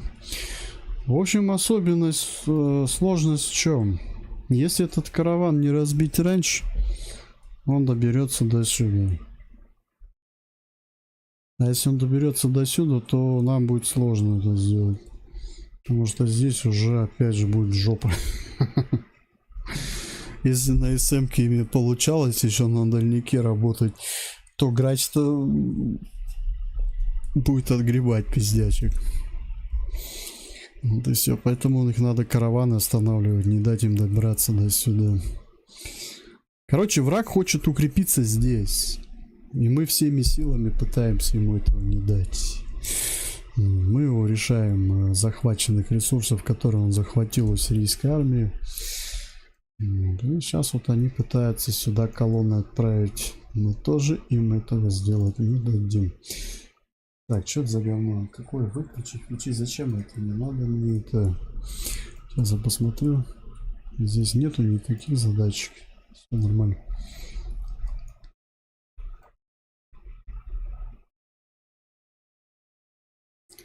Так, добавляем point.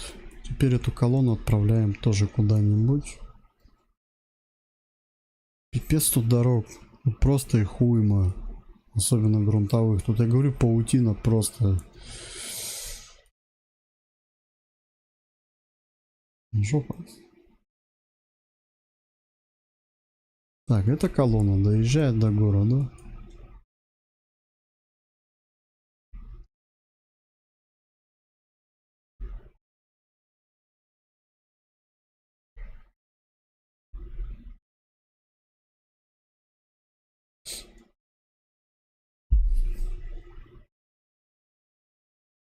Через город, точнее, проезжает.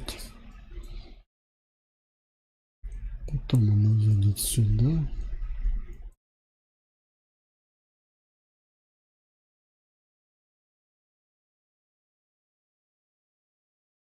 Я вот что думаю.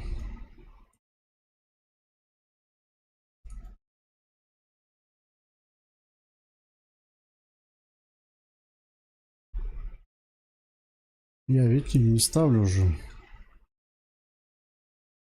Скрыть на карте. То есть я их не прячу, я их не буду прятать.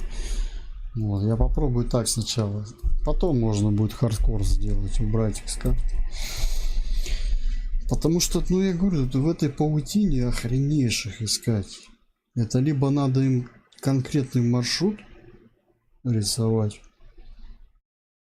Ну а как у нас? Ну у нас разведка видит их, и все, они движутся, а куда они поедут, хз. Тут такая паутина, тут... Поэтому облегчим маленько задание. Вот опять же, вот я думаю не о реальности, а о игре тоже.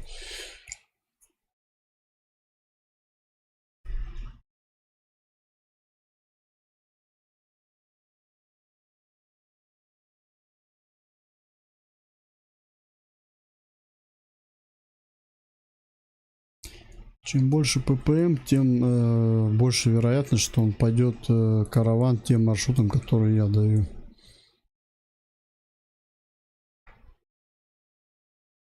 Так, у нас здесь нет. Давай тогда не так. Тогда давай сюда. Пипец, тут паутина, блин. Так, а на базу мы тут не заедем, да? Только через КПП. Ну тогда мы его отправляем в город. Оп. И сюда.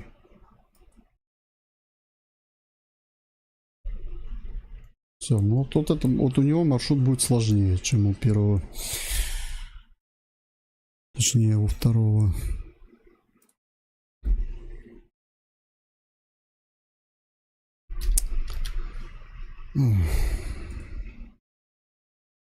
Ну, все, наверное. Все, миссия готова, можно играть. Нет, конечно. Так, ну все, задачи есть. Прятать я их не буду тогда. Вот это все спрятано. Как караваны будут отмечены, их типа будут мониторить.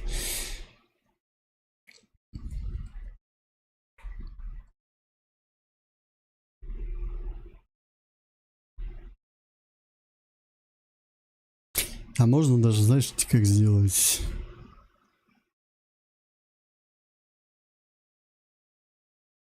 Можно одну технику за... Так. Допустим, одну машину оставим, да? Короче, вот эту, допустим, спрятать. Скрыть на карте.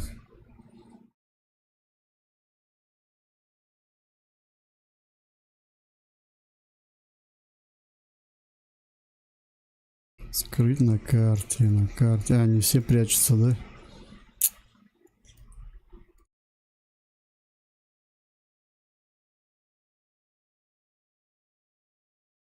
Почему индивидуально нельзя скрыть? Нажимаешь, он хоп, скрывает все. Ладно, тогда не надо. Все, оставляем.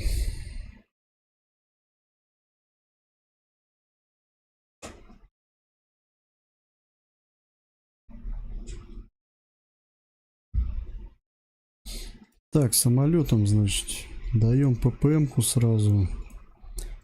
Первая, вторая ППМ у них будет. Это все удаляю.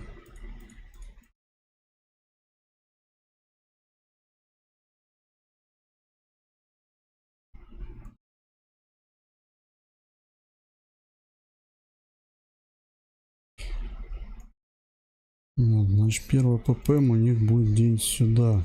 Ой, боевая ППМ, вторая. А тут уже они сами будут разбираться. Точнее, игрок уже сам будет разбираться, на какой караван. Ну, желательно, конечно, ближайший поразить.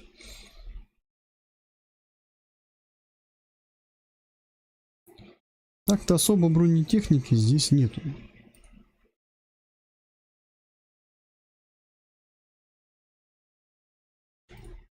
Любая из этих техник поражается даже ВПУ обычно. Максимум, что здесь, это БМП-1.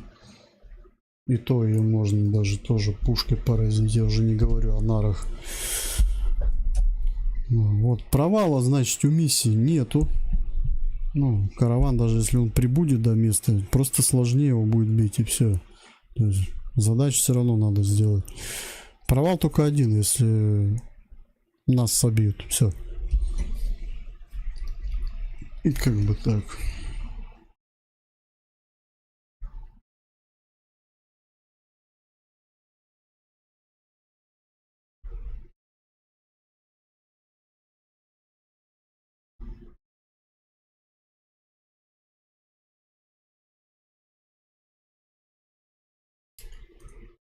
Так, ну а теперь поехали. Что там, время еще есть немного у меня.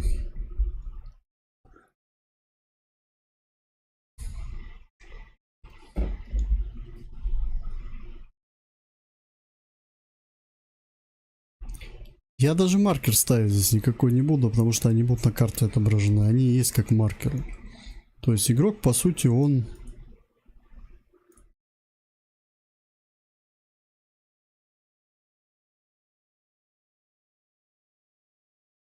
Оп. Ну, он кроме них ничего не увидит больше в этой зоне.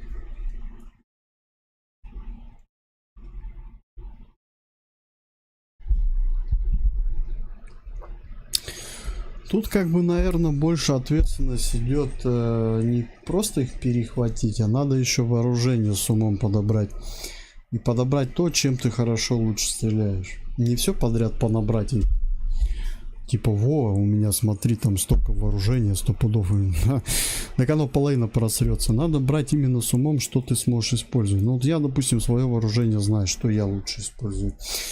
Вот. Фабы здесь бесполезно использовать. Да, здесь можно использовать бомбы. Класть боеприпасы, почему бы и нет. Вот. Но есть один маленький нюанс. Эта техника, она расползется. Если по одну технику атаковать, она разъедется. И этот кластер, он будет бесполезен. Уже как бы пробовали такое.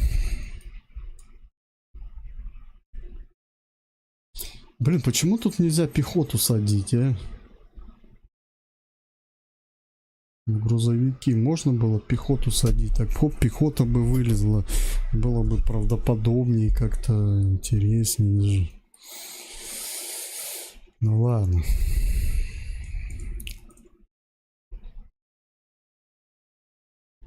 Так, подожди, а если я делаю задержку активации, значит их не будет видно в начале, да?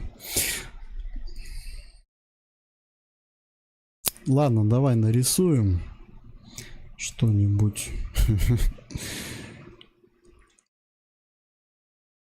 Я еще тот художник. Сейчас что-нибудь нарисуем.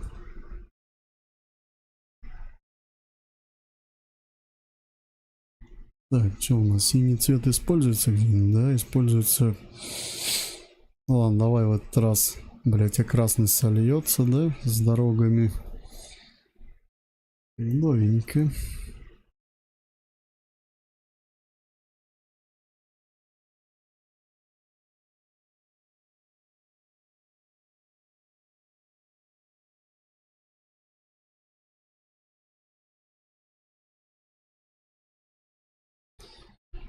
Какой цвет используют, не знаю.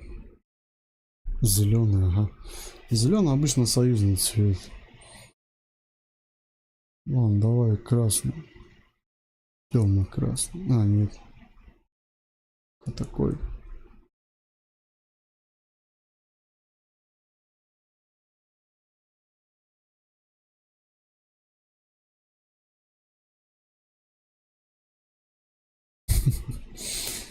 Это я проверил.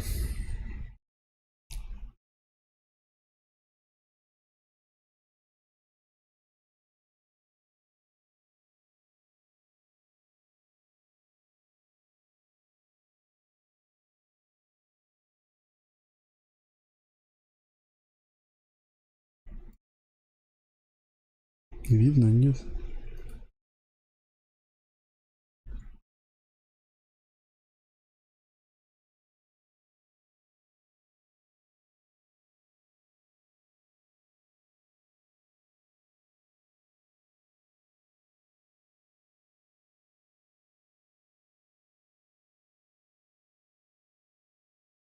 Ой.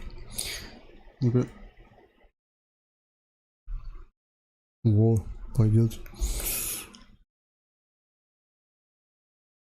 Естественная стрелочка, естественный крестик. А то, как я помню, в армии мы прям по образцу там круг как круг. Палочка ровная, блядь, как этот. На самом деле план нарисовал, отметил, все, да, более правдоподобно. Единственное, что я не знаю на карте. Видно, ну будет видно, я думаю. Так, а что скопировать это можно вообще? Так, что еще надо сделать? Самое главное. Вот здесь. Убрать. Сделать общий. Вот где указан авторский. Авторский. Лучше нет, даже сделать, пускай будет виден красным. Допустим. То есть, если я сейчас это не сделаю, маркера не будет видно. Так, одна линия, вторая. Здесь.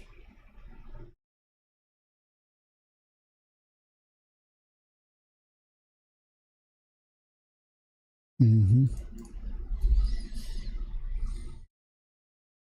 Так, текст.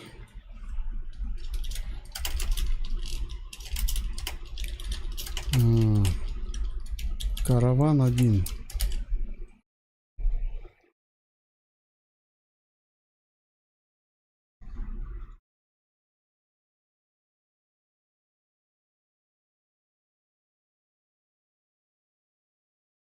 Давай так сделаем. Сразу скопирую сюда. Караван 2.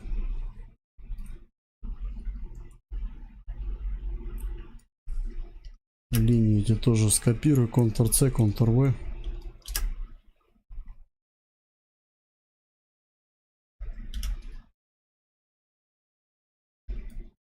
Блять, вот единственное, я не понял, как их крутить, короче.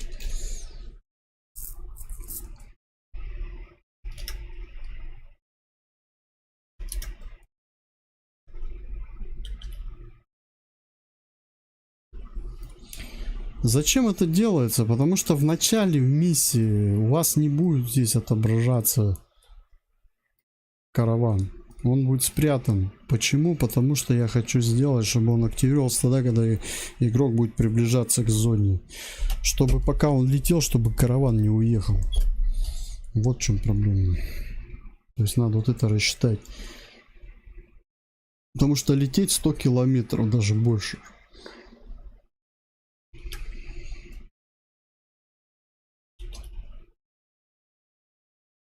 Ух ты, какая прелесть. Так, ладно, я лучше нарисую заново.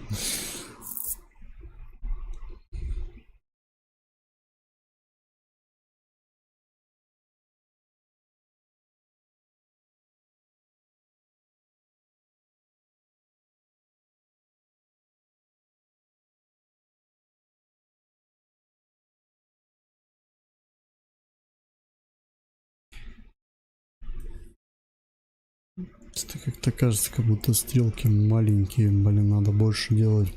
Сейчас проверю. 5 авторский.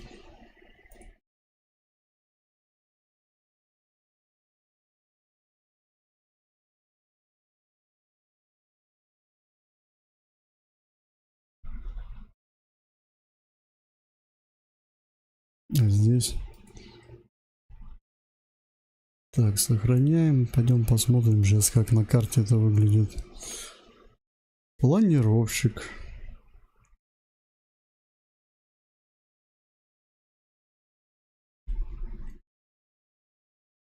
О, ну да. Ну, ничего, приблизить можно посмотреть. Подожди, задержка, активация. Почему я их вижу?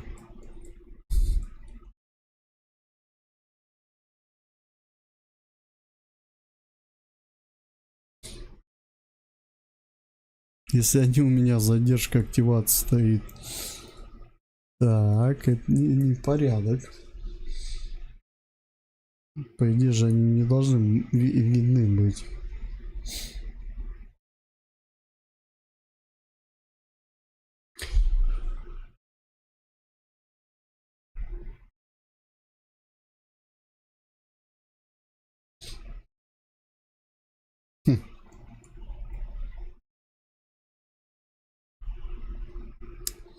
Блин, ну вот это, конечно, фигня.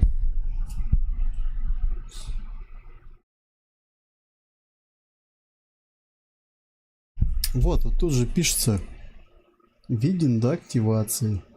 Галочку если ставишь. Ну, давай мы в планировщике попробуем спрятать.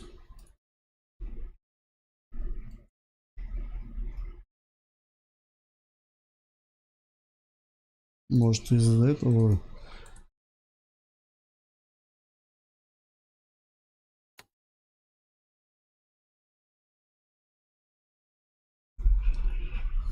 Просто как-то тупо, вот они на карте стоят, да, и не едут, допустим. Ну, если их оставить, видимо. Вот все, в планировщике не видно ничего. Ну-ка, давай посмотрим на карте. Видно, нет? По идее, их не должно быть на карте вообще. Задержка активации, это значит их нету. То есть они не респанулись. Они как бы во внутренней где-то там памяти есть, то есть они спрятаны.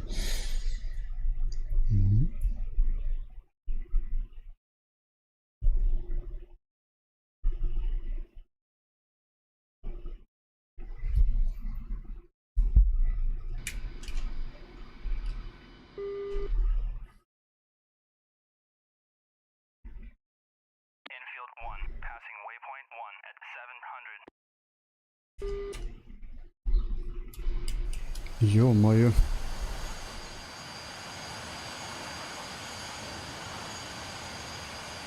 Подожди.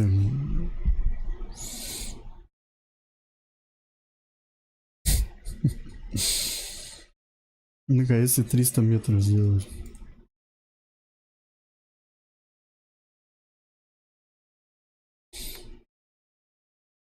Не, ну буря классная.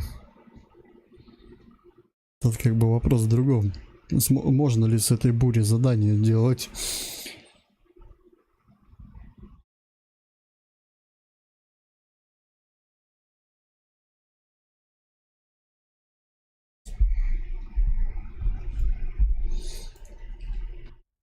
Я думаю, можно.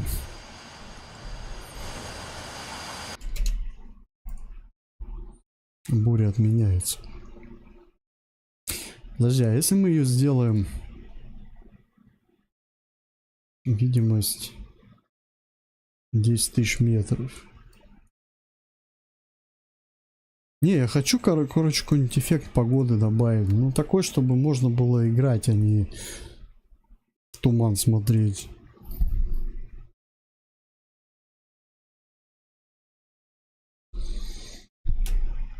Мне понравилось, вот у меня миссия была, ну, есть, там, про Чечню. Летишь же прям снег. Метель такая на высоте. Во.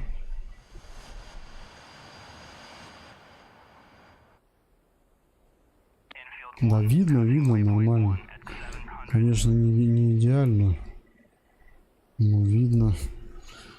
Я думаю, можно попробовать.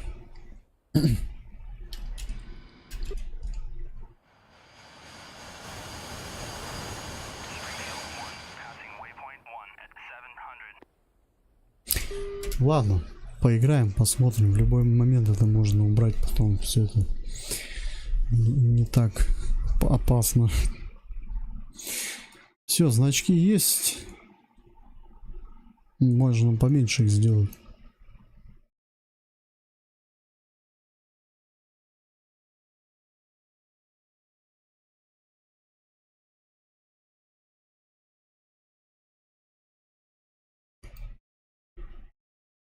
Ну и все, дальше что у нас?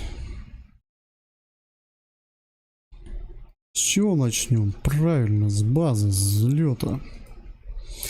Давай начнем с вооружения сначала. Первоначальное вооружение надо выдать.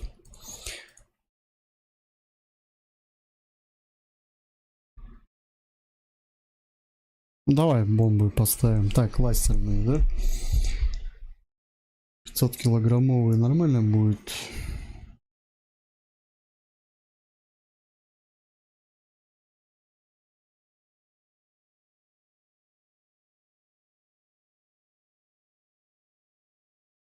Ну, есть такие.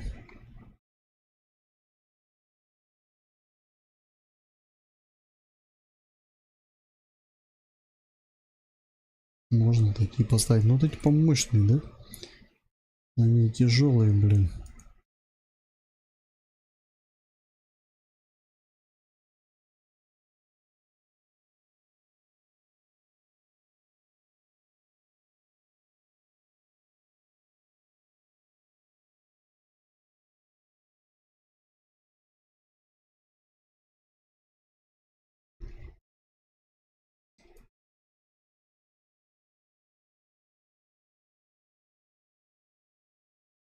Но могу такое вооружение предложить. Наверное. Бомбы, ракеты управляемые. Это для БМП.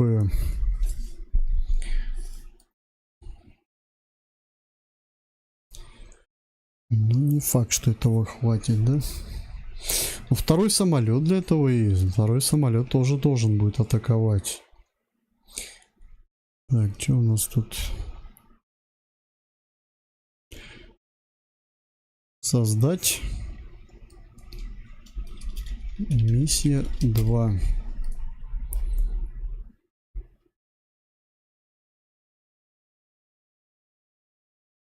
Нет, подожди. А что он сбросил? Блять, не так надо было копию делать. Сейчас не так сделал. Надо пресет сохранить. Еще раз. Блин, нам же еще топливные баки надо. Хотя, если быстренько слетать туда-сюда, нанести поражение караванам, может нам хватит горючки. А так, ну, с топливными баками только, блин.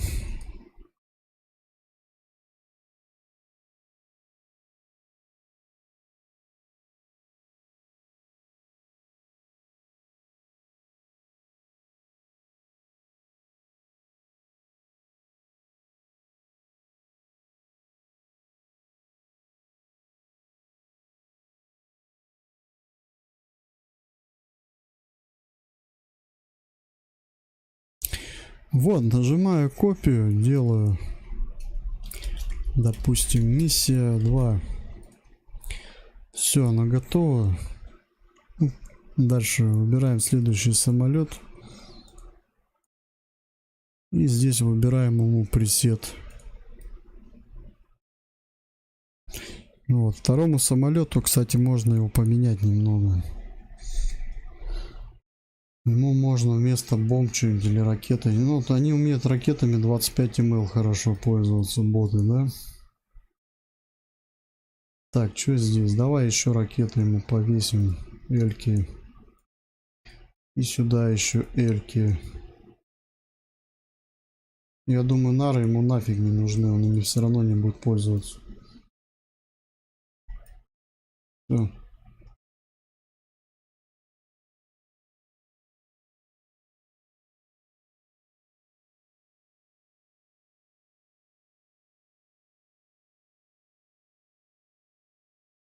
Ну, насчет топлива надо будет проверить. Хватит, не хватит, пока сложно об этом говорить. Если что, придется баки брать.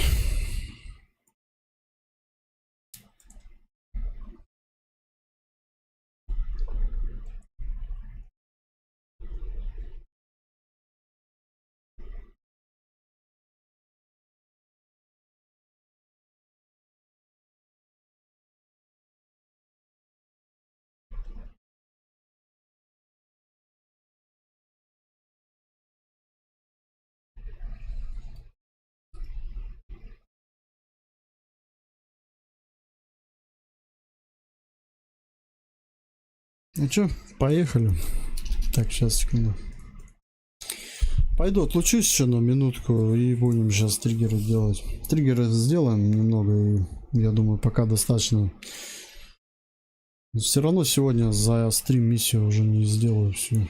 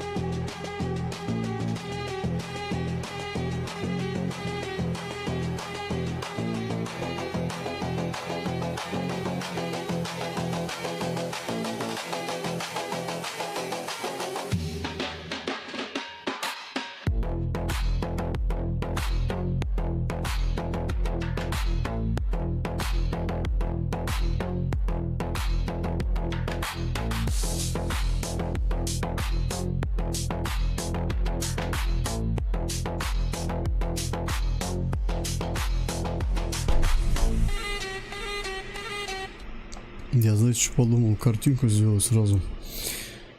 Сейчас сделаем караванов. Фотографии типа. Как мы можем это сделать?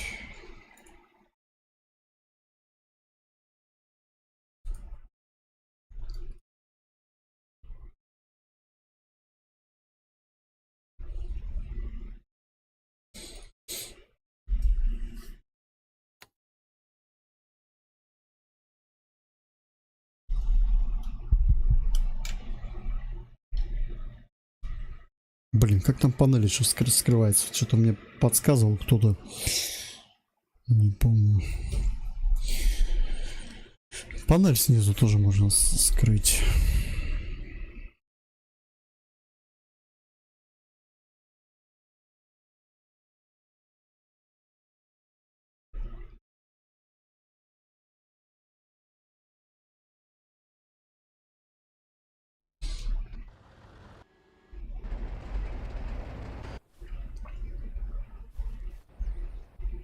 Infield 1, passing waypoint 1 at 700. Ух ты. Слушай, ну классная тема. А что это за пипец?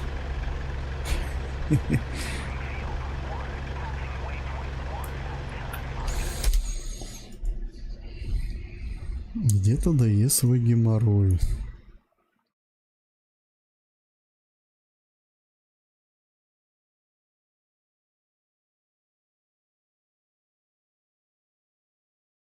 Пелинг левый, пелинг правый. Так, ну давай по вне дороги. Тогда они сейчас будут по полю гонять, да? Нахрена дорогу тут такую делать, объясните мне. Пипец какой-то, блядь. Ну сейчас смотри, какой геморрой будет.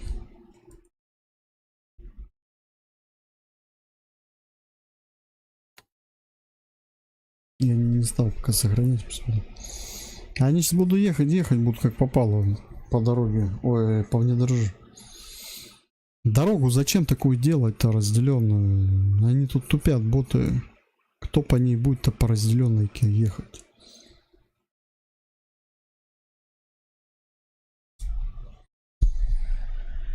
Так, ну если, блядь, здесь такая дорога, нам придется дорогу другую искать. Это хрень.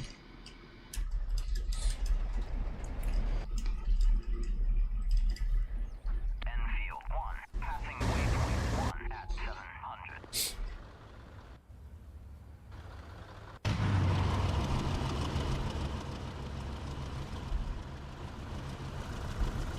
И где это? Эта хрень будет на протяжении... Springfield 1, passing waypoint 1 at 700. Бля, ну ё-моё, ну что за подстава? Короче, вот эта трасса, ее использовать не получится. Она через жопу сделана. Не продумана она.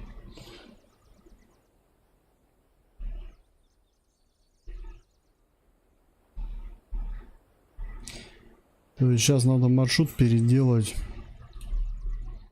И много ли тут таких у нас дорожек веселых? Springfield 1, passing waypoint 2 at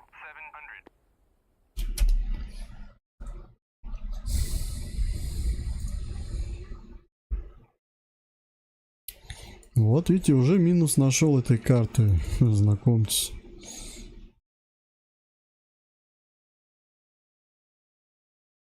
Уже дорогу можно одну не использовать.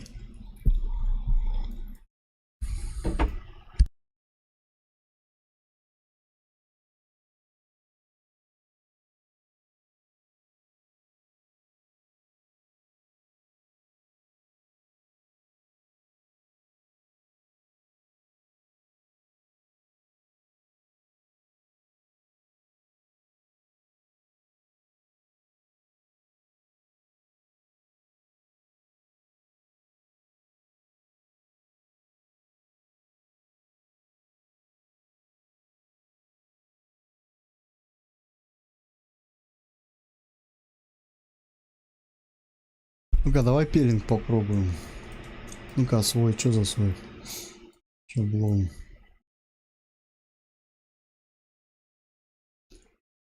Правый пилинг, левый, правый пилинг.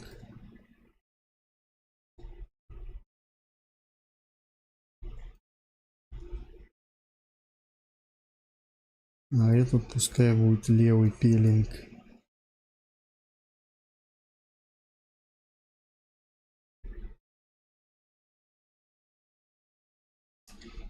Так, задержка активации. Убираем пока. Мне непонятно, почему они у меня не ехали. Они то ли тупили у меня, то ли из-за того, что они застряли в текстурах. Из-за этого, что ли?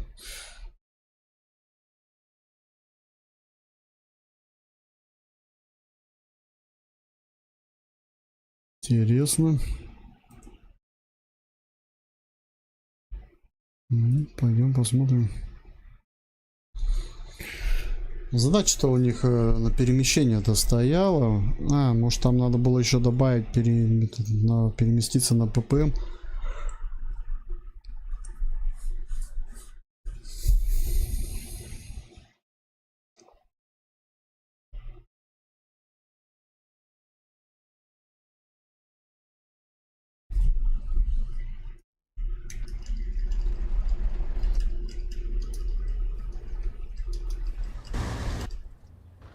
Enfield 1, passing waypoint 1 at 700. Во. Че не едем?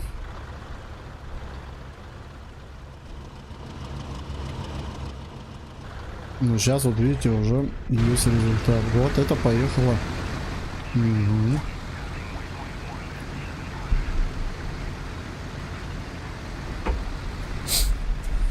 Вот, нашли решение. А чё та тупит?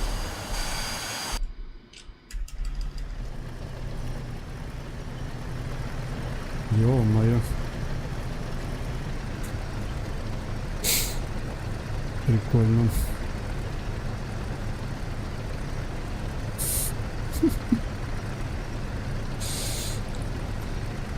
Ну эти-то нормально, а этот чё за дурачок?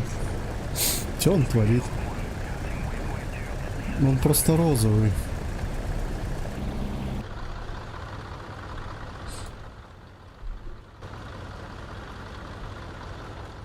Так, это наша база.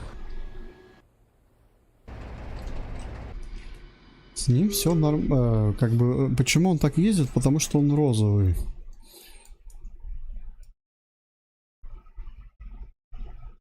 Вот их видно хорошо.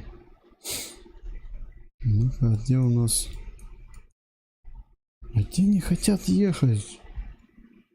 Они охренели, потому что... Ладно, все нормально работает. Я просто не могу понять, почему они нет. Так, подожди, левый. Нет, правый пелинг. Там тоже правый пелинг. Почему левый?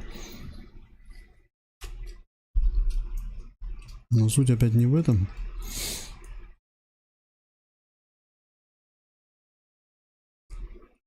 Правый пелинг.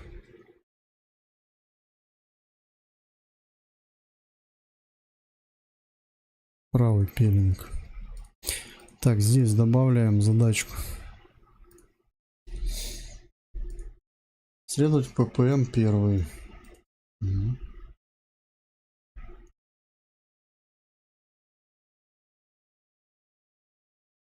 Так, во второй ППМ. Но я надеюсь, они сами поедут на...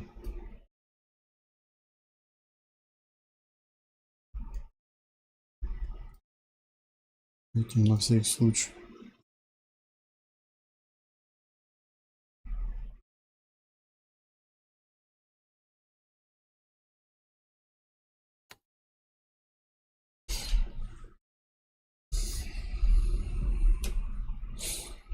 Там надо будет потом, когда они проедут этот участок дороги, надо в другом ППМ, там построением надо будет поменять, посмотреть.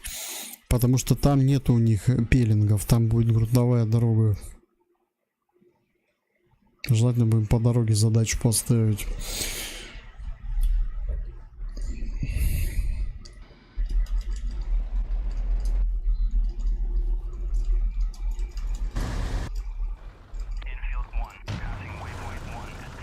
Блять, они опять стоят, дуру гонят.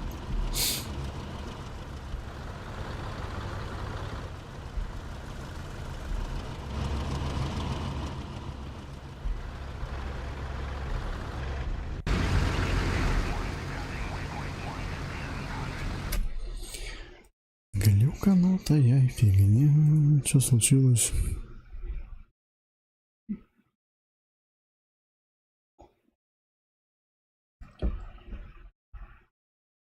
Эдуард? Нифига себе. Привет. Не рановатенько ли?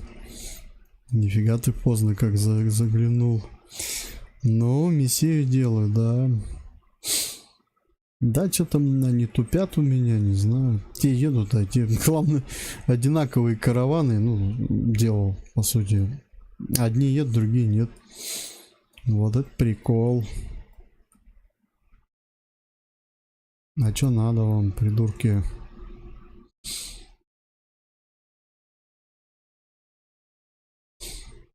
Не подскажете, почему не? Слушай, мне кажется, дело в БМП. Давай ее заменим на БТР-70.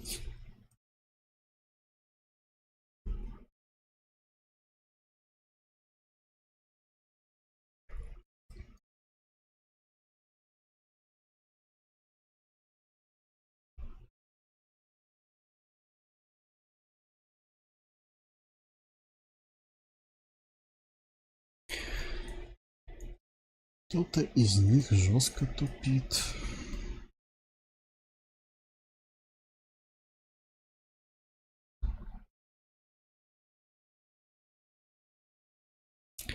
Я для грачей миссию, ну, делаю. Для обычных грачей. Для СМки я сделал. Но мне надо понять, что за херень-то. С дорогой я разобрался. Теперь надо понять, почему они не едут. Блять, вот еще говорят, она от армы отличаются. Ну да.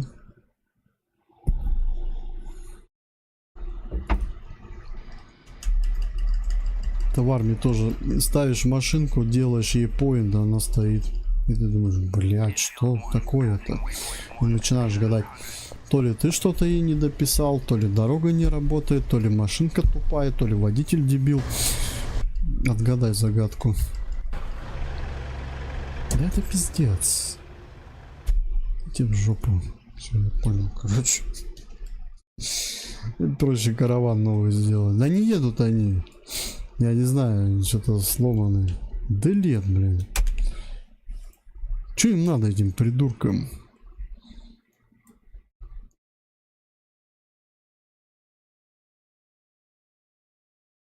В какой палатке?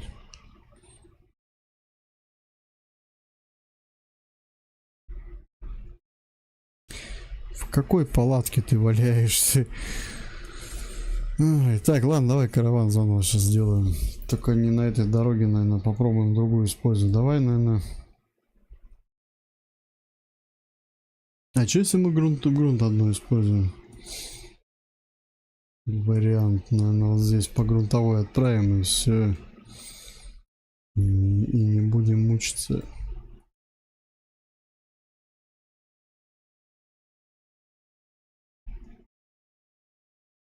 Так.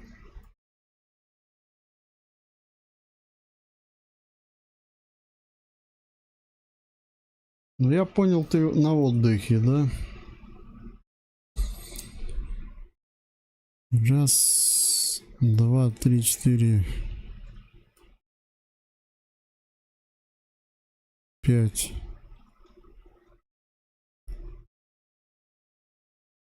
Вышел БМП-1 погулять. Так, БМП-1.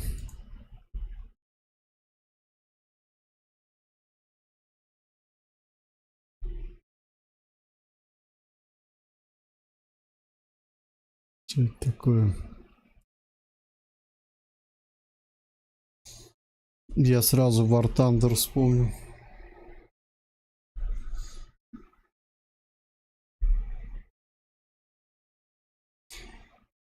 War Thunder. Так, нет, розовых больше ставить не буду.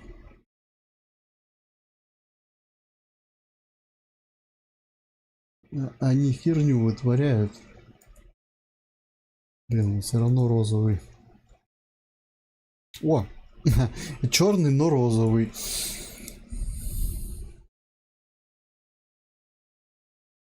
Черно-розовый.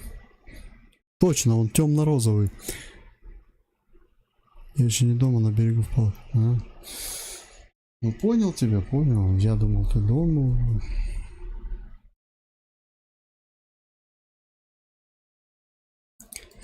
Так, невооруженные. Что там у меня заправщик был?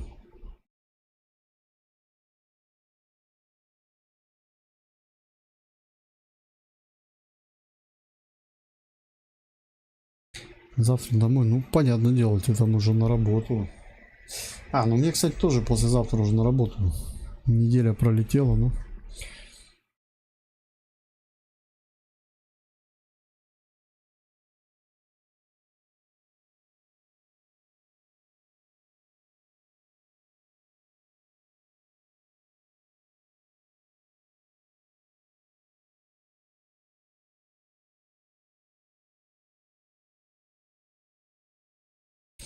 Так, и пятая машина.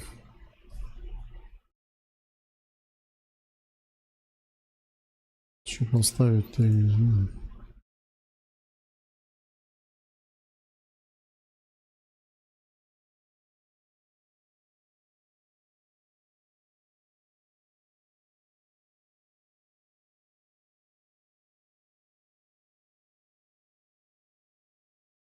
Это за говно. Понял.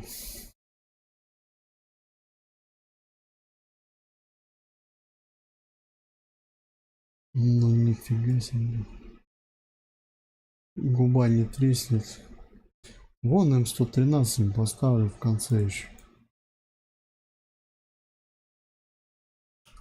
Все нормально. Караван 2.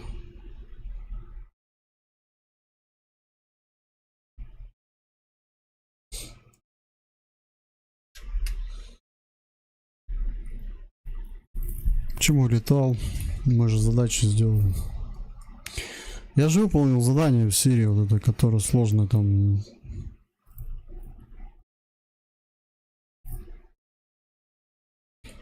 Сейчас миссию делаю, ну.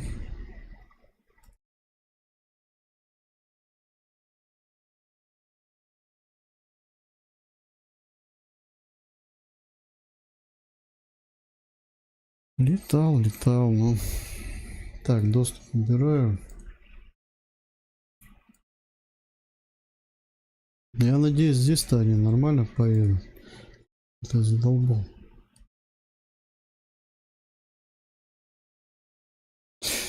Ты издеваешься, блядь? Какого хрена тут происходит? Почему он опять не делает так, как ему надо, а не как мне?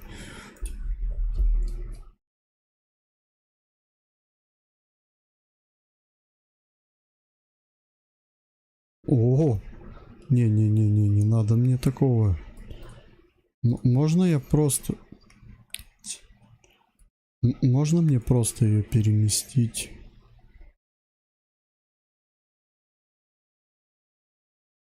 О! Великое спасибо. Да ты заеб... Чё тут так все, блядь, иногда? Интересно, да?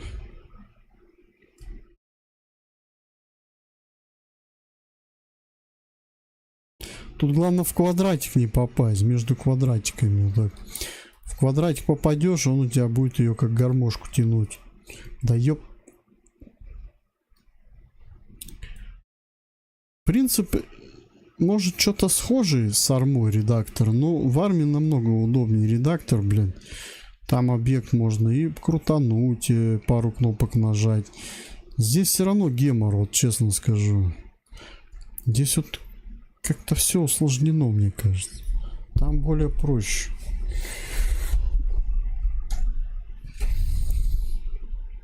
Ну, сейчас-то он поедет, я надеюсь.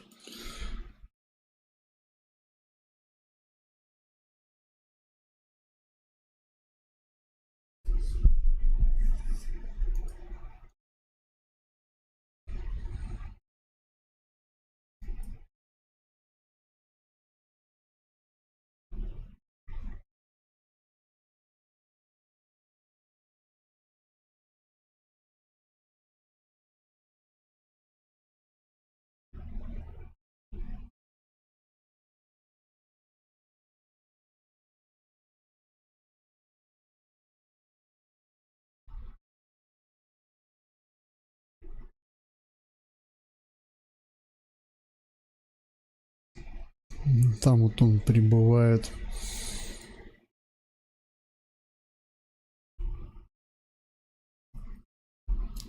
Сейчас я посмотрю.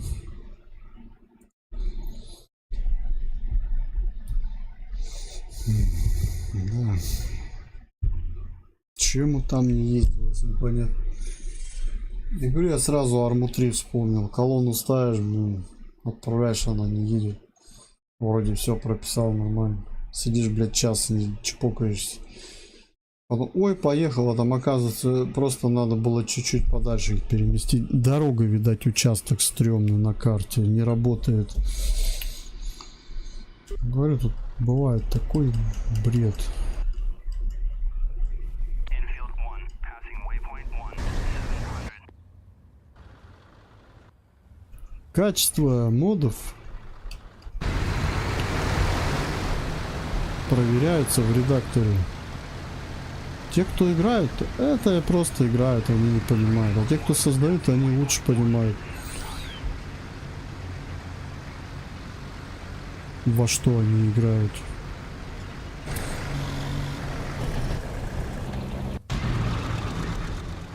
Все, караваны запустились.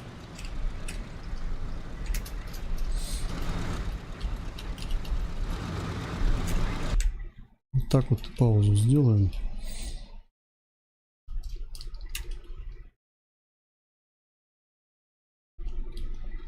Блин, нет, плохо, тень отсвечивает. Так, ну, Разведка, разведка. Ну, сверху давайте сделаем снимки. А откуда еще тут сделаешь? Можно с крыши сделать. Да, мы сейчас сверху и с крыши сделаем снимки, типа в здании. Кто-то их сфотографировал, да? Почему бы и нет?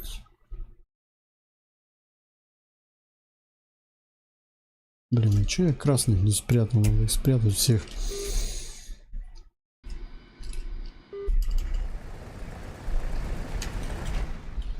Ну давай протягиваем, протягиваем вперед. Так, это караван 2. Достаточно.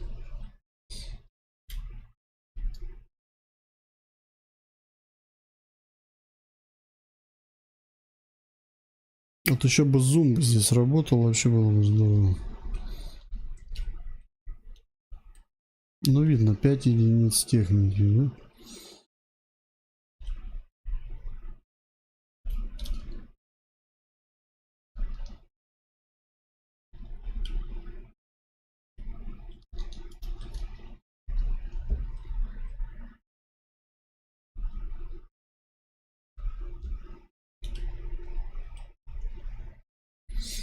Короче, надо сделать, как будто с летного эту тему какой-нибудь сфотографировали.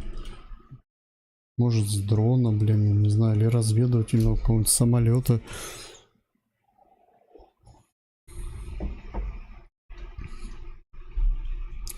Ладно, делаю запись.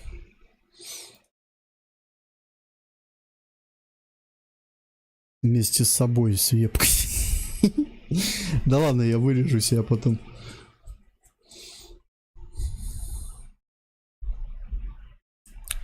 Так, одна готова. Это караван 1.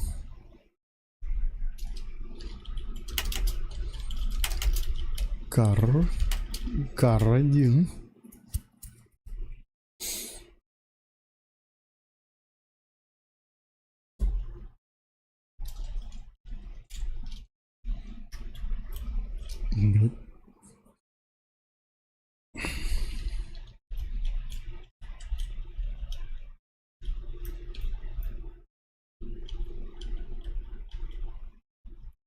Как-нибудь бы. Да чё она такая быстрая, надоела? Камера эта веселая. Давай. Она без паузы. Давай их еще пропустим немного.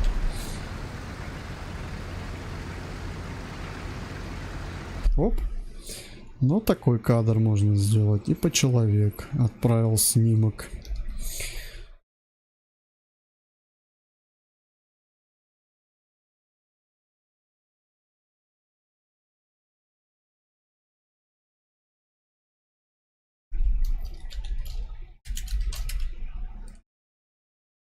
Так.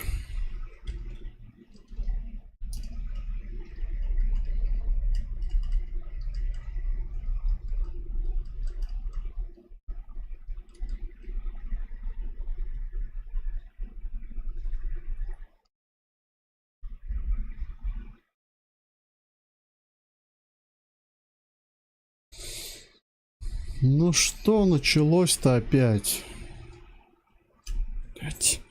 Ну, он сейчас будет как попало ехать М113, да?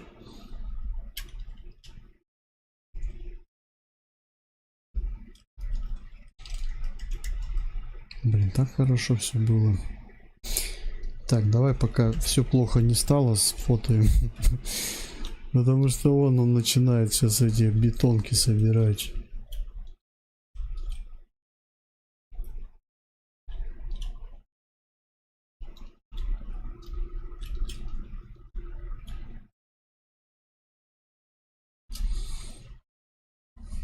Пипец, колонна большая.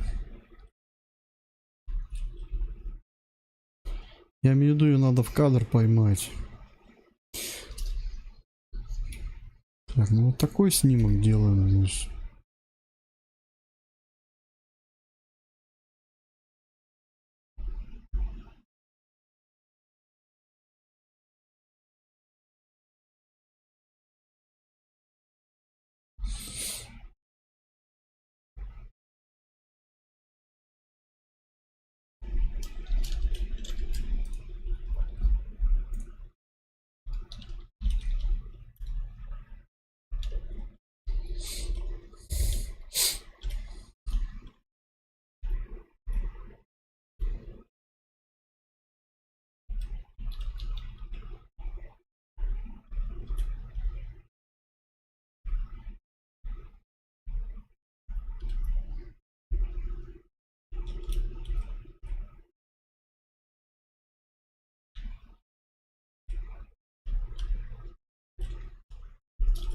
Да блин, как бы тут так поймать этот кадр?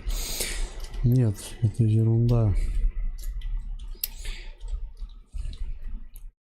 Этих посложнее фототь.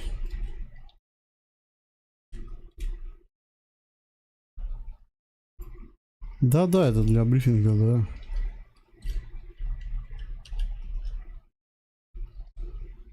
Блин, ну ТМ-113 все портит, скотина. Как он мне надоел. Ну-ка давай посмотрим, что будет дальше. Видишь, что он делает?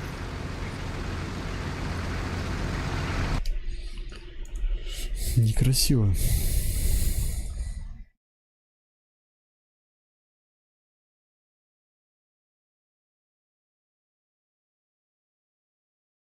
Ну, Пелинг правый, какого хрена они едут, как попало, придурки.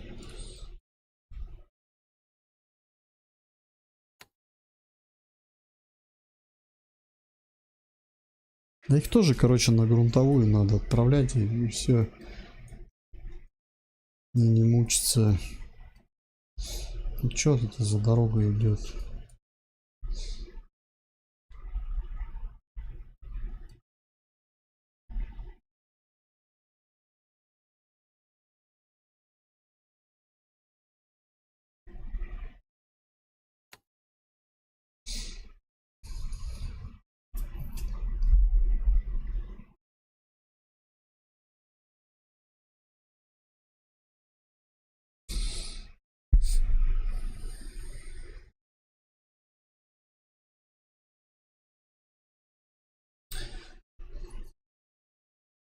Гусеничная техника впереди. Скорее всего, из-за этого хрень происходит. Надо колесную ставить.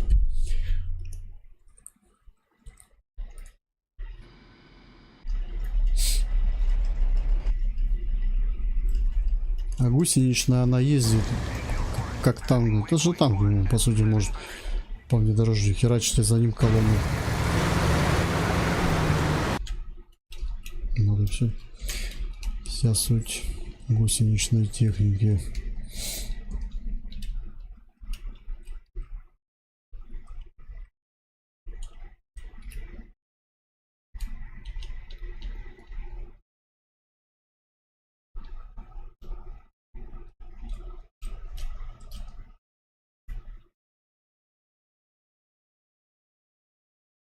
Нет, что попало.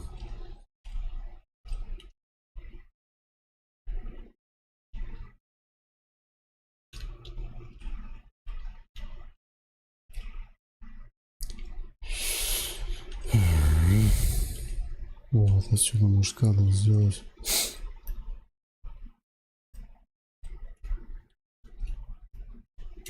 Блять, как тут это геморрой, наверное, это пипец какой-то. Все-таки может здесь какая-то камера есть еще.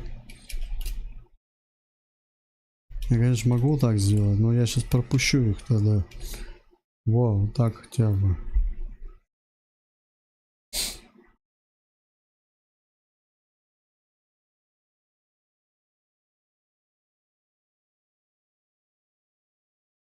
Ну давай хотя бы так, ну.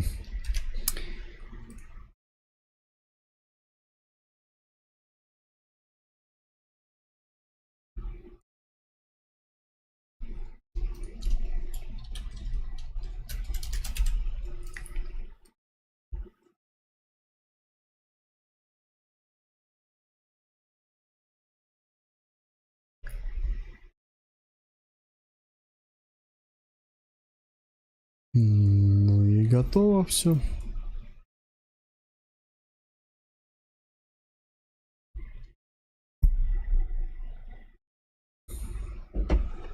Че, пойдем?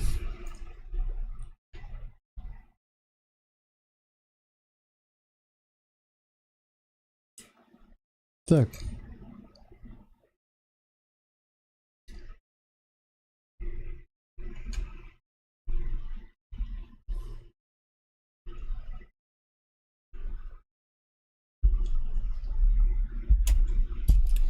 Первая картинка.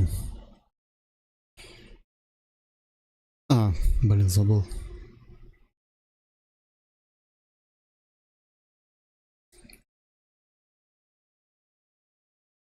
Сейчас.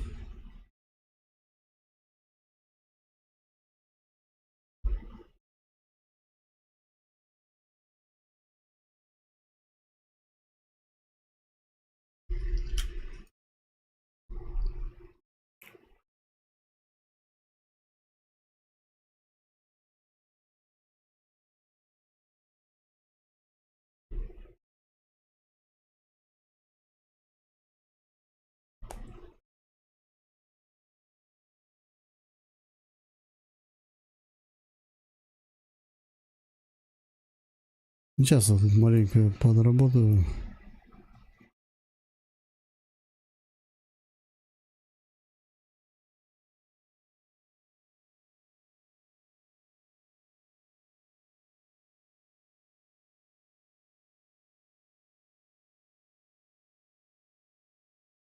Так будет поточнее видно, да?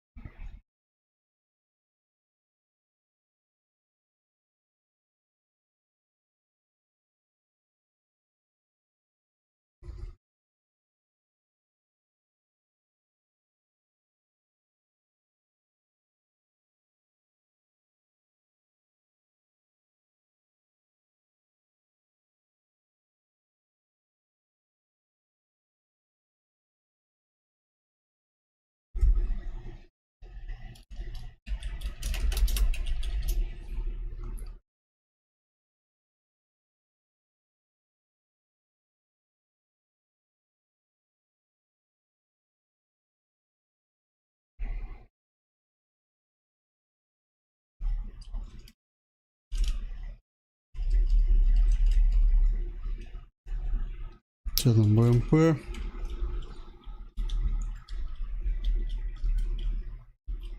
Пикап.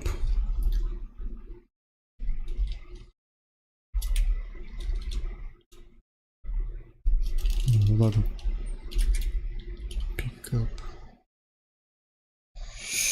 Пикап с чем он у меня там? Пулемет. ДКШ. Как он правильно? Как он правильно называется? ДШК? Короче, пикап, пофиг. Заправщик.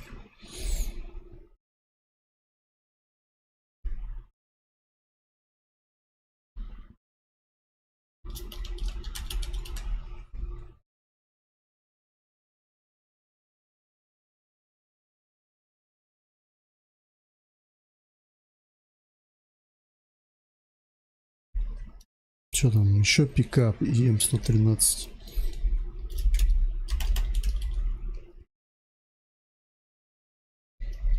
БТР.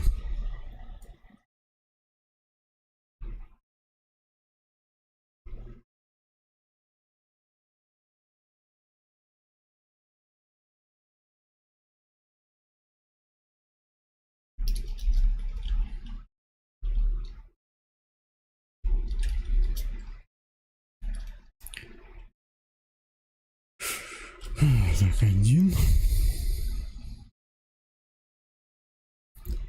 Сейчас еще надо другую сделать.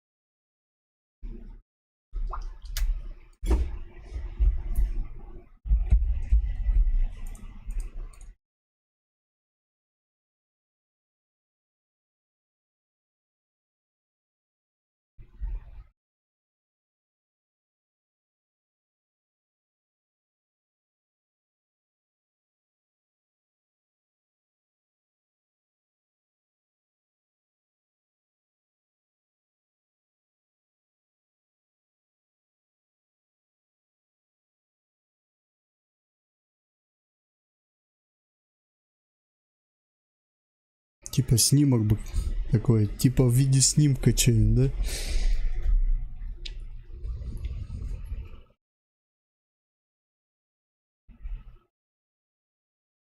да? На этот, на Nokia 30... Нет, подожди, на эти, на старые телефоны, короче, фотография.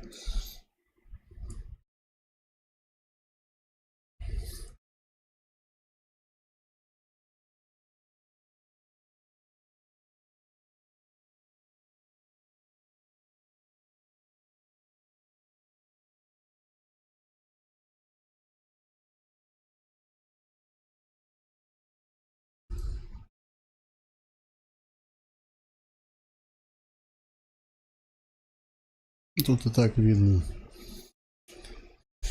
что за техника, можно ее самому определить, что да где, да. Видно, что кто-то с крыши фотографировал.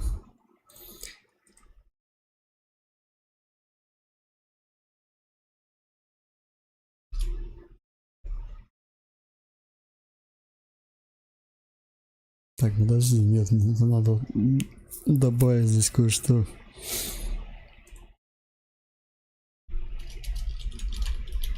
Хотя бы, чтобы это понятно было, что это караван 1.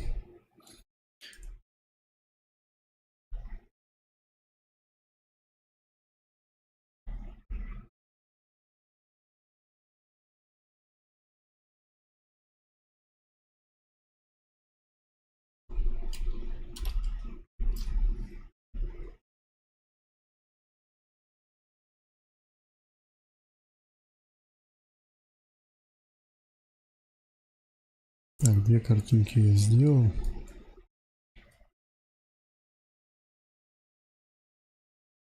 Вот сюда их уже перекидываю.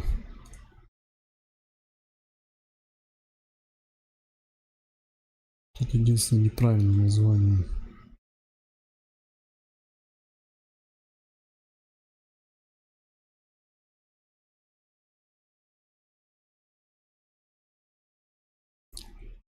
Так, здесь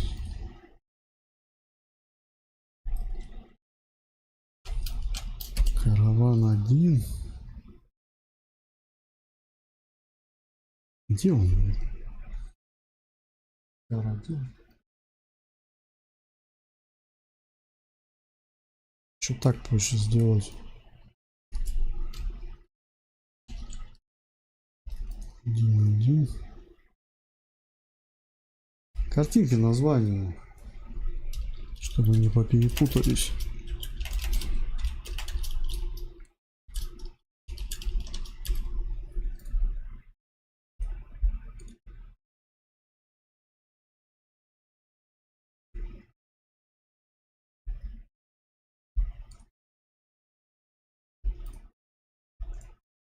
Это чтобы не отвлекало. Следующий.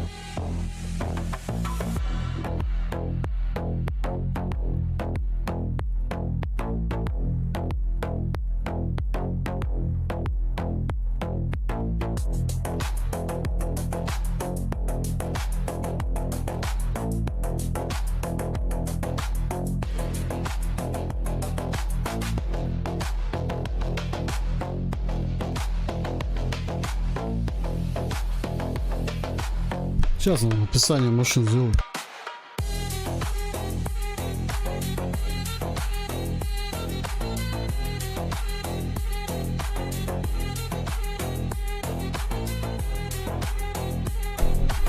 Темный экран это, да?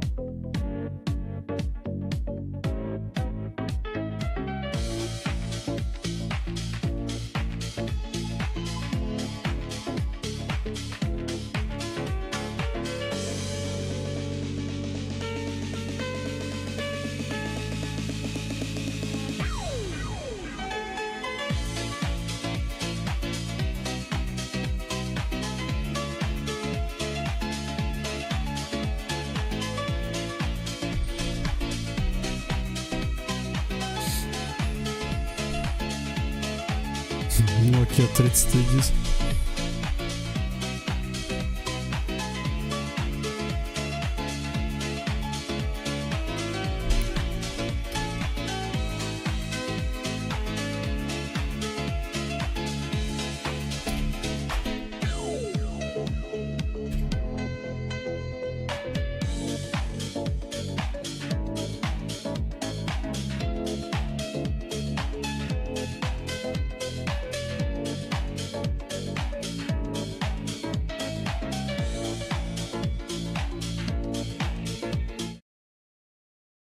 Так, что еще остается? Картинка одна.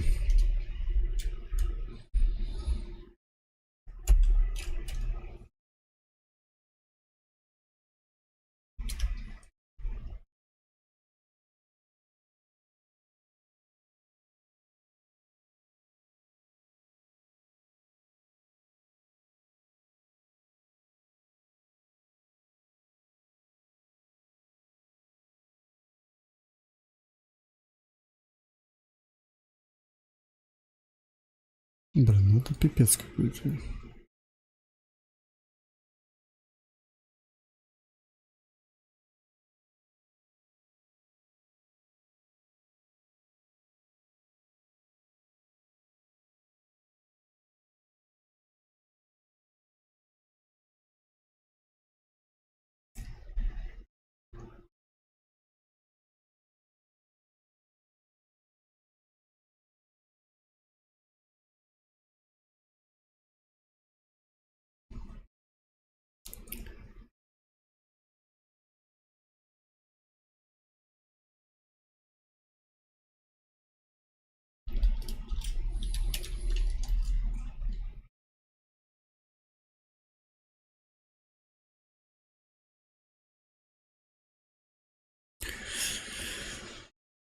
Ну и пойдет. Достаточно.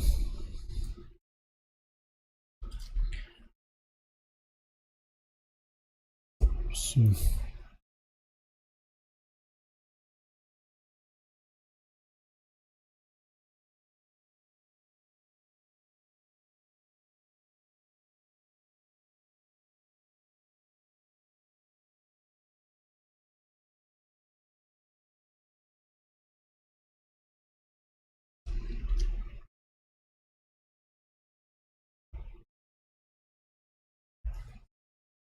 Все, сейчас картинки добавим, наверное, достаточно пока.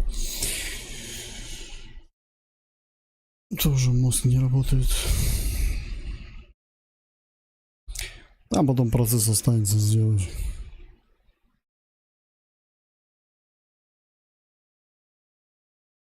Так, в смысле темп Mission? Какой темп Mission?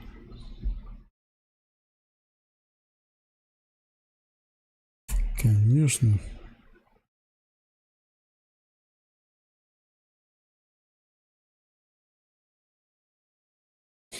Так, теперь надо добавить задачки. Заходим.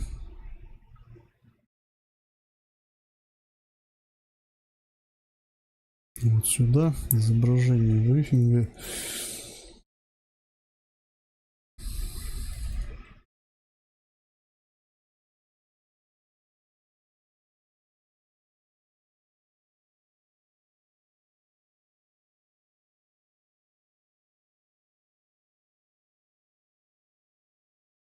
Так, 1, 1, 2.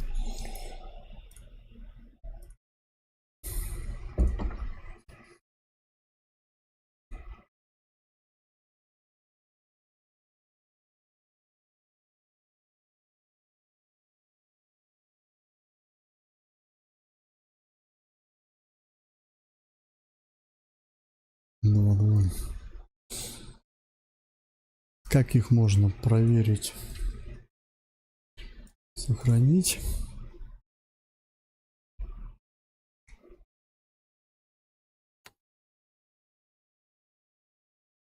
Вот, пожалуйста.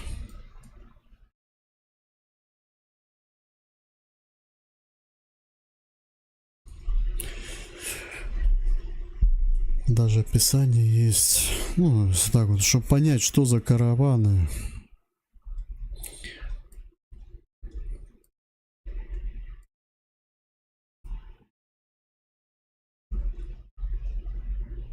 Это вот самый такой побольше, который...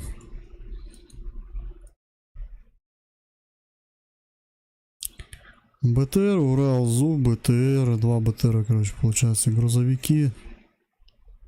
Вот они, 2 ЗСУ и пикапы.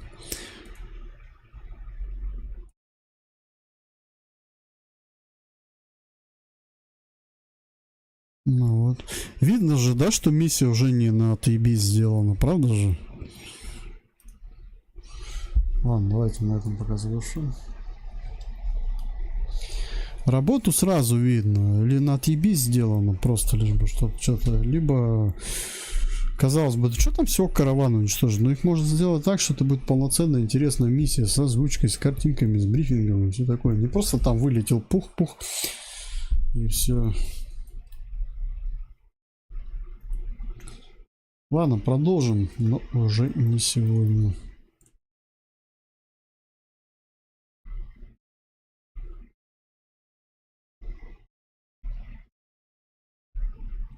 Все, этого достаточно, я думаю, пока.